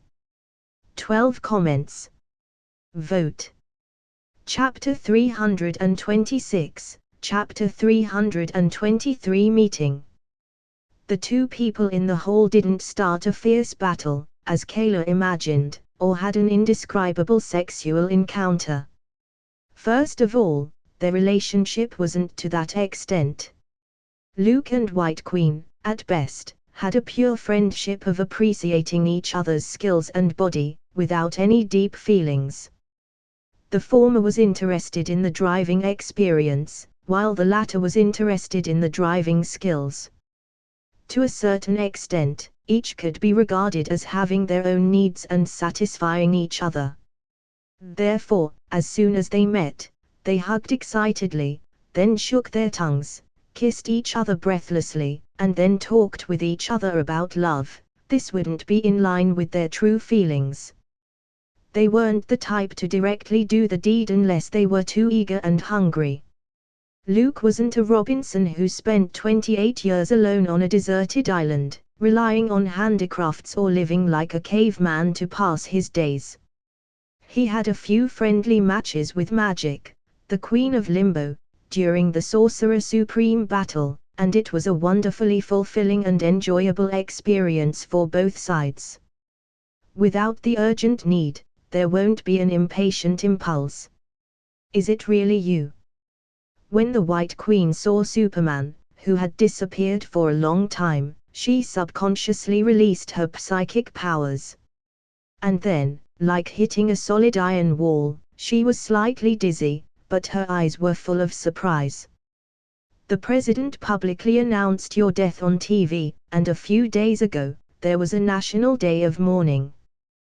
The Soviet Union, on the other side of the world, was celebrating your disappearance with a free flow of vodka, so they could finally get a good night's sleep. The mutant order fell apart after you left and returned to the unfortunate situation of having nothing. S.H.I.E.L.D. is crumbling and facing the fate of being disbanded. The White Queen left her seat as she struggled to calm her emotions. But the rapid breathing, the heaving breasts, revealed her true thoughts. It sounds like I'm very important to the world. Luke chuckled. He didn't expect that the White Queen would be so excited about his return. This was much more satisfying than Howard and Captain America's welcoming. White Queen looked up at Luke and whispered, I once heard a saying about how the planet never revolves around one person. But after seeing you disappear, all this happened. I think this statement might not always be true. Luke, you are like a celestial body that affects everything around you, and you would gradually expand your influence. Luke's mouth curved up. What the White Queen said was exactly what he had been trying to achieve. He was steadily building a network of personal interests to ensure that he had a strong voice in the face of any force.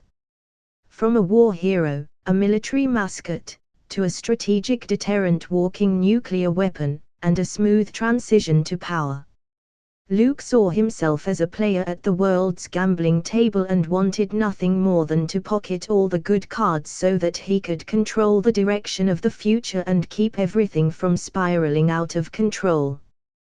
Just like people with obsessive-compulsive disorder, when they see a wine glass in the wrong position, they have to be put back in place, otherwise, they would feel uncomfortable.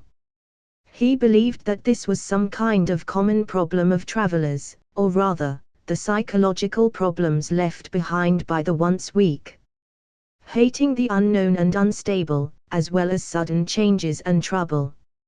Miss Frost, your compliments just made my day better. Luke waved his hand and quickly put away the vanity that had crept in and the self-reflection that had passed by. The satisfaction brought by power was only the garnish for the main meal. He still had a long way to go and wouldn't be confined to the planet under his feet. It's still a little too early to feel complacent right now. Let's talk about your troubles. You know, I've always been happy to help people with their problems and deal with them. Luke put his hand around the White Queen's waist and leaned against the wide and comfortable seat. When he came to Hellfire Club, he didn't just want to catch up and get close to her. There were other matters. I was waiting for you to say that. The latter sat down on Luke's lap and wrapped her hands around the opponent's neck. They stuck together in an extremely intimate and ambiguous position. If the people of the Hellfire Club saw this, some jaws would drop, while other mutants could hear their hearts breaking. Generally speaking, a male-dominated power structure would be either assertive or affectionate, displaying the full range of human characteristics. Women with the power of eloquence tend to design their own image carefully to win the support of more people. To put it simply, the White Queen's persona in the Hellfire Club was an unattainable iceberg goddess. But here with Luke, the goddess in many younger mutant fantasies, easily shed her cold beauty outer layer and invulnerability. You should also be aware of the recent actions of Essex Biotech. They are capturing mutants for genetic experiments and trying to take the research site at Alkali Lake from SHIELD. The White Queen's eyes showed a hint of gloating, knowing that someone was going to learn their lesson. The last guy who tried to grab something from Superman's hand was already 6 feet under. Binge.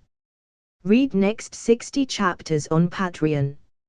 Visit patreon.com/binge translations. Please vote this novel by visiting the novel page, in case you don't see vote button here. // Comment. 25 comments. Vote. Chapter 327, Chapter 324 Full stack damage. That's Nathaniel Essex. He's a powerful mutant.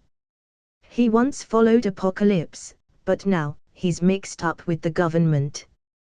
The White Queen didn't add fuel to the flames and just told him about Essex Biotech's plan as it was. The latter, along with Shield and Superman, was in the opposing camp themselves. Otherwise, why would Kang the Conqueror ask Mr. Sinister to cooperate with him? The latter was dedicated to becoming the next mutant god after Apocalypse. He worked hard to study biological genes in an attempt to change his life by relying on science. Unfortunately, Mr. Sinister had an unbeatable opponent and an insurmountable obstacle, Superman and Shield. The disappearance of the latter, coupled with persuasion from Kang the Conqueror. Mr. Sinister took the risk and tried again and again, repeatedly walking on the edge, almost having his head blown off. Okay, I need you and the Hellfire Club to step up to the plate. After listening, Luke's eyes flickered slightly, and he lightly smiled. If you follow the rules of the game, you can kill a large company that's on the rise and has a government background. Howard developed a detailed plan for this. The White Queen nodded, not doubting Superman's words in the slightest. Mr. Sinister didn't seem to have much chance to win, either at the gambling table or in private.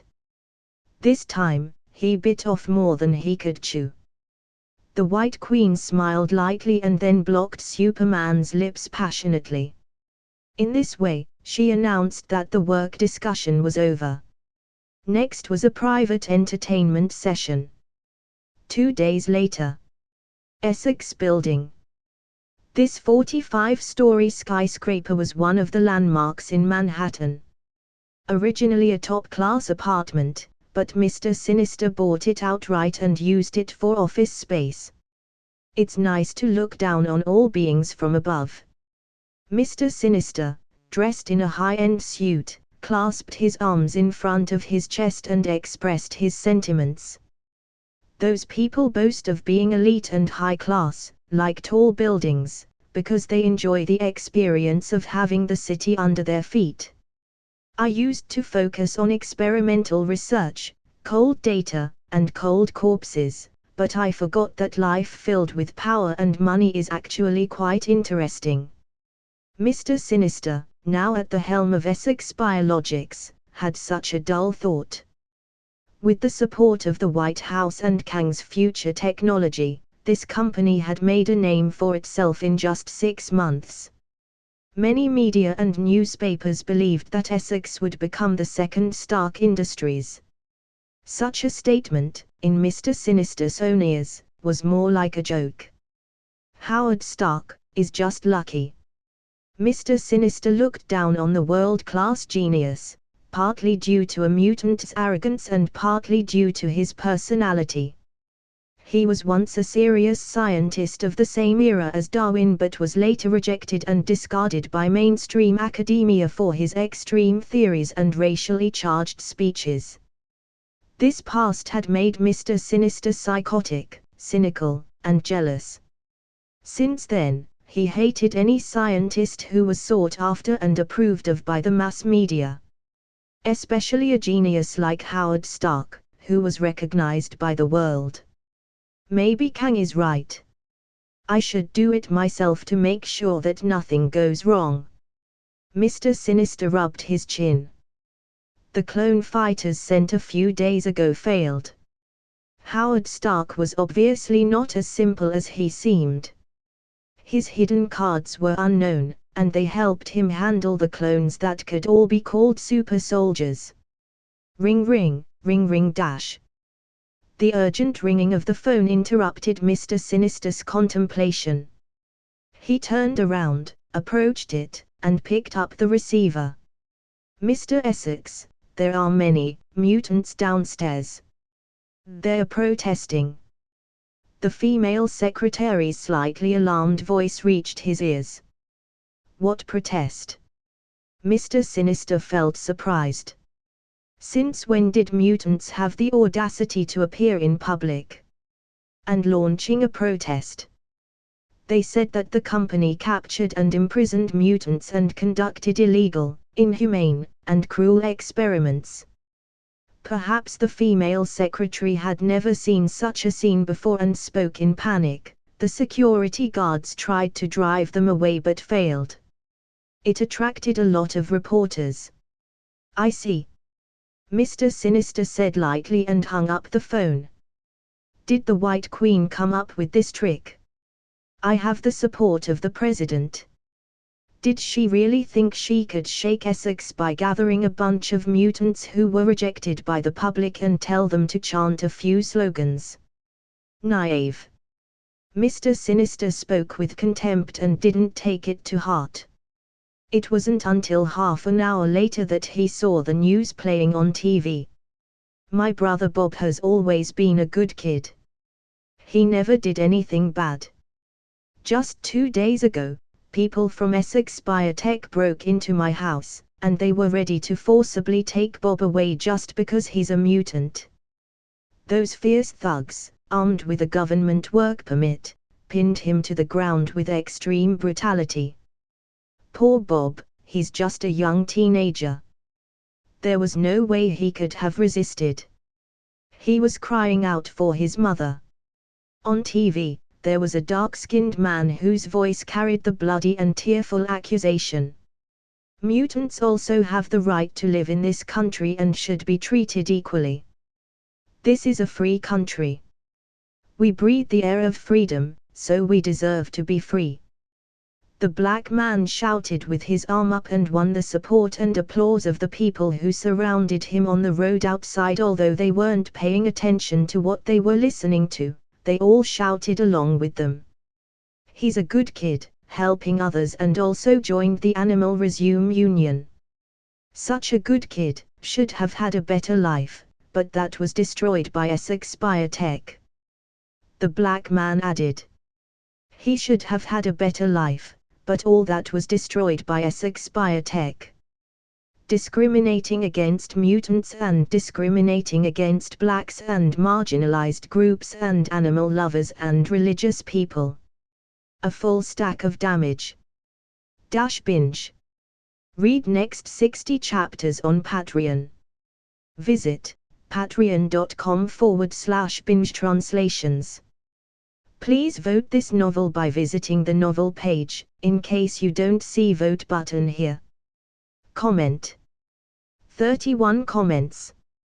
Vote. Chapter 328, Chapter 325. Everyone for Bob, I have a dream. America's a well-known country of immigrants. It had always been proud of its national inclusiveness and multiculturalism. Freedom, democracy, opportunities. This was a beautiful illusion created by the upper class and the political elite. It seemed that once you arrived in this land, you would be able to live a better life and start a brand new life. Just as the cold reality always woke up dreams, bubbles were always punctured by the cruel status quo. Many people from the lower class traveled across the ocean to find that the so-called American dream was nothing but a complete lie. They continued to work the hardest jobs, receive the lowest pay, and were bullied, ostracized, and treated like thieves who stole opportunities. Special environment and special soil would naturally produce different fruits. In the 1950s and 1960s, racial discrimination was not a new thing. In 1917, a conflict broke out in St. Louis. The reason was that a black driver was speeding, changing lanes at will, and was caught by a white police officer, during which there was a physical confrontation and violent behavior, which led to a siege. Then it got worse and worse and turned into a fight. Gunshots were fired, and a black man was shot and fell to the ground, causing a massive riot. After the incident, the government sent 16,000 soldiers of the National Guard to the streets to suppress the incident, and only then was it quelled. During this period, 312 houses were destroyed, 48 people were killed, and more than 100 people were injured. This was the beginning of turmoil. Just 2 years later, in Chicago in 1919, the same vicious incident occurred, resulting in 38 deaths, 537 injuries, and property losses of more than $2 million. In the same year, the wave of racial conflict, which grew like a spreading plague, appeared in many cities, including Detroit and New York. Therefore, the same kind of scenery in this land of the free had already been repeated many times in history. Party politics had torn society apart, and the general election every 4 years was just a game in which one group of elites replaced another group of elites to take their turn on the throne. People either chose one who was pleasing to the eye or another party who wasn't pleasing to the eye. The seemingly democratic choice was actually meaningless to ethnic minorities and marginalized people. Therefore, they could only make a fuss every once in a while. In this way, they expressed their dissatisfaction. For example, in 1916, the black leader Du Bois said that violence is the most effective way for blacks and other minorities to escape from white oppression. The black community widely recognized this sentence. Every time something discriminated against fermented and expanded, they would take to the streets to protest and start the $0 purchase activity. Such a situation wouldn't be alleviated until the appearance of the black pastor Martin Luther King, Jr. The latter led the nonviolent civil rights movement, calling on African Americans to march and protest in an organized and organic manner rather than simply using violence. Of course, all of the above were historical descriptions. At this point in time, Martin Luther King, Jr. was still working as an assistant pastor at a church in Ebenezer Baptist Church. 17 years later, he would become a leading figure in the black community, giving his famous "I Have a Dream" speech. However, a human rights movement of blacks, ethnic minorities, and marginalized people, which had never appeared in history, was slowly unfolding with a bang. I'm with Bob. This is a persecution of black people. Those fucking bastards. Suits and shitty elites pretending to be big shots, they are trampling on our lives. A black guy yelled at the camera in anger. I'm for Bob too. There is no shame in being gay. We need to be treated equally. Burn those bigots. A middle-aged man dressed in a fancy dress with a foundation on his face said while holding up a sign. Bob is innocent. He's like one of those abused, abandoned little animals, defenseless against human cruelty. He deserves justice. A member of the Animal Rescue Union, with tears in her eyes, spoke in anguish. God will bless Bob. He's a good man. A religious man blessed. The interview was streamed on TV, and in just one day, Bob, who was originally unknown, became a household name. Then, a gradually expanding march took place. Enthusiastic popcorn eaters took to the streets, even though they didn't know Bob and didn't care about the affirmative action movement. But since everyone else was doing it, what's the harm in joining in? In this way, people could show their inner sense of justice. If neighbors or friends asked about it in the future, they would be able to brag about it. So, standing at the gate of Essex Building in Manhattan, more and more people poured in. The traffic around the area was nearly paralyzed. Even the police and the police cars that came after them to maintain order were stopped outside. Such a situation gave Mr. Sinister a headache. He had always kept a low profile and avoided appearing in public. The sudden exposure and focus made Mr. Sinister somewhat at a loss. He immediately called the White House. The president's private line was connected, and a reproachful voice came from the other side. "What's going on? Nathaniel, I told you, you could catch mutants, but don't cause a problem." In Kang the Conqueror's brainwashing of the president, Mr. Sinister was set up as the latter's best friend and most trusted helper. "I don't know what happened. It's not like a protest march organized by mutants. There are African Americans, gays, animal protection groups, and religious people in the group. I don't understand why they are so agitated. This has nothing to do with them." Mr. Sinister expressed confusion.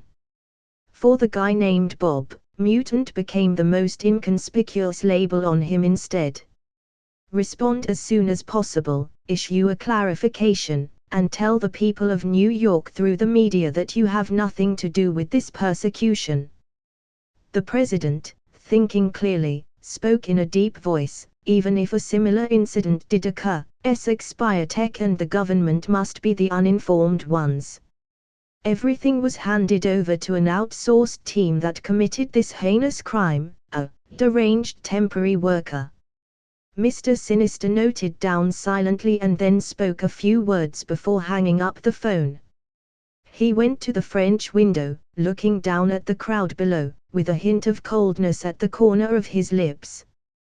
With government support and official whitewashing, a rabble-rousing march couldn't shake Essex Biotech's foundation. Humph, a small fuss. Mr. Sinister looked contemptuously at the farce and waited for it to end. Comment.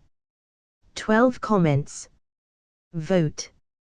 Chapter 329, Chapter 326. Everyone for Bob, I have a dream, too.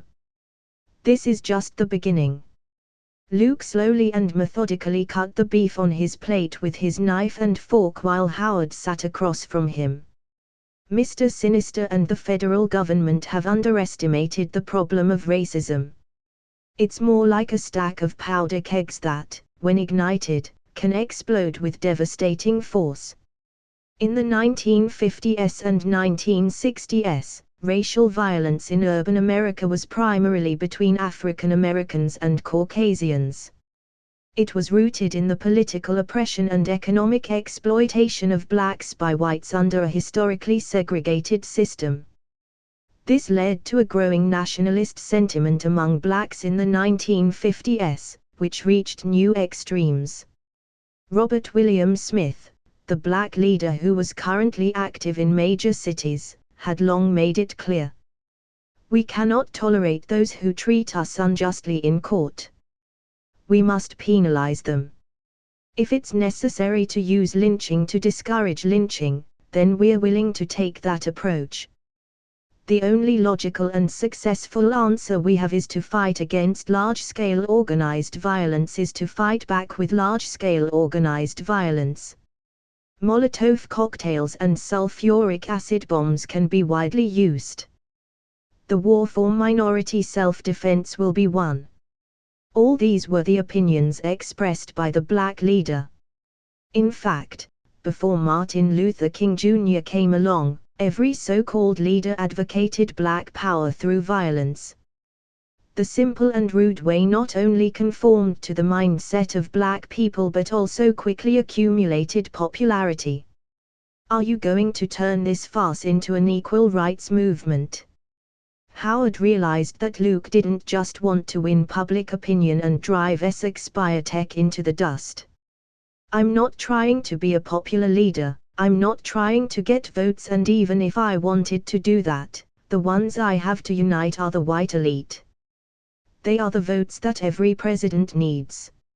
Luke shrugged and chuckled lightly. "I'm just exposing the problems in this country for everyone to see. Cleveland, New York, Chicago, Washington, Philadelphia, and Miami. Ethnic minority conflicts occur almost every year. African American, Hispanic, extreme nationalism is beginning to flourish. Bob is the fuse, and mutants are the excuse. They will ignite people's anger. Essex Biotech will become the target. Howard was pondering as he looked through the glass window in the direction of the Essex building. The night was getting dark, but the crowds were increasing. Some people had even started to give speeches. It was Robert William Smith, the black leader who advocated violence. To sum up, he gave a very passionate speech. The general idea was that people of color needed equal rights, a legitimate status without discrimination, differentiation, exploitation, and persecution. The focus was centered on more jobs, a better educational environment, and eligibility to run for president, the last being the key. I just placed a man named Bob in the public eye. He has many labels attached to him, and those who have an interest in claiming any one of them will carry some sympathy through labels related to themselves. Luke wiped the corner of his mouth. Robert William Smith might be the first to come forward, but he wouldn't be the last. Sure enough, before long, a lesbian woman from Chicago began to speak. She was a woman who spoke out about the vulnerability of the gay community while advocating for women's rights. "I'm so angry that I'm shaking all over, I'm sweating all over, and my hands and feet feel cold. Will this country ever get any better? How can I, as a woman and a lesbian, live my life to the satisfaction of the majority? Society is full of discrimination and injustice against us. When will marginalized people like me really be able to stand up?" When they heard this, women who were originally there to watch and eat popcorn instantly joined the protest march. The crowd outside was unknowingly divided into different circles. "I only have one question," Howard observed for a while and looked back. "How did you find that, Bob?" Luke smiled and replied, "He doesn't exist. To be precise, there's a guy named Bob, who's an epsilon mutant, the genetically defective kind. He was captured by Essex Biotech last week and died in their laboratory. But this Bob isn't gay. Although he used to hang out with a few hippies, he's not an animal advocate, although he did raise a rabbit. And he's not a religious person. None of that really matters. The key is that he is an alcoholic, a drug addict, a degenerate, and a member of the lower strata of society." Howard seemed to understand. Frowning, he said, "Bob represents the lower class. Those who are struggling in the mud will resonate with his image." Bingo! Luke snapped his fingers and smiled. "Even if Mr. Sinister investigates clearly and reveals the truth, it won't work. People will blame the policies of this country, white discrimination against blacks, rejection of homosexuals by the majority, and persecution of marginalized people by the elite for Bob's fall. Why? Because Bob represents them." Howard froze for a few seconds, then said, "That's why you didn't let Captain Rogers get involved." "That's right. The rules of these games are actually treading on the bottom line, and people like Steve can't relate." Luke nodded and stood up. "Bob has a lot of supporters already, and it's time for mutants to come on stage. If the protest were confined to mutants against a large company, it would never have caused such a sensation. For Bob, for justice." In front of the Essex building, a mutant stood up on the steps. Through his ability, as if by a trumpet, he transmitted his voice far and wide. And then, he rushed into the security-blocked door. Then, more than a dozen other people committed similar acts. Their actions caused a commotion in the crowd. Like a wave, they crowded into the entrance of the Essex building. Superman appears to stop the riot. This should be the last scene. Luke, witnessing the growing riot that was about to get out of hand, went to the balcony and rose from the ground. He flew straight to Mr. Sinister's office, where his high-temperature heat vision melted the floor-to-ceiling windows, and the wind poured in. Facing the other's frightened eyes, Luke whispered, "My time is limited, so I won't give you the chance to leave your last words this time." He took a step forward, and the whole building shook. Terrifying aura like a landslide and tsunami overwhelmed Mr. Sinister. Before he could say anything, his entire body exploded into a crumbling mass of flesh and blood. "It's Superman. He's back." The crowded masses of people saw the sturdy figure standing high in the sky. The dark red cloak fluttered like a flag. Luke's appearance stopped the riot that was going out of control. On his face, there was a gentle smile. "Nathaniel Essex has confessed to his crimes. He harmed you, he harmed Bob, and he got what he deserved. 100 years ago, a great American said." His loud and powerful voice echoed. He began to quote, "I have a dream. Binge. Read next 60 chapters on Patreon. Visit patreon.com/binge translations. Please vote this novel by visiting the novel page, in case you don't see vote button here. Comment. 22 comments. Vote. Chapter 330, Chapter 327. The country has problems, the pyramids of ancient Egypt. Only by truly giving equality and letting everyone have the freedom to express their opinions can this country be great again. After completing a wave of classic chants through I Have a Dream, Luke struggled to contain his strong urge to make gestures like Mr. Trump. He couldn't help it, he wanted to imitate Mr. Trump's gestures whenever he quoted the famous lines. After this grand appearance, the reputation value on his character panel reached its peak again. At the right time, in the right place, Superman instantly became the light of the right path and the beacon for the world. Stopping a runaway racial riot and punishing Nathaniel Essex, who represented the elite and was a capitalist himself. Then, his impassioned and powerful speech aroused the enthusiasm of the masses and calmed their anger. In this way, not only did he gain a reputation, but he incidentally announced to the whole world the amazing news of Superman's return. From every aspect, it was a win-win situation, not that both sides won, but that Luke unilaterally won twice.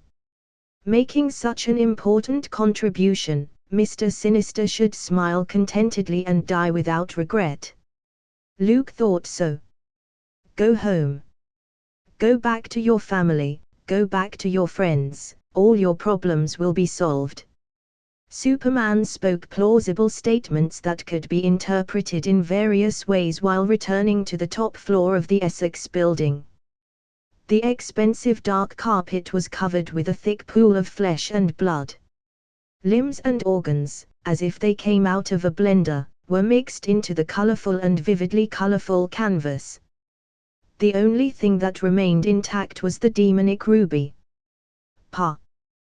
The bioforce field violently pressurized on it. The ruby was broken and shattered into pieces. Luke, who was already a sorcerer supreme, raised his hand and squeezed an ethereal soul. Send my regards to Mephisto. With a kind smile on his face, he opened a transmission portal with one hand. Mr. Sinister's soul was directly thrown in like garbage. Presumably, the old devil in hell would love this quality asset. Poor Mr. Sinister, before he even had time to beg for mercy, he got the short end of the stick and fell into the hands of the devil. Come here, clean this place up. Luke picked up the phone on his desk and called Howard, who was still watching. What are you going to do next? The scientific advisor, who had been prepared for this, stroked his mustache. This matter was far from over. The racial issues and class conflicts brought up by Bob, as the representative figure, wouldn't disappear because of a speech. As the target of public anger, Essex biotech isn't enough. To start with, we can only calm the anger temporarily. Luke said slowly, with a smile on his face. Just bring the president out later, and pass the issue on to the federal government. It's all their fault anyway. I just need to deal with Kang the Conqueror. Howard couldn't help but raise his thumb. He remembered the delicate relationship between Luke's former Irish mob and the Kennedys. Besides, the election was coming up. In this case, some things needed to be done. Did you talk to Kennedy? Howard asked curiously. How is that possible? Luke chuckled. If he wants to talk, he should come to me. I shouldn't be the one to visit him. With Superman's reputation, if he were to stand for any party, there would be no suspense in the general election. According to history, even if Kennedy took office before, Dwight Eisenhower was still standing in his way. But in Luke's eyes, the general election was just a script that could be changed at will. I think that after this fiasco is over, a lot of partisan politicians who have ideas about the White House will come looking for me.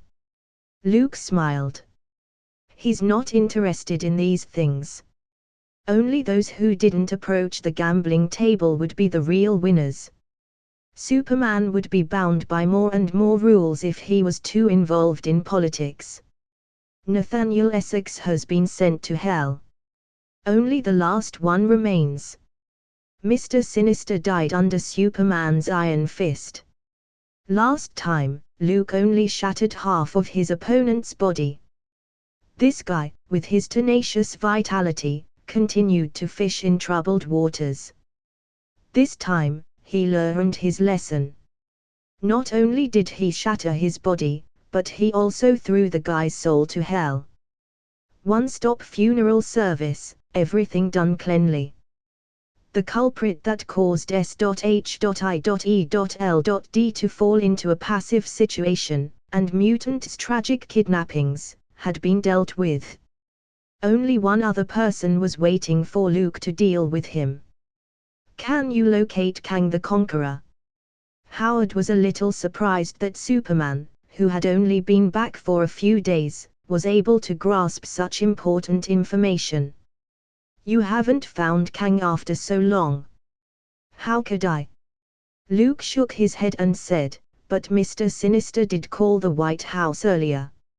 I heard their conversation. Based on that, I assume Kang is probably somewhere in Washington, D.C. Howard heard what he said and kept silent. He was smart enough not to ask Superman how he heard the conversation on the phone and how he managed to search the 178 square miles of Washington, D.C. He refused to give the other party the opportunity to act pretentious. I wish you success. After holding his tongue for a while, Howard replied.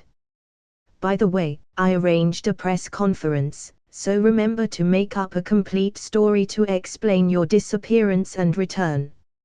Luke nodded and hung up. Boom.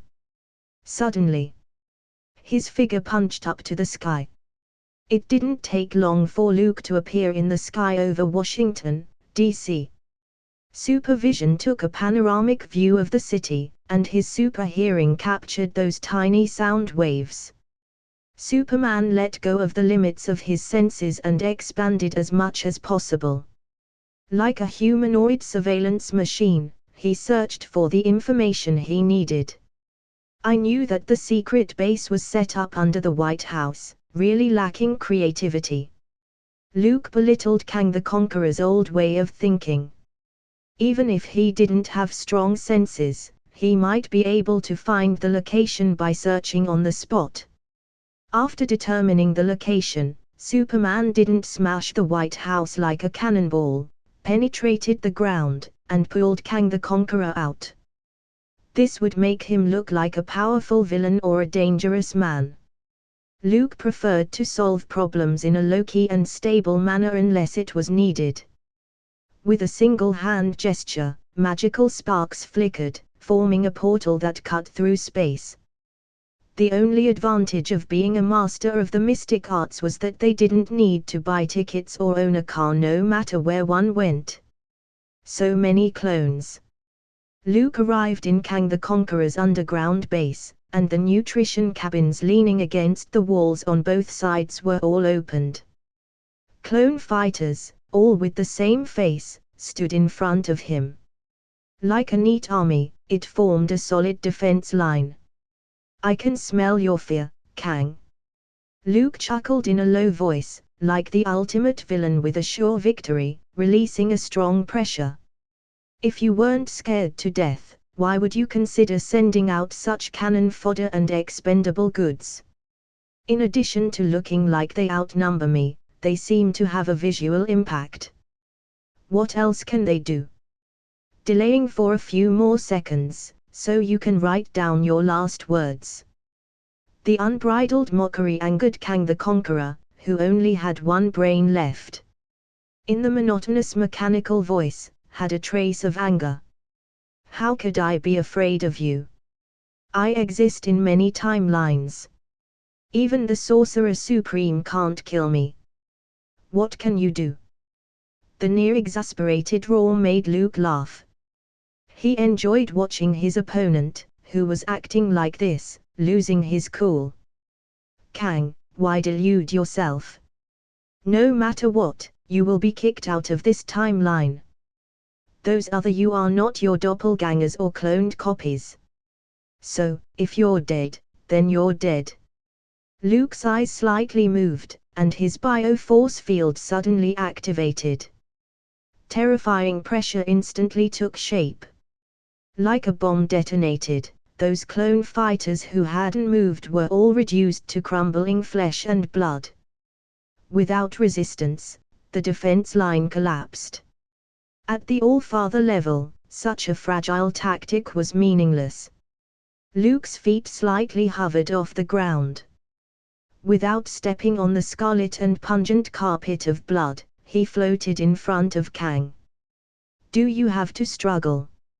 He looked at the crippled brain soaked in the nutrient solution and laughed jokingly. "Do you think this is over? I can't defeat you, but someone else can." After a few minutes of silence, Kang uttered malicious words. He wanted to continue talking, but Superman had no patience to listen. Luke grimaced and used heat vision to vaporize the brain. "On this planet, is there anyone else who could be my opponent?" He thought so. Who knew when Luke stepped out and was ready to leave? His eyebrows slightly wrinkled, sensing something was wrong. The space was suddenly turbulent, and a phase shift was initiated. Almost instantly, Superman was transported from Washington, D.C., to a musty, enclosed space. "This place is..." Luke scanned around and got the answer. This place was an ancient Egyptian pyramid.